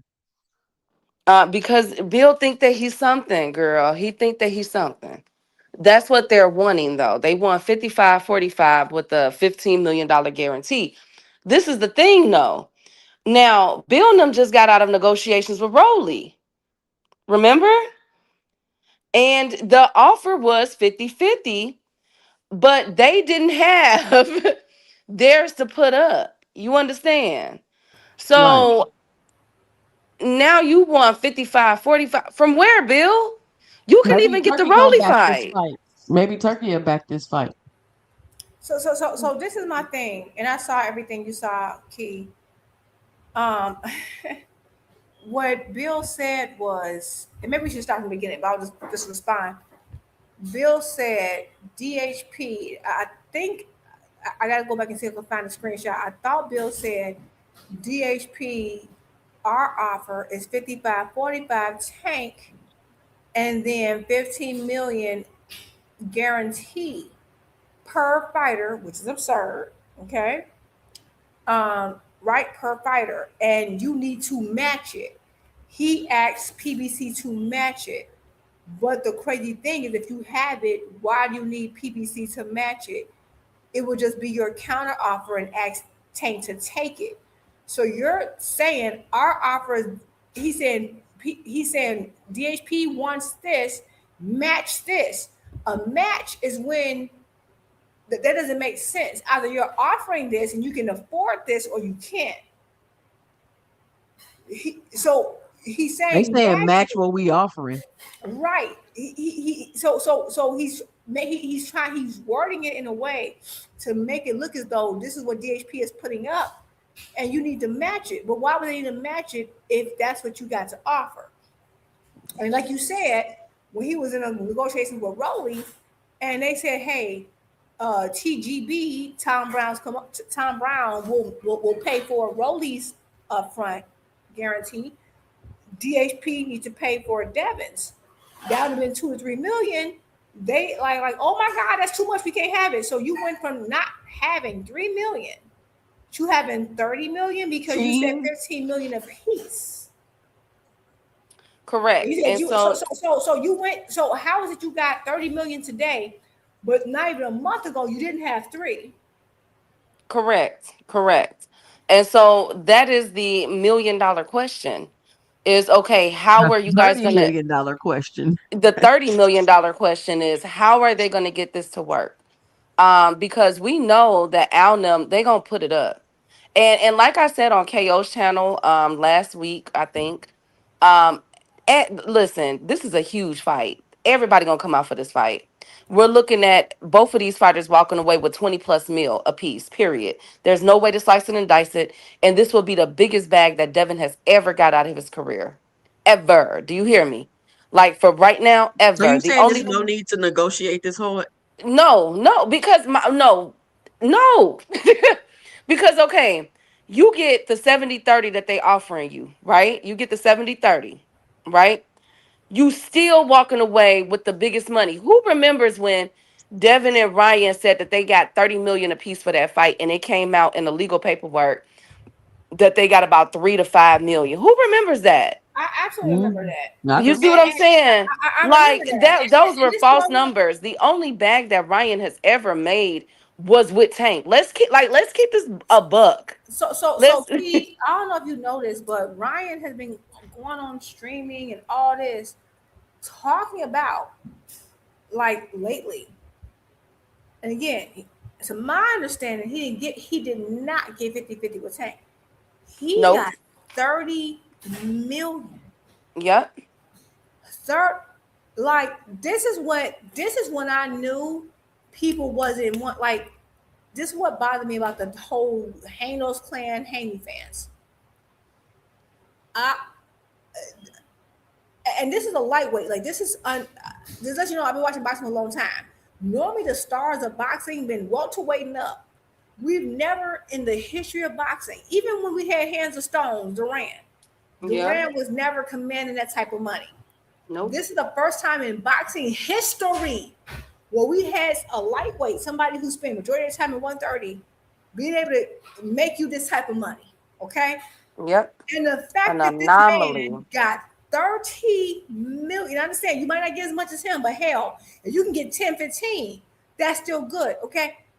Hell, that's Yes. what word on the curb is. That's what Frank got Right. after the fight was said and done. Frank been You see, goofy. Frank got the. You see Frank Rolls Royce. Frank Frank been bought the living. ghost Rolls Frank, Royce. Okay. Frank been living great. The fact, this is when I knew people wasn't serious about. Well, I always suspected it, but what confirmed it to me was after Ryan. Because there is no way in high heaven and hell I'm a fighter and I'm in or around that man's weight class. And I find out that Ryan got 30 million. Baby, I'm at PBC's offices that morning. I'm gonna be up there at 5 a.m. I need to meet with Al Heyman today. I'm a woman. I'm smaller than Tank, okay, weight wise. I would have been. I fight him for that right now. Like, what are you talking 30 about? M's. Girl, I I would fight. fight him. All I needed. Look, all I need is 15 seconds. I'll run around that bad boy like Baby, Shakur. every time he flinched, I I'm will a drop. run. Put my Every skates time he on. flinched, I would fight. I would go to if I can get the fight with Tank tomorrow for that, I would do it. So the fact that these professional fighters didn't do it, that's when I knew y'all ain't what y'all say. There's Exactly. no way I would fight Tank today Exactly. for that amount. And I'm a woman, and again, I weigh less than Tank. I swear to God, all Tank will have to do. All Tank will have to do is flinch, and I'm jumping out the ring. Like I'm gonna fall Baby, over the the rope. minute he flinched, I fell out. I'm gonna start. You gonna be on your Malik Scott? You I'm gonna gonna be on start your I Malik convulsing. swear. Scott? I'm gonna start convulsing. Like, oh my God, look, they're like, Right. we ain't touch you. We ain't touch you. Get your ass up. I'm gonna start She gonna be convulsing. on Right. her Malik Scott What? versus Go Deontay to Wilder. Milligan, and y'all not at that. You and y'all sitting here trying to burn it. Man, I'd have been But fought the Tank. thing, but the, 10 but Davis. the Hey, thing is, girl, Juba fight you. I swear to God, I swear to God. I Like, but the promise thing I is, will fight Juke, you tomorrow for that. exactly. But But the y'all push thing that is, like Juke, button. a lot of the things, and I do want to keep it 105. A lot of the things is hedging on Tank legal situation. Okay, that's being prolonged more than what it should. The expectation was that it was supposed to be wrapped up by June. Now the expectation is by August or September. You see what I'm saying? So that he can get the fall fight. Now, as I've been telling y'all for months, Tank has been in the gym since after the Lamont Roach fight. He was pissed off. And now with this new corner, because a lot of people's So not wait, talking wait. Why about Devin say he been popping pills and doing Tusi? that's a lie. No, they just talking stuff. But no, Tank has been in the No, no, gym. no, but you I mean, gotta I'm just stand saying on it. that's a You hell gotta of an stand on it. allegation. Somebody gonna say, "Wow, took No, the no, pills No, and he the ain't been no, doing but I'm that. Tusi." saying they Why would you even disrespected be saying that about me, bro? Like, you. you feel me? Like, why are you just made that rumor up out of nowhere? You disrespected this man, his family. No, but remember there was a guy, after the Lamont Roach fight, there was a guy that used to be close with Tank that came out and put that out there about him. I don't know if y'all remember that. I do, because I saw it. I'm like, damn. But there was Put out what? that he was doing pills, and that's what you get. You've been doing pills and doing this. Now, word on the curb is that the reason why them two fell out is that allegedly Tank took his female. You feel me? They got into it, and Tank, it was like a vengeful, vindictive type Wait. thing. Tank took whose female? Some guy, I forget his name. Oh The my God, I gotta stylist, find right? y'all It this was the post. Okay, stylist, I okay, think. I got Yeah, it was a stylist. It was a stylist. You remember that, right? 2 cents. Mm-hmm. it. Was Mm-hmm. Okay, so allegedly, Tank, you feel me? Did something he wasn't supposed to do. You understand? And so basically was a hard fallout. Like they just don't like each other. So old boy put that out there about Tank. It went viral. The stylist, it went viral talking about that Tank do pills and do all this other stuff. As I've told y'all, I've never, and I told 2 cents this when we talked about it. I've never heard of that. And now I'm not saying it couldn't happen because we not in these fighters' lives. I'm not saying none of that. But I didn't hear that. You know what I'm saying? But what Wow, I I ain't gonna lie. Okay, this is my first time hearing it. And when he said, "I'm gonna beat the Tootsies out of you," what's a Tootsie? I didn't know what a Tootsie what was. is a Tusi? Now I heard about the pills, but I ain't hear about no Tusi. What's a Tusi? Tusi is pink cocaine. Oh hell, Tank ain't doing no damn What? cocaine. He So said, "I'm no, gonna beat the no. Tootsie. I'm gonna beat the Tootsies out of you." I said, "Tootsies." I thought about y'all, and maybe this me being old. Y'all gonna laugh at A me. Tootsie Roll. You thought about Tootsie I Roll? thought he was about Tootsie Roll. Yeah, me too. I'm like Tootsie Roll. I'm like, what they still selling Tootsie Rolls? It's hard to find these days. I know. I'm getting old. I don't know what the hell this stuff means. Okay. Exactly. No, so that he oddly said he thought it was a strip club. Lord have mercy. So that do sound like a strip club though. So yeah, I never heard of He that. meant Tootsie. I thought he was taking a shot at the Tootsie. Yeah, I thought he was taking a shot at the bar where he got in trouble at. I'm like, maybe he means Tootsie Rolls. Is he had a sweet tooth? I don't know what the hell's going on. I don't even know enough. I gotta Google stuff every time they say stuff. Exactly. Me I think too. it was a little projecting, but ain't no telling what they doing. Again, I can't say yes or no. You know what I'm saying? Because I don't hang with them. So, but what so I'm just I'm gonna chop it up as they just, you know what I'm saying, just talking back and forth. But what I do know is that the Haneys are making this a very tough negotiation stance. They have planted their feet in the ground of, this is what we command, this is what we want, and they're really relying on the fact, it's not a fact, but what they feel as though is that Tank needs them, that they don't need Tank, and that's the Does furthest from. Tank need them? Because I'm like, why does he need y'all? You're not even No, in his weight no, he don't. division. You know who Tank could fight right now, and it'll be better than who and it'll sell out better than who Devin ever fights. Or if Devin fight Keyshawn, Tank could fight Cool Boy Steph in Baltimore, in Philly, in Jersey, in New York. And it would Cool still Boy, he'll break the record that he did with Lamont Roach. he would, but to be honest, Tank does not fight people off losses. Like historically, he just don't fight people off losses. No, I know that, but I'm just saying, like, I was It just will giving still an be a big example. fight. But let me just cook y'all. So let me say something. I don't think this is a rough negotiations. And I know, like, I'm a person where, like, I don't believe in, like, every 5 seconds in calling people ducks. But let me explain to you the definition of a duck. A duck is when you're supposed to fight someone, or you get a good offer from someone that you've been wanting to fight, or you should fight. So again, for me, when it comes to Tank and Devin, I felt like Tank and Devin to me died in my mind the second Devin went to Matchroom and Fall Program. I thought the next best opportunity the best opportunity we had for that fight was after Loma fight. He was still at 135, and once he fought Loma at 135, that freed him. That freed you from your contract. You were finally free. Tank was finally free. Now Tank had the situation going on legally, but because he had to serve time in jail, but we know he only had like a couple weeks left, right? So he still did his thing. And the whole Loma fight, they were tank. But then that Loma fight, this is what I believe. That Loma fight didn't go because the way they thought it was gonna go, because everybody thought at the time, y'all gotta rewind back. No one thought Devin versus Loma was gonna be competitive. Everybody thought Devin was gonna go in there with Loma and beat the hell out of him, scrape him. Loma fighting him. They painted Loma as a duck, and he had been, all this other stuff. As they said, Loma was a duck, despite the fact that he fought T.O. He unified with T.O., the guy who was in his division, right? And it's like, it's a lot of stuff but they successfully painted Loma as a duck. He got in that fight with Loma. It did not go. They did. What happened?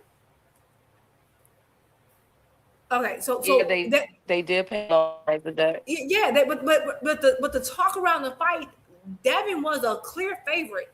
They thought that no one thought that fight was going to be that tight. He got in there with Loma. He got hit cleanly with a lot of lefts.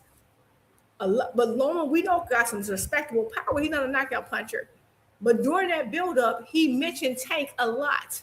Remember, even when he was fighting Cambosis, it was the whole, if you call the WBA, that was BS because you were already locked in for a 3-fight deal. The WBA had already sanctioned those fights. So Tank contacted WBA, wouldn't done anything. They had already sanctioned your next 3 fights. So that was stupid. That was BS. I think once he came out that fight, it didn't look as well. They just stopped mentioning Tank at all and went straight for Program. because they felt like they needed more experience with a southpaw. And that was the only opportunity to fight Tank. So that's when I realized, yeah, they don't be. I mean, I already knew it from up. Okay, so that happened. But during that whole time, they called Tank a duck because, like, oh, you didn't go to the WBA to change this law. You didn't go to that. Like, they've had, if you go by their basis, it's a duck. So to me, what happened today, and I feel like we need to discuss this. What if there's anything that could ever be called a duck? It happened today in broad daylight in 4K. Because not only did you confirm, we already knew that y'all were in discussions and you were still looking for, because yesterday the argument on KO's channel was like, oh, he's not ducking Tank because he has a mandatory with Keyshawn. But then they came out today, he's still trying to get the Shakur fight over Keyshawn. But Tank's a bigger fight.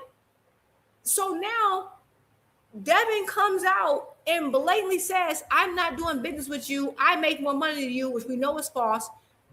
Like he admits that he talked to Al Heyman. Al offered him a deal, and he said, "Not only am I not taking the deal, and maybe I need to like screenshot some stuff.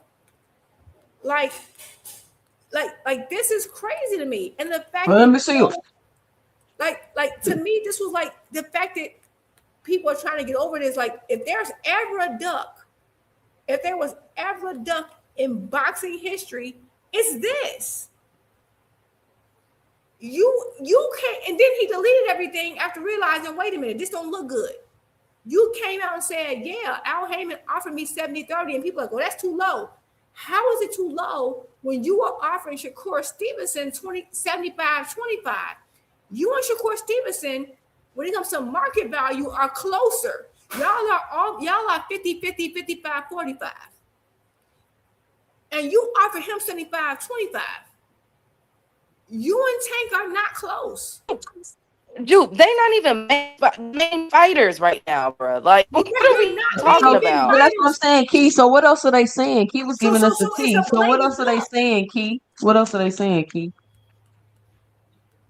Pretty much, like that's where the negotiations is stalled, because that's what the Devin well, excuse me, it's not really Devin, it's really Bill. Their main thing is that split, right? They feel as though they are they're doing Tank a favor. You know what I'm saying? And so they are negotiating from that type of stance. But that's not key. You're falling for it. No, they don't believe that. No, I'm not falling for it. I don't believe it. I think that, like I said on KO channel, 70-30 or up to 35. Because at the end of the day, Devin is going to walk away with a minimum. I'm telling y'all this like right now, a minimum of 20 mil. Al Heyman them will not be sitting here going through these leaps and bounds for a small fight, like, you know what I'm saying, like something that's not going to guarantee something. I know. No, I know. When I say you're falling for it, let me take that back. When you say they believe, like you're saying what Haney's team believe, Haney's team don't believe that. They're not playing hardball negotiations. They're asking for stuff they know Tank is not going to do. They're trying to do their best. Also, your stance is they bluffing. Yeah, they bluffing. Yeah, they know. Okay, they're trying to do their best Bud Crawford impersonation, but they don't have an Errol Spence they're dealing with. You're dealing with Tank Davis. And the thing is that they don't believe that they earn all this. They're intentionally pricing themselves out. And then, okay, I just put the little thing in there. I put the tweet because Devin did all this and then deleted everything. But to me, yeah, I'm looking for it. Not to cut you off, Jupe. I'm on Twitter right now looking for the tweets, and I'm like, yo, he deleted some of these. I'm posting links. I showed it at the beginning of my show, so it's on video. I got it on video. Okay, and then this is the other one. Now, to me, I'm about to copy and paste the one that is a nail in the coffin to me. There's no way that anyone can tell me that this isn't a blatant duck, because again, you can't offer. You and Devin and Shakur Stevenson are almost neck and neck market value. You offer Shakur 25%. That means Tank could really offer you 10 because y'all are further. You and Devin and Shakur are closer in market value than either of them are to Tank. So people saying that 70-30 is wrong is absurd. And they defended it like they defended it. And then this is the one that he deleted that really bothers me. Devin says, I make more money than you. He blatantly ducked in broad daylight. That second, that's the tweet everybody looking for, that second one. I don't know if you posted it earlier, 2 Cent. Like, can you imagine if Tank was just saying, hey, we pay, read Tank's tweet. Tank saying, hey, we gonna move on. Why? Because apparently Tank was saying that Devin told Al they need 24 hours. He said, why you need 24 hours? Like, you know you're gonna get paid what it is. And that's when Devin was like, well, how about this? I'll never do business with you. And blah, blah, blah, blah. And I make more money than you. And you're not who you say. He used all this. That is a blatant. Can you imagine? Email it to me, David. I don't want to hear any more about Tank and Devin negotiations. I mean, I'm sorry, Tank. Yeah, I don't want to hear the idea like, oh, well, Devin feel. No, Devin, this is probably the most clear, concise, unrefutable duck of the last 30 years. I'm sorry. I don't want to hear anything else from Devin ever again. Ever again. Well, I gotta see what the scoop is, what the tea is, because we gotta let the audience know and let the. I got you, but did you see what Devin said? 2 Cent. I've seen it. I've seen it. Somebody about to email me the tweets. David said he got the tweets. Email them to me, David. 2centsboxing2@gmail.com. That's the tweet. Oh no, it's the other one you said that everybody was looking for. This the one? No, I'm just saying the one with Devin. The one the second one out of this clip is Devin saying he will never. All right, let me read. Let me show this one. Yeah, post it. Let me see what's up with this one. So Key, you saying they trying to hardball and but why do they think that Tank need? They don't think that, they just bullshitting. You said what? They don't. Yeah, I think because the offer is as it stands, like, okay, you don't have to do a rehydration clause. But they here's your arguing that 2 Cent. I mean, Key, they didn't even arguing that. He said, and you there's wait. He no said, what? No, she's talking about her behind the scenes the behind the scenes ones. Like they're saying, so one side, of course, Devin's side is dead set on there being no type of restraint. Like everybody's coming to the table with their own type of clauses. Like, okay, we want this, we don't want this, etc. I got you. But my thing is, once you put a lightweight on your list, you can't. Who's a bigger name? Asking them to meet you at your weight is an automatic duck. Automatic. Yeah, but I want to hear what they saying. I want to hear what all they saying. Go ahead, Key. What else? So they, whole list of reasons why they ducking. I'm just trying to get them all. Go ahead, Key. Yeah. So with the rehydrate, so they're saying, okay, but then you take this split, this 70-30 split. So their stance is 55-45. That's what the Haneys are arguing, 55-45 or no offer, or we letting it go. Now, the question mark is, okay, do they fight in 2027? If they can get through these type of negotiations. Now, the person that the team, and I'm just gonna put it out there, the team that is more in a desperate situation is the Haneys. Right. They're in a more desperate, they're in a more desperate. I'm not gonna say desperate. They need this fight more than they need this fight more than Tank does. You feel me? But really what Tank is really doing, again, this is a second negotiations now. That or not negotiations, but conversations that they may pull out of. So we could be looking at, as Jupe said, the Haney's walking away and possibly revisiting it later, because now what's on a block is Keyshawn Davis. Okay, And I'm sorry. Like right, I feel okay. like okay, I get what you're saying, Key. I do. Had anybody else did what Devin just did today, we won't be like, oh, but the negotiations, they would be a duck.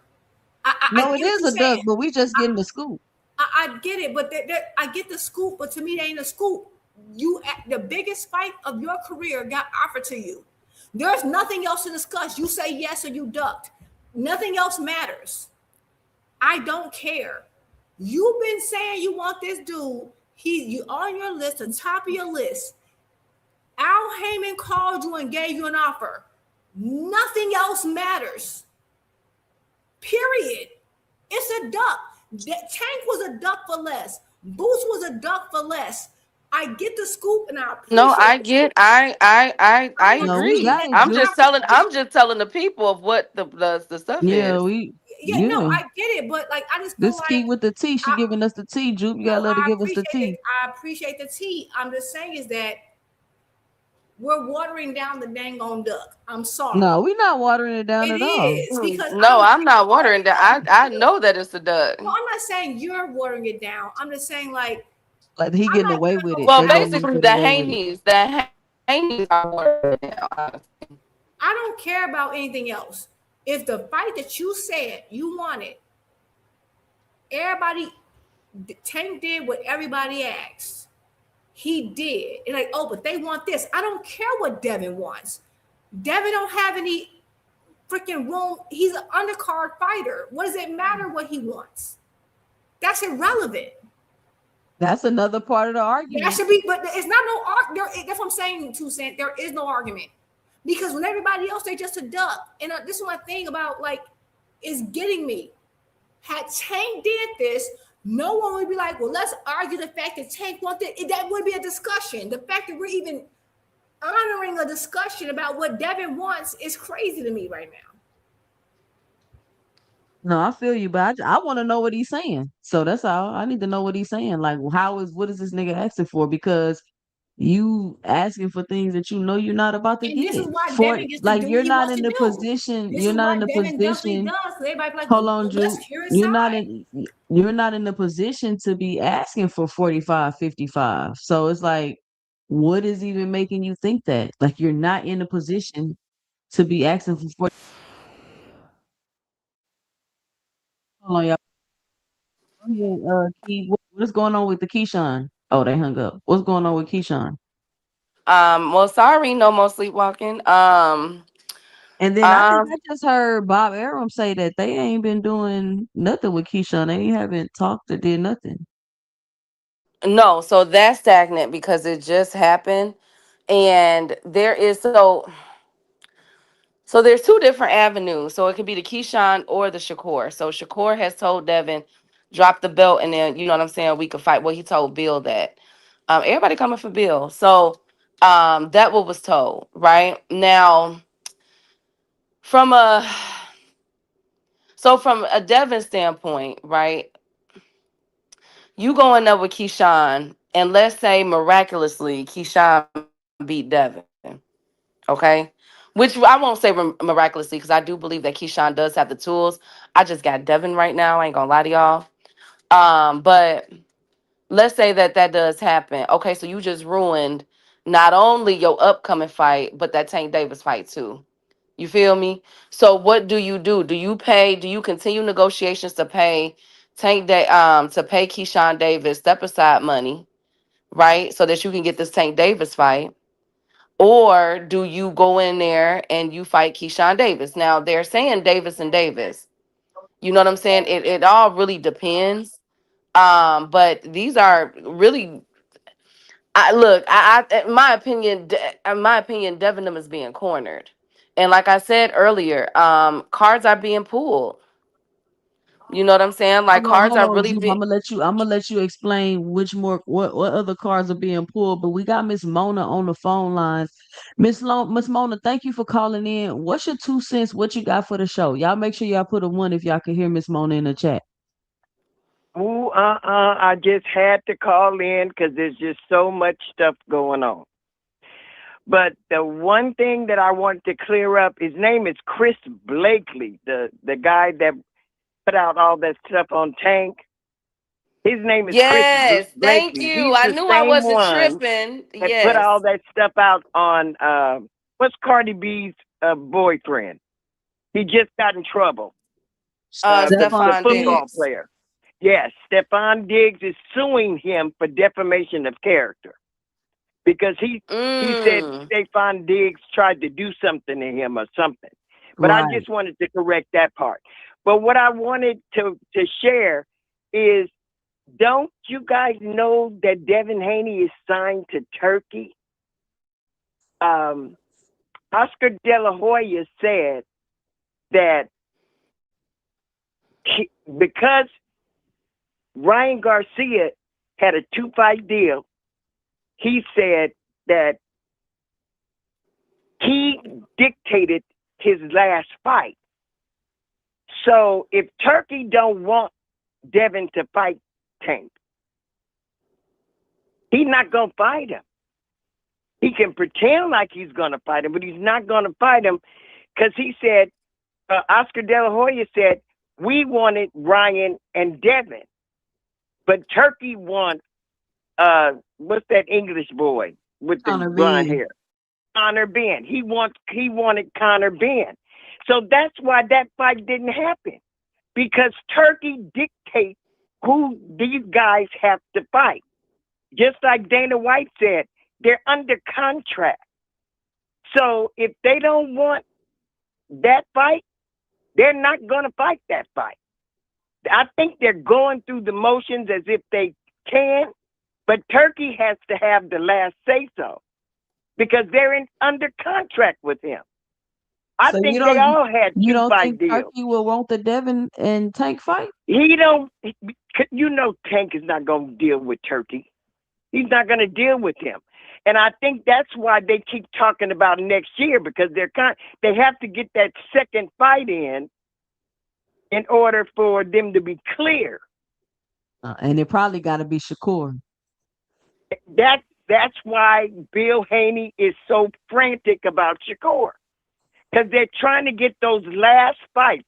All three of them got one more fight with him, and it's going to be who he dictates. Wow. So I think people should be paying attention to that. And Bill Haney is out here putting up all this fanfare and stuff like that, but Turkey is the one who's going to say so. And that's my 2 cents. All right. Miss Mona, thank you for calling in to the show. You're welcome. All right. Y'all have a good 4th of July. You too. You too. Bye-bye. All right, Miss Mona calling in to the show. Oh, happy 4th of July to everybody. So, yeah, it do seem like Devin is like boxed in. Like he got to pick somebody.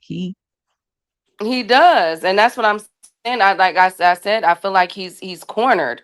That they're operate like they have to pick their poison. So do you go with your biggest bag, which is St. Davis? Do you go, but that can be a career ender? Do you go with Keyshawn Davis, and if you get beat by him, like we talked Why about would it be a before? career ender though? Nobody ever I lost mean, to Tank and because it I was a mean, at the career end of the day, ender.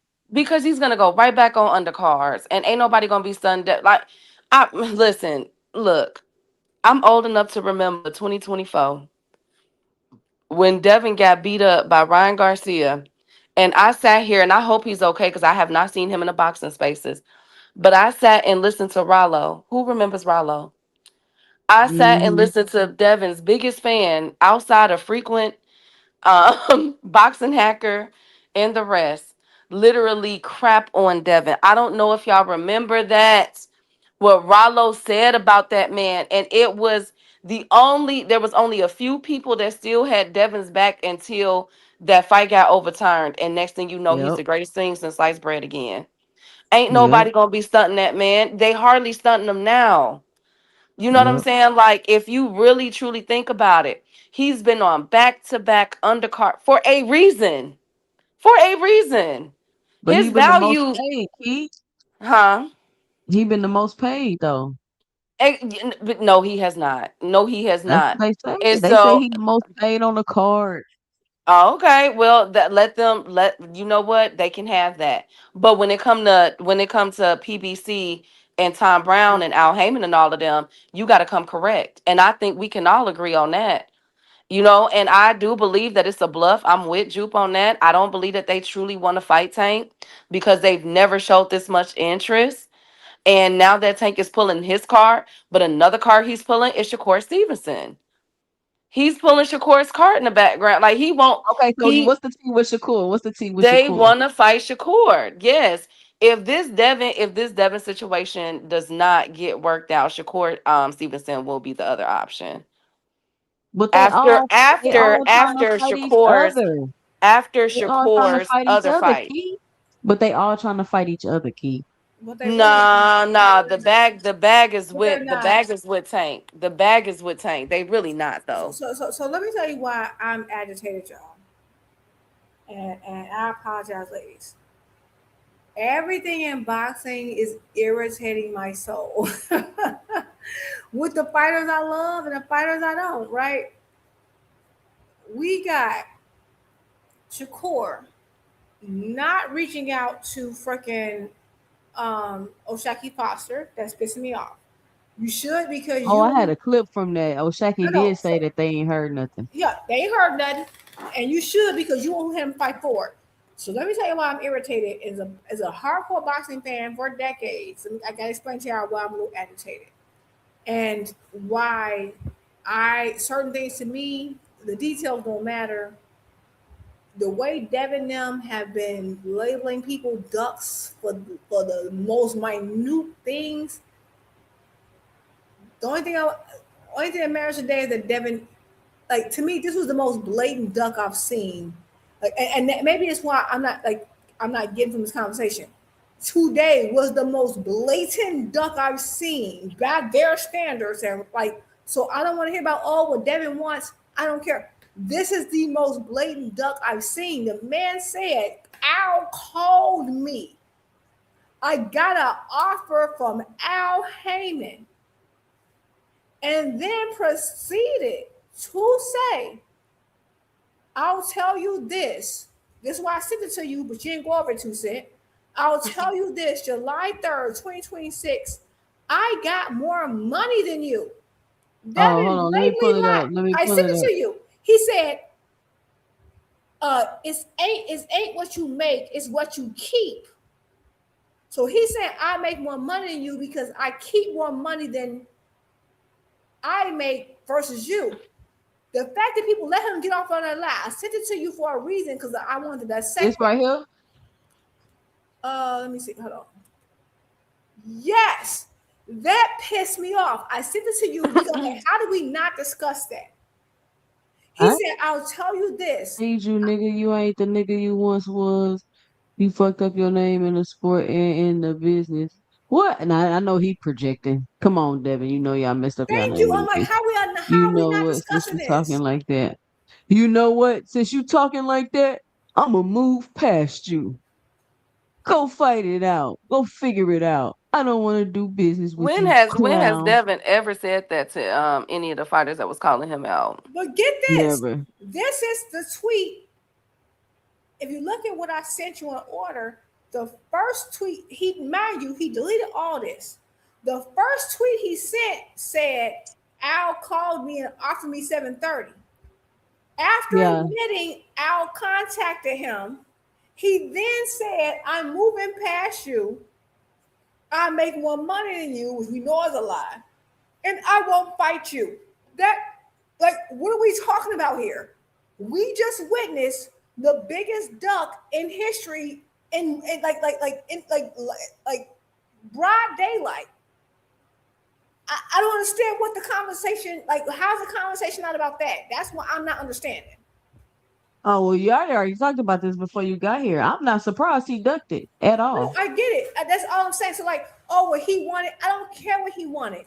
The man, and I remember a couple of months ago, no, a year or two ago, Tank like call Al Heyman. He never did. I've been saying for years, Devin never wanted to fight Tank. Devin wanted the clout associated with Tank. He wanted the perception of a win without fighting him. I said Yep. it. And the fact that this happened, so I don't want to. I don't care about no future negotiations. You ducked already, and this is not the Shit, first he time they ducked contacted already him about before Well, taking a this well, fight. one. but you know, like He ducked things, already before this one. Yeah, he did. but things could change though, Juke. Like you know what I they don't say. care. Okay, I get you. It could. That's irrelevant. I'm talking about what happened right god dang on now. Get it This off is your the chest, most Juke. Go blatant. ahead. Yeah, get it Go off This your ahead, now Juke. chest. we could. This isn't he say she say. This is Devin admitting Devin came out and told us, yo, Al Heyman just offered me this, and then said, well, you're not who you say you are. I make more money than you. And that, do you understand? After that, he blocked him. He blocked him. Well, he blocked him on X, so he can't respond. Yeah, he Yes. can't respond. And Hold on, we y'all. Let me so get so these to super me, I chats don't real understand quick. what Let me get there's these super nothing, chats there's real no quick. other discussion to Shout have. out to Boxing Hacker with the $5 in a super chat. He says this wasn't even about Tank. It was Shakur and Dev. Tank injected himself, so he needs to make concessions since he's the one asking for the fight. Boxing Hacker, that don't even make sense. Shout out to Boxing Hacker with the $5 in the super chat. That And doesn't even hush, make sense boxing at all. hacker. And hush, boxing hacker, because I remember, I'm old enough to remember when the negotiations for the part with the Cambosis fight was a Cambosis fight that fell and before the part two, Devin them was saying that they wanted to fight Tank. They could do that, but they knew that they were contractually obligated to Cambosis. So No, they were stop Yes. saying it. they were saying they had to Yes. rematch for the belts and all that crazy stuff and the Yes, options, yes. So Yes. you But and talking they about could take the interjecting? better Ain't deal. no interjecting. He ain't interjecting nothing. Stop this yes. Guess And how boxing. what, was he Willie?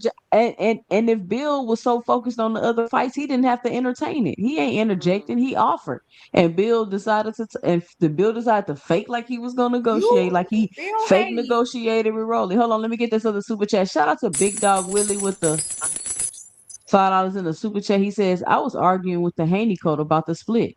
These fools was talking like Devin deserved 50-50. And I'm not a Tank fan, but I know what's right. Shout out Big Dog Willie. And yes, Big Dog Willie, it is the biggest duck in history because how many people do you know duck the biggest fight of their careers so much so that they put them as number one on their list.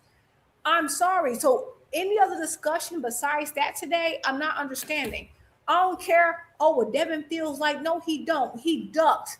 We've been having this discussion about tanking Devin for 5 to 6 years. And then this man publicly came out after admitting, wow, Al Heyman contacted me personally. And this ain't the first time he admitted it. He admitted it a couple of days ago. This is the second time he admitted he got contacted by Al Heyman and then said, you ain't who, yeah, well, I make more money than you, which we know is a lie. And I don't have to do business with But then after he said I'll let you, he asked for 15 million. and ducked Guaranteed. and then blocked them. I'm sorry. This is the biggest duck in history. And the fact that we're talking about anything else is uncertain to me. What are we talking about? No, it Well, is. It Devin is. wanted It's a this. duck. This is the most clear, concise, you can't argue it from any side. You can't say, oh, well, he wanted Keyshawn because just today he was still trying to get Shakur, not Keyshawn. And I've been telling people for years, he's clout chasing Tank. He never wanted that fight because guess what? They were both on Showtime for years. He did not start calling out Tank until he left Showtime for DAZN. And then he left DAZN for ESPN Top Rank. And he wanted to fight so bad until that contract came up. And what did he do when that contract came up? He called Eddie Hearn. Tank said, call Al if you want to fight. Did he call Al? No, he called It's been clear. So the fact that, I'm sorry, I've seen people go in on fighters for less. This should be if it's anything beyond calling Devin the biggest duck in history, I don't understand the conversation. I don't Well, get it. you're not gonna they finna be jumping through hoops, Juke, because they already. You see how they crying and coming at KO because he calling Devin a duck. They losing their mind, Juke. And They just But losing and it's their and it's mind. I'm not a person who call people's ducks, but by every measurement that Devin and his fans, I do. you duck by every measurement of Devin and his fans. This is the most blatant duck. And then it's not even like, it's one thing we argued it before, but today, Devin himself told us, hey, I got an offer and I'm not going to take it, F you, and then blocked Tank. Like, he I wonder why he blocked him. himself. I wonder why he blocked him. Why y'all think he blocked him? Because he don't want to talk about the fight that he's not going to make no more. He said, I clout chased you to a point, and he's relying on Turkey. It don't even matter. The point is that you were, I'm sorry. Can you imagine? Okay, maybe if I use somebody else, I feel like with Tank, people are biased.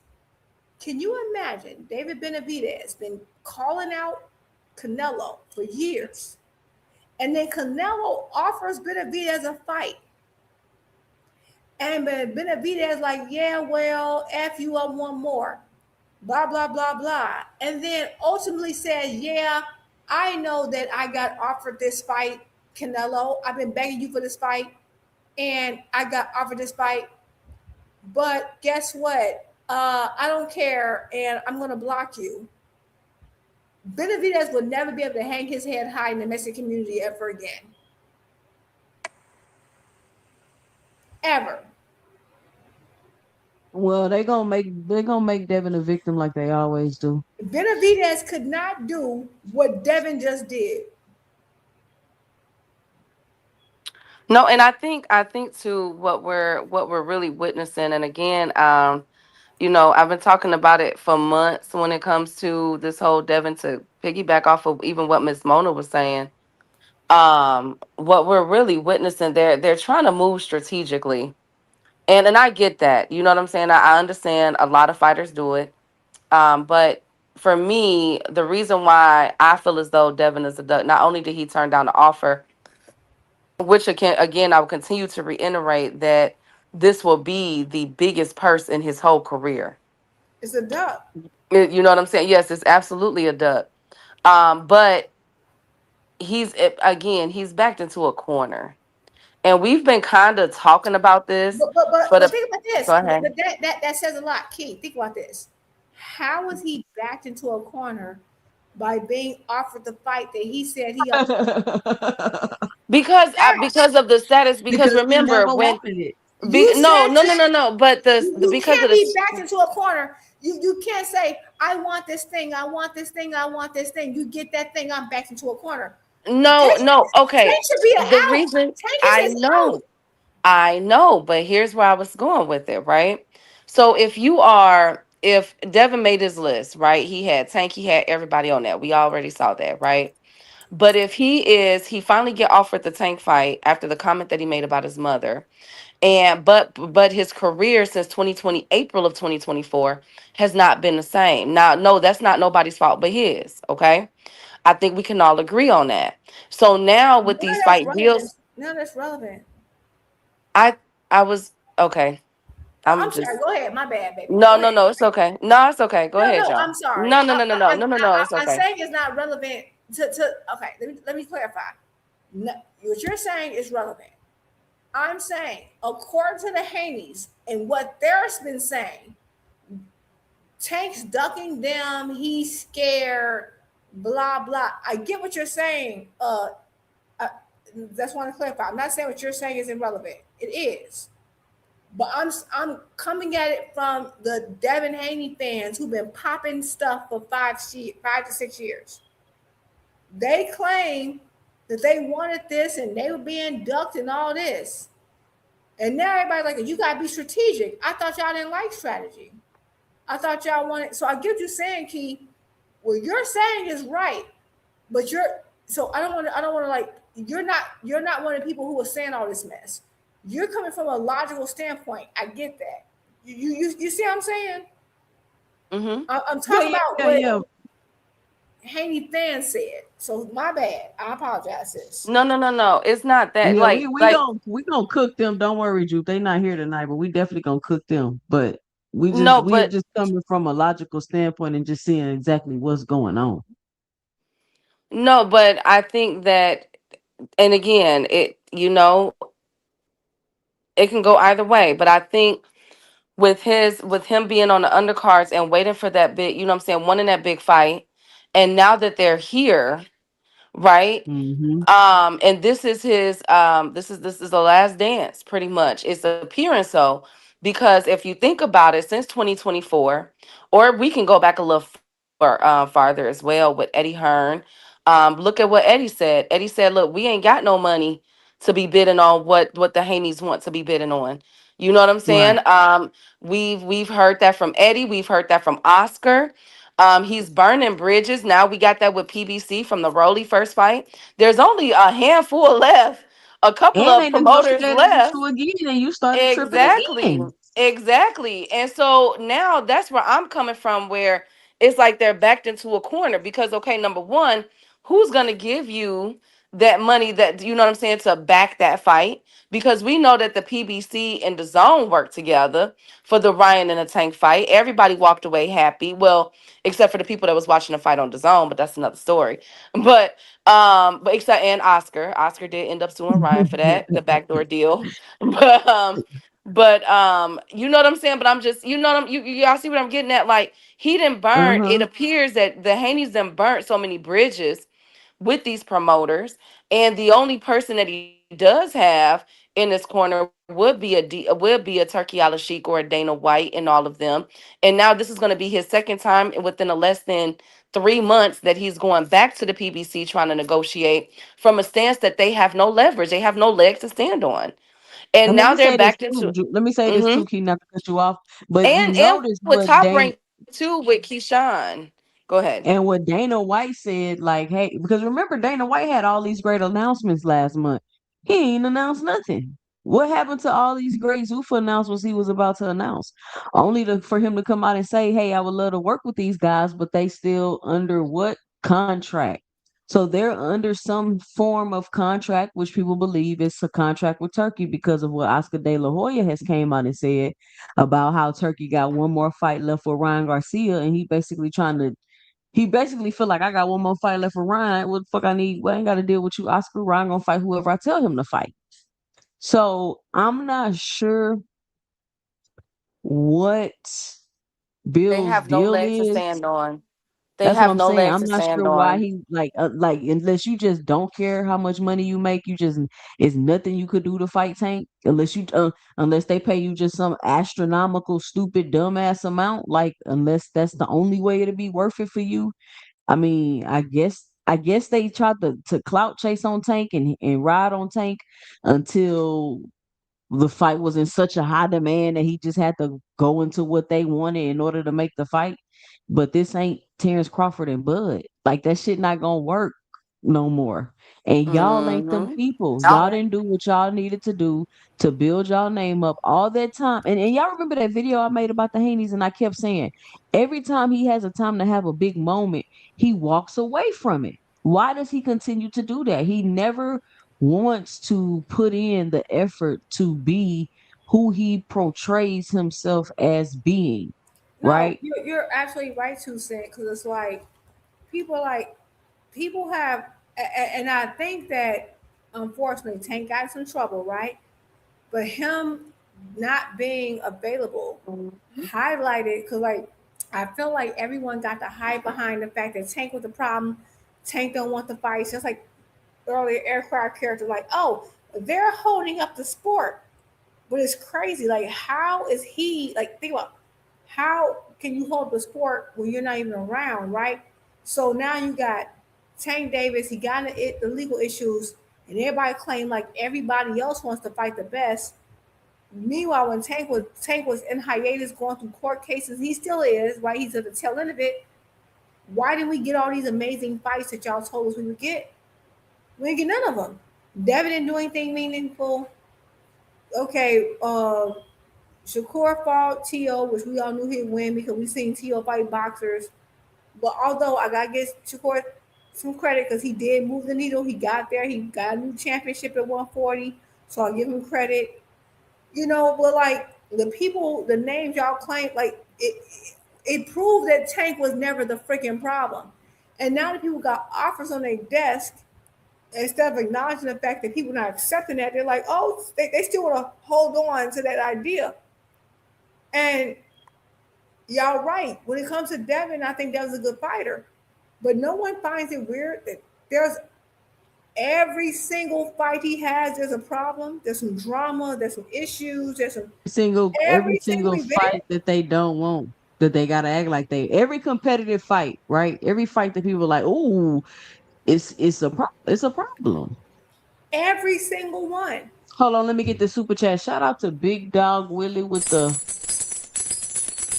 $5 in the super chat. He says Devin List was the dumbest thing Bill did. Bill will put Incredible Hulk on the list and called him a duck if he didn't lose 2,500 pounds to fight him at 147. Shout out to Big Dog Willie.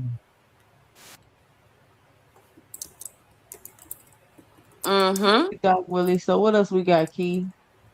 No, that's pretty much it's like, and I seen what you had said. No more sleepwalking. Salute.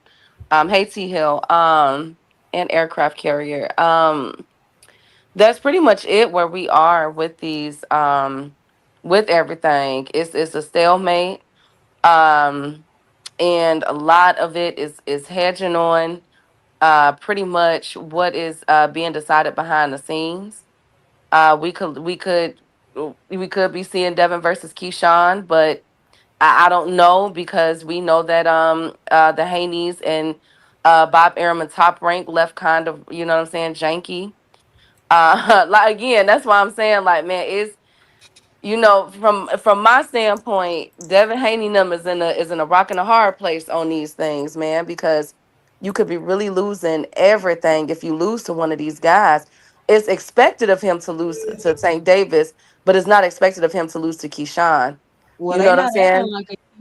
They not acting like it. No, If they they really not taking a supposed to. stance, if they really taking a stance like Tank, like why do they think Tank really need them? It feels like they constantly make bad, dumbass decisions. Like I think that this is what I think is happening.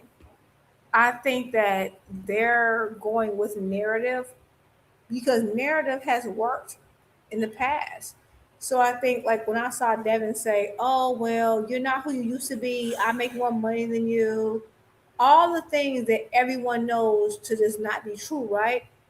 He's just gonna go with the narrative, right? And it's like because I don't think he expected Al Heyman to call him, and that's why he deleted those tweets really quickly, right? Because Devin normally don't delete. Like we know Tank does that, but that's what like that's not a Devin well, thing. Al told them to shut up and not even be talking about negotiations. So off the rip, y'all not serious. Absolutely.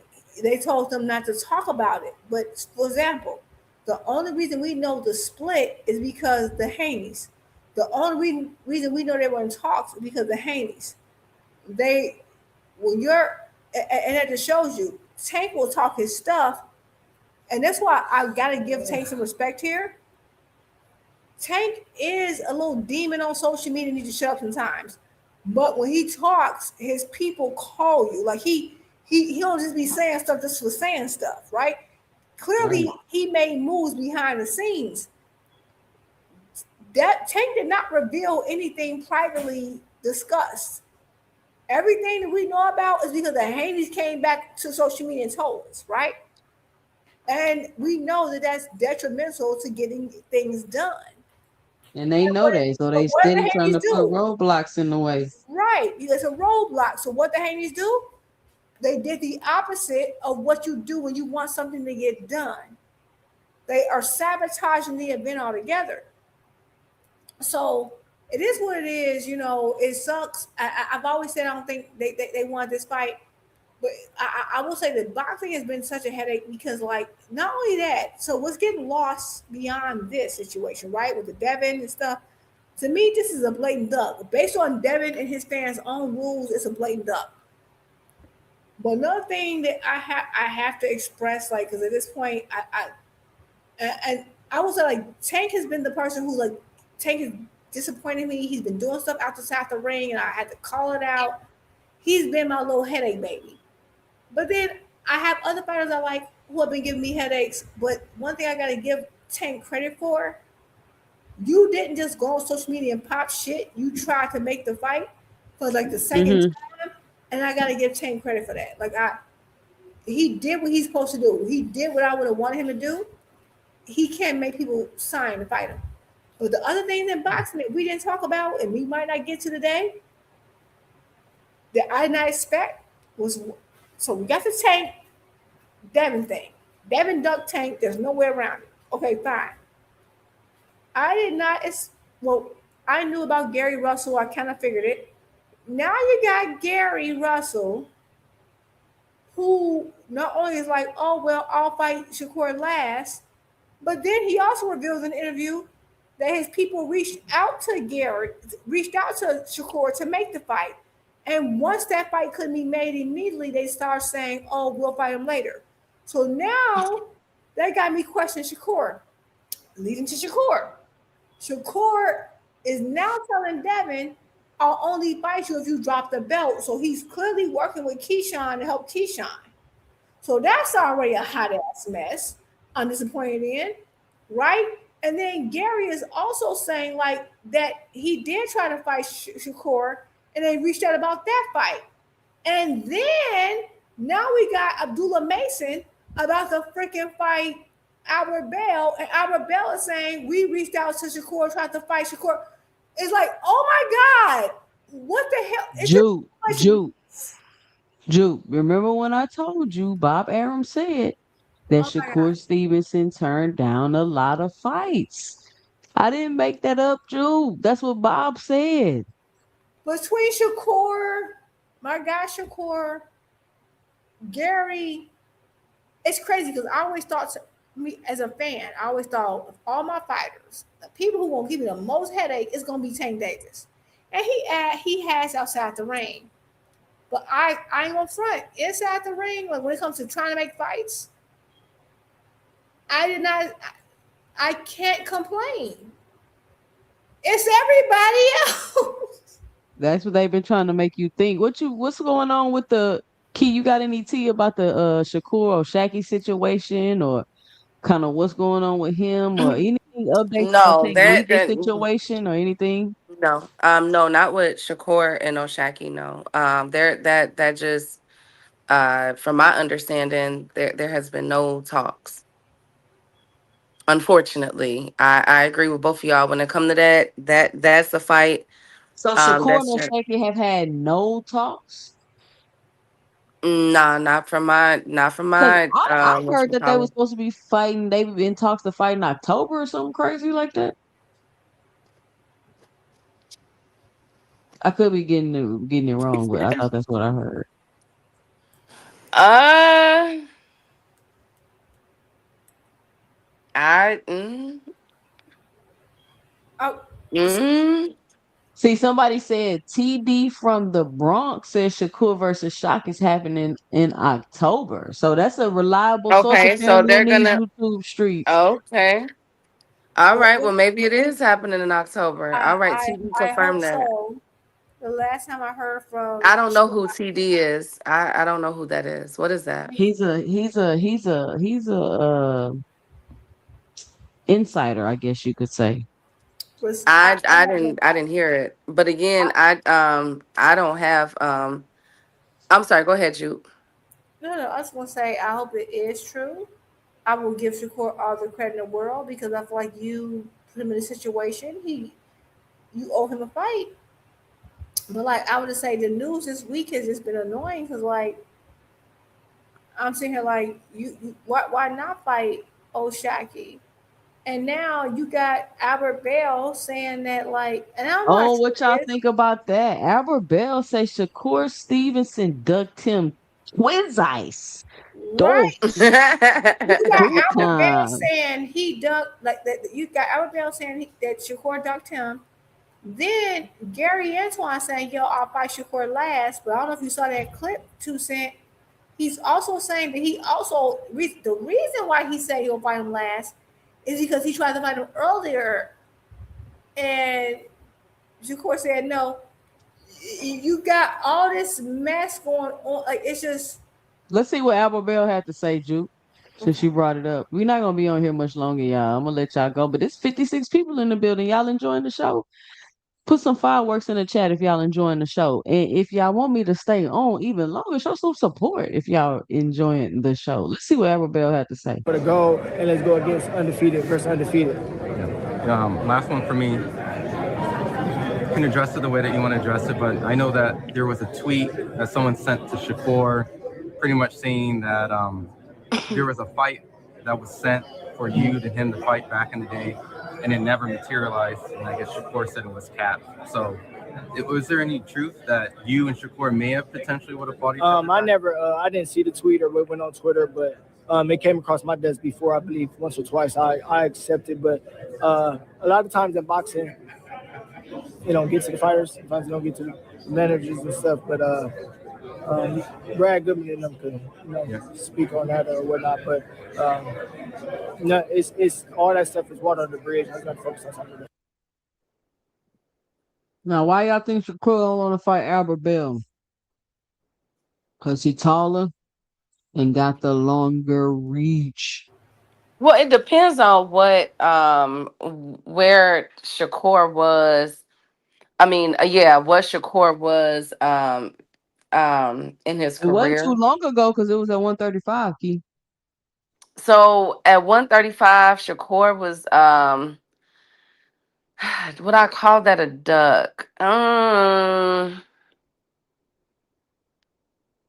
really a duck like that because you ain't got to fight everybody that offer, but I'm just saying. I don't think so because no disrespect to Albert Bell, but nah, I. So then what's gonna happen? Abdullah Mason come and put the beast on them, and then people not even gonna think about it no more. That's what's gonna happen. They gonna be like, they beat somebody, he beat somebody, Shakur duck.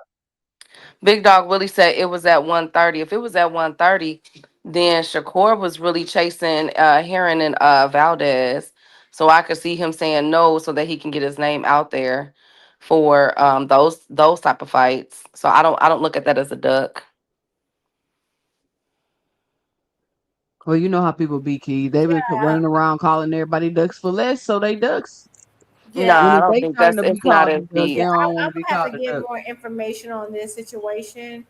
The only reason, and this lets y'all know, like I feel like duck. The term Yeah, duck Albert is Bell big. not even calling it a duck. He just like it just ain't happened, basically.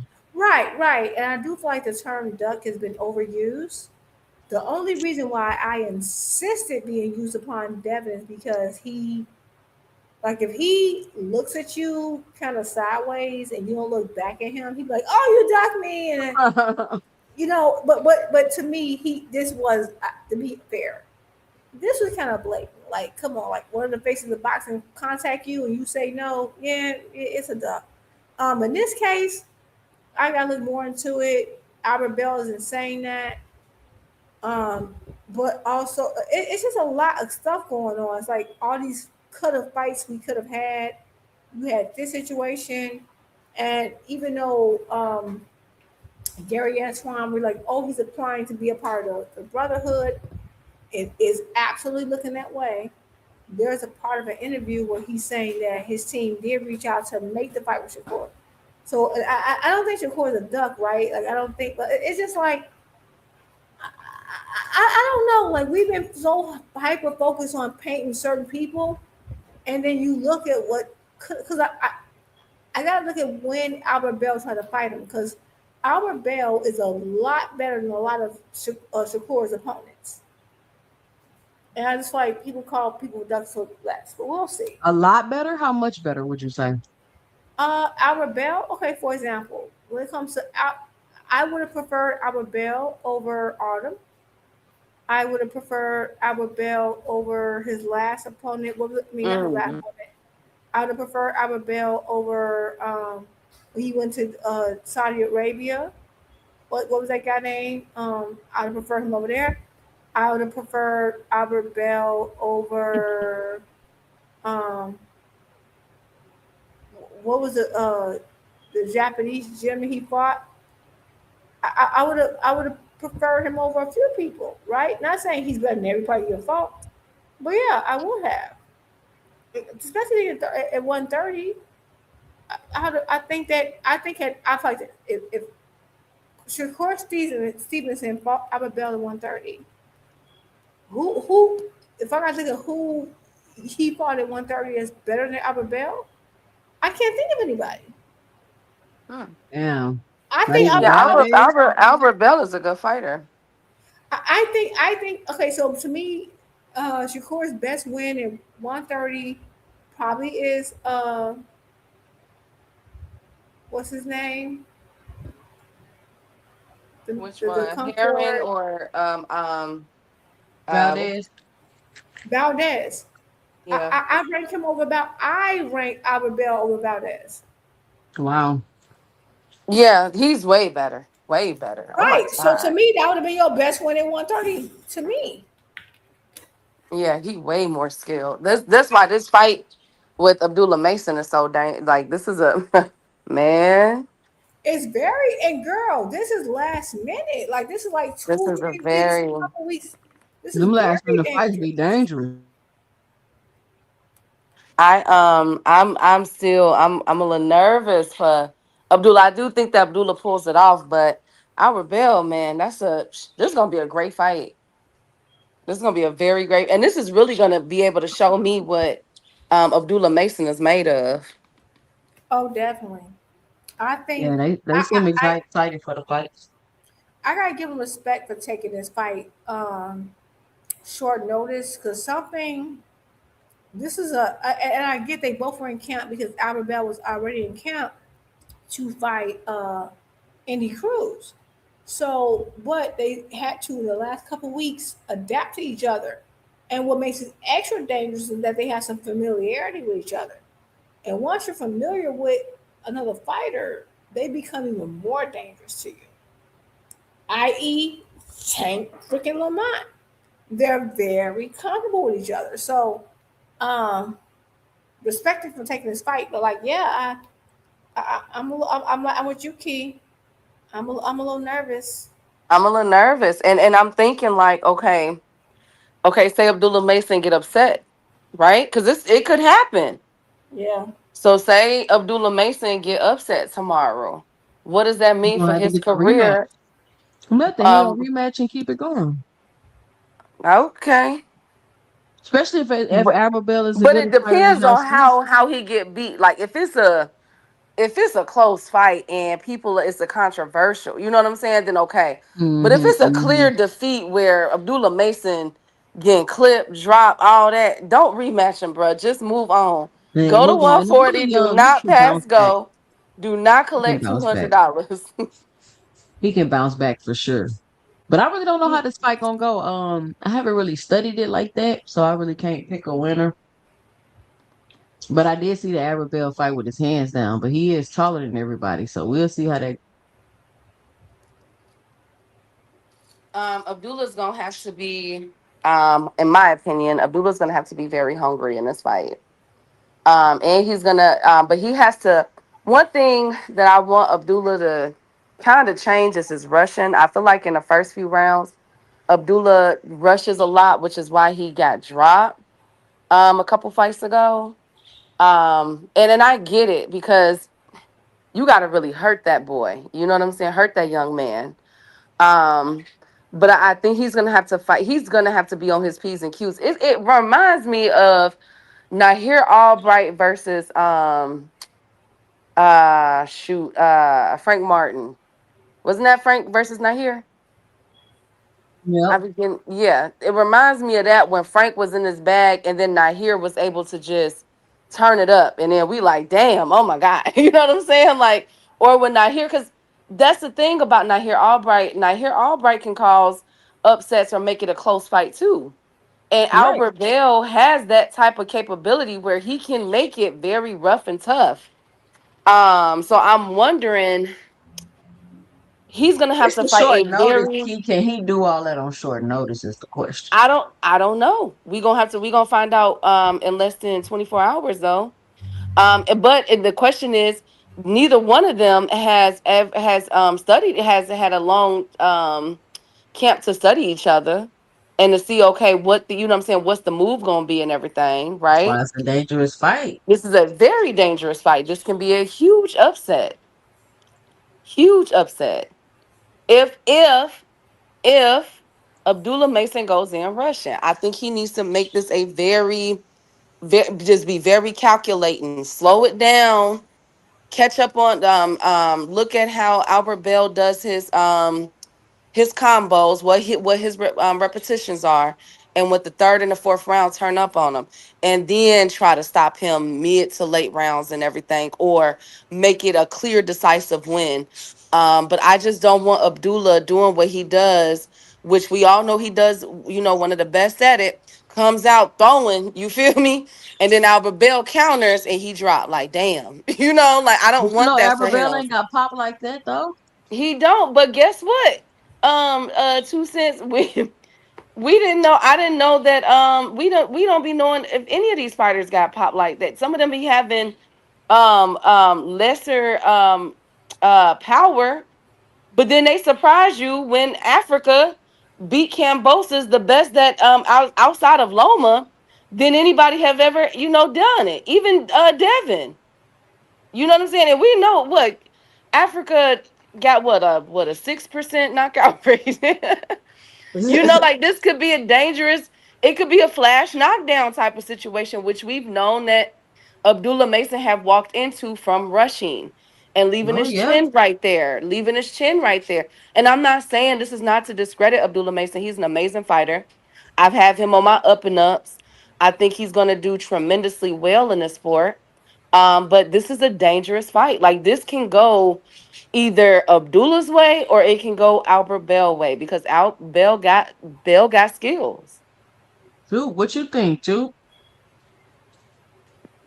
And y'all know we gotta close out the show with some Floyd. Y'all know we gotta close out the Boy, show. you pissing me off. Key, I don't know. I think it was last Friday. I think you gotta go watch where we did the Floyd segment. Was that last Friday, Juke?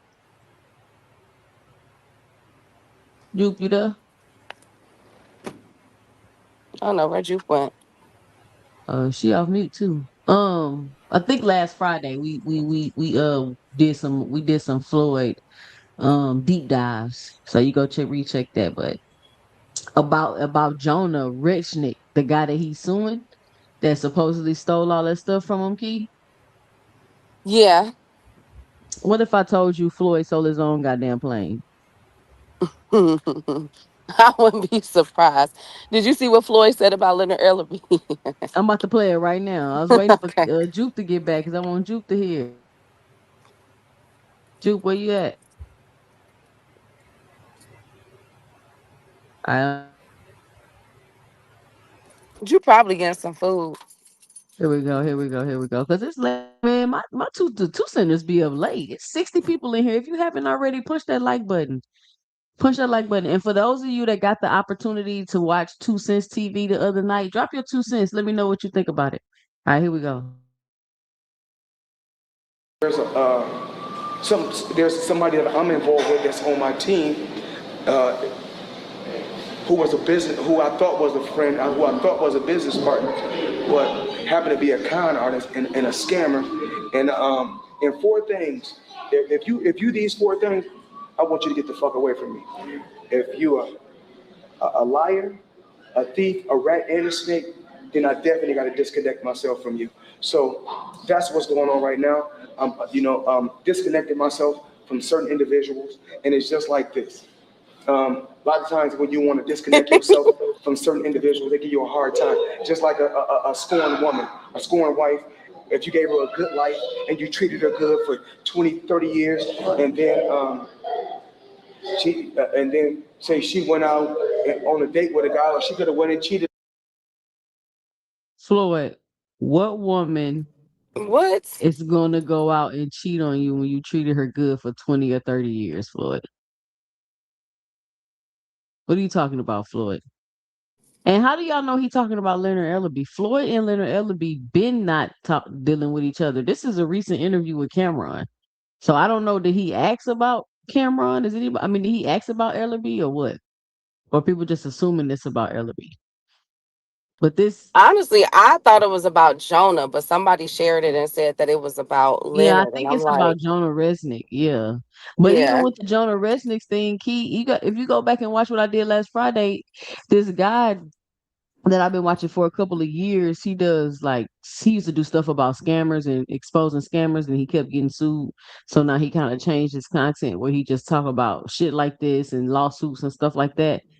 The Jonah Resnick dude reached out to him and sent him text messages and all this other stuff of Floyd pawning his own jewelry so he can get loans and showing contracts of him happy when he sold his jet, just all kind of stuff. Like, so Floyd been out here just making himself look like a victim, basically, is what it looked like from what we reviewed last week. When actually he's been out here getting loans, living off of taking loans off of his assets. And the Mhm. guy was like trying to tell Floyd, like, bro, you need to be doing this and doing that. And he basically told him, like, I can't be your financial person no more because you spending too much money, like you're not listening type of situation. So yeah, just go check out the ladies' night from last week where I talk about that. I need to clip that part. On you, and you said, okay, I treated you exclusive, but you acting like you start acting like a regular, you start doing regular shit that regular chicks do. So it's best that we go our separate ways. And she's scorned, so she giving you a hard time why she don't want to get a divorce. So the same thing is going on right now. I'm just laying low, cleaning up bullshit business, and then it's back to the regular program. So Key, I heard that they're gonna let whatever exhibition he was about to do go through. I just read that somewhere on X. Okay, for what date? Because The Tyson guy, I think. the kickboxer. Yeah.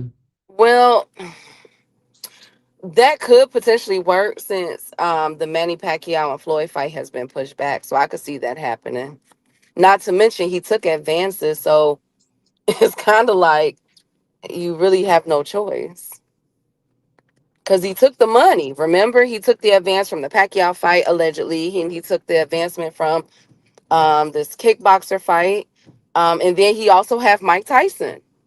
That fight is still supposed to be going on, like in a part of Africa, I think, or something like that. So, I'm not surprised about that. He's contractually obligated. I don't know what the heck, man. Floyd, what the heck did you get yourself involved in, bruh?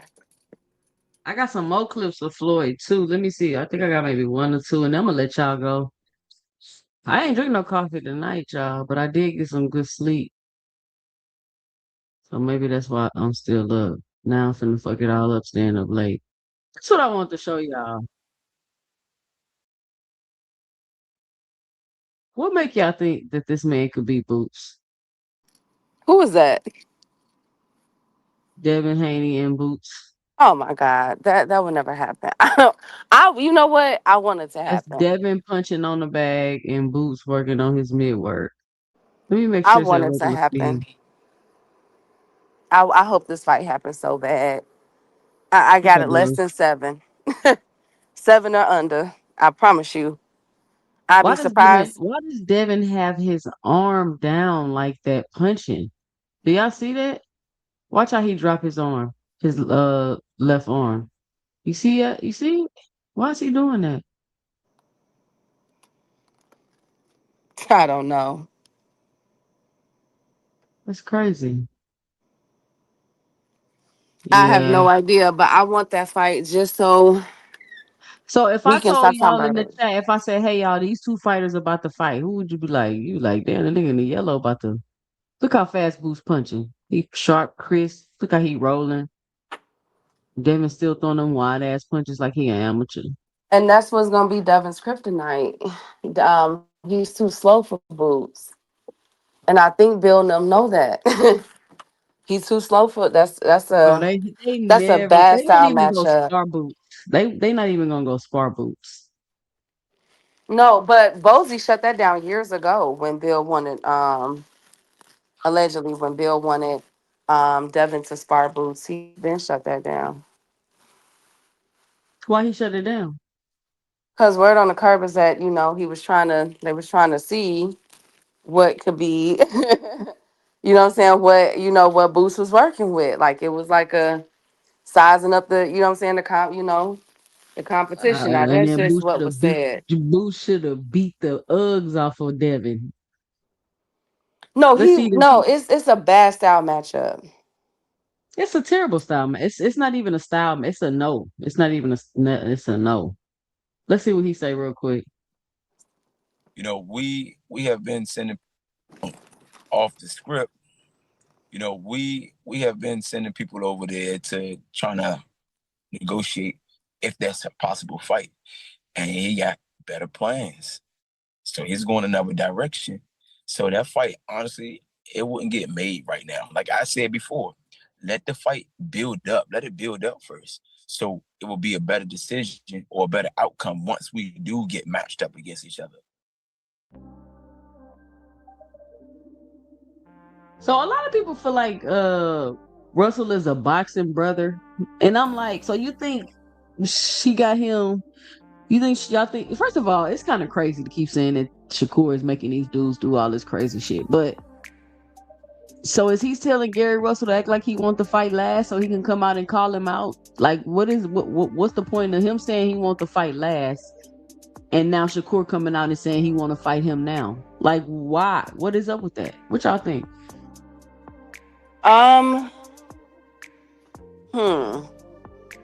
Well, first of all, Shakur and the Russells have a lot of history with sparring and everything, and both of them have gotten off on each other, and that will be a very technical fight.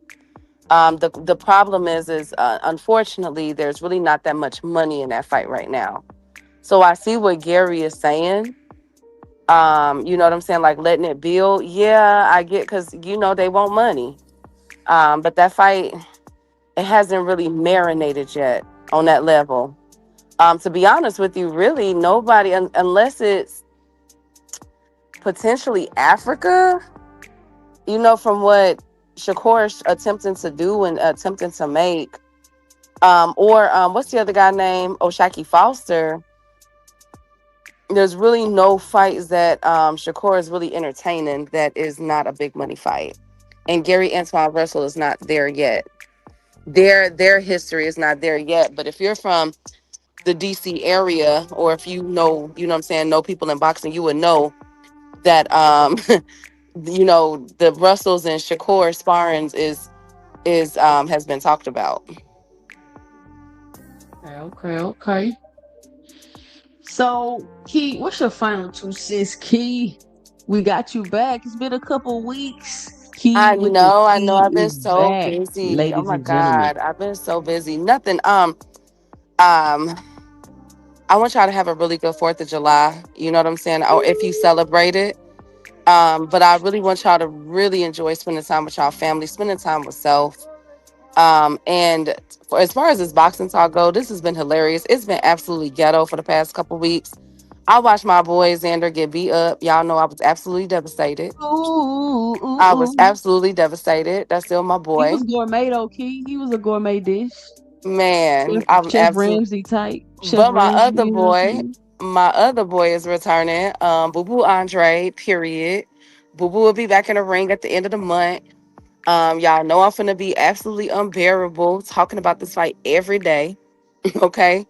One of the premier boxers, all right, in the industry, Boo Boo Andre, period. All right. One of the premiere. Yes, it's Like back. premiere like see on TV. Yes, premier boxers. Y'all know that's my man. Don't do my baby daddy now. When the last time Um, Boo Boo was in the ring? when he slipped and fell against David Benavidez. Yes. When he slipped and So fell. he ain't been in there since he got the brakes beat off him. He slipped and fell. He slipped and fell. I saw the water in the ring. It got in his eye, got in a lot of places, and he just couldn't recover. But we gonna make sure the ring and everything is cool this time, okay? But my boy is coming back, so I'm really happy about that. Let's see what Devin them do. Again, in my opinion, he's being backed into a corner. He got some major decisions to answer, especially with these promoters that he's burnt bridges with. And as always, salute to the beautiful queen, 2 Cents and Juke. Salute to the kings and queens that was in the chat tonight. Thank y'all so much. And as always, I'm out. Peace out, King with the T. Devin is a goddamn duck. Especially according to Juke. Juke, what is your final 2 cents? What you got for the show?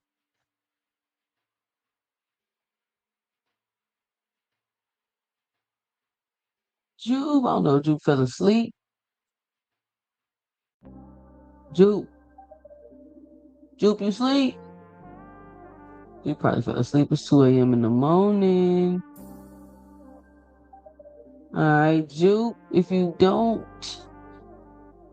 write in the chat if you come back to get your final 2 cents. Well, she probably fell asleep, y'all. I'll be falling asleep too. I ain't falling asleep tonight because we had such a great conversation. Devin, the dream turned into a nightmare. Haney confirmed a call from Al Heyman and then confirmed that he's actually walking away from it, acting like they got some type of leverage or something. Listen, this is the deal. You either gonna take it or you not.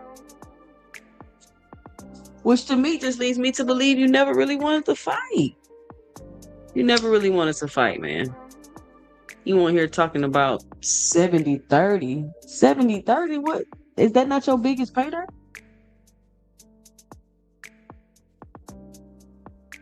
Is that not your biggest payday? I'm just asking. Listen, we got 8 super chats tonight. We fell short of the goal. We still got a couple of more minutes. Maybe we can get another, at least 2 super chats so we can at least have halfway to the goal tonight on the show. Great show, great topics. Talked about Boots, talked about the upcoming fight. Talked about Devin, talked about Shakur, talked about Tank. He came through with the T.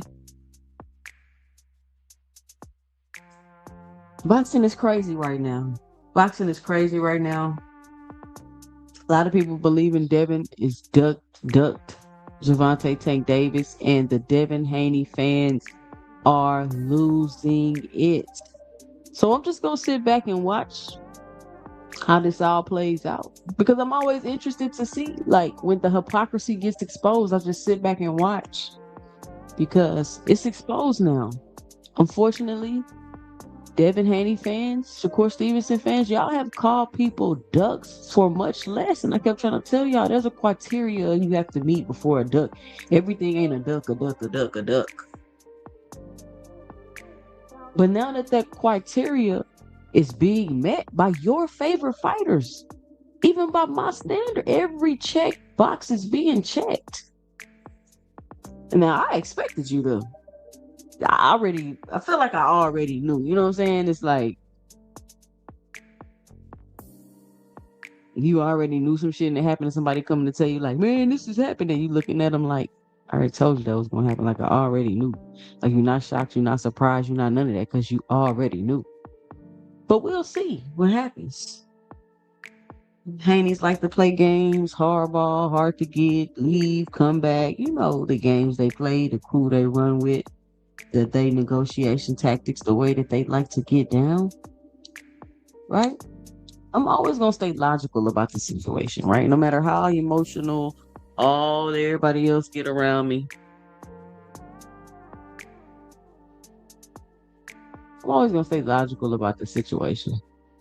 Because the Haney fans about to be emotional enough. The Shakur fans, like all other fan bases, that they emotional enough. Look how emotional they being about Jerron Boots in 30 seconds of a fight. Look how emotional Andre Ward was for that 30-minute interview. Why are you so emotional about this, Andre? What, like, Andre? What's the problem? You wasn't even talking about the situation from the fight. You was talking about the narrative.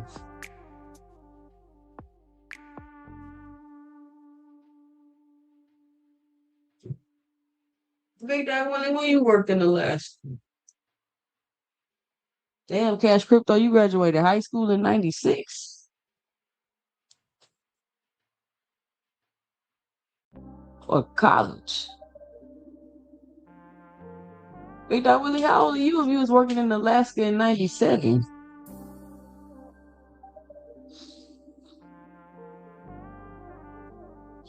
Juke, you back? Juke, you there? All right, y'all. I think Juke is out. We got another 3 minutes if you want to get some more super chat cash apps in. I think I got a cash app.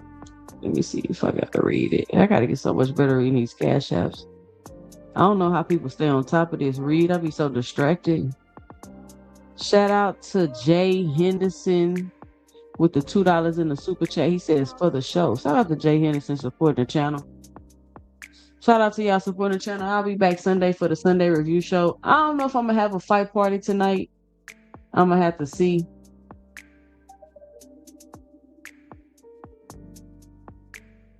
And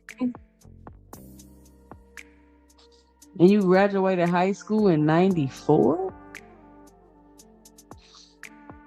Damn, how old was you when you graduated high school, Big Dog Willie? All right, check it out. Listen, I'll be live again Sunday, maybe tomorrow for the fight party. I don't know. Turn your notification bells in. It's the 4th of July. I can't make no promises. I want everybody to stay safe. Fireworks safety. Make sure you're paying attention. Don't light fireworks in the house. Don't shoot fireworks at each other. Make sure you 5-10 feet away, whatever you're supposed to be. Drive. Don't drink and drive. Be safe. Don't eat too much flesh. And listen, if you don't want your host all in the videos, timing you out the chat, kicking you off the panel, leaving you in the background, cussing you out when you're trying to talk, come on over to 2 Cents Boxing, where we talk everything boxing and everybody's entitled to their own opinion. Beautiful. Wow, look at new fighter. It look like a new fighter. He's standing there fighting. Oh! Big right here, ladies and gentlemen. Oh shit! Another regular boots. Regular. He's back. Regular. Boots is holding. Regular. Fucking fighter. Regular fighter. Fucking fighter. Hold on. Let's see. Regular fucking fighter. 23-year-old fucking kid. Wow, what a round. Regular fucking fighter. Regular fighter. What a round. Say something, bitches. Regular fighter. Regular fucking fighter. All them missing. It don't matter what he do. It don't matter what he do. I don't care what he do. A regular fighter. This is a war. This is a great fighting fight. Oh, man, niggas fight. This is a great fight then. This is a fight. This is the fight of the year. This is the fight of the year. This is the fight of the year. He never been here before. Boots never been hurt. Y'all never seen. Well, we about to figure it out. You never seen round 3. What? Was the right round? Was Norman right? Was Norman right? That's one round, Norman. That's one round. He gotta keep going. No.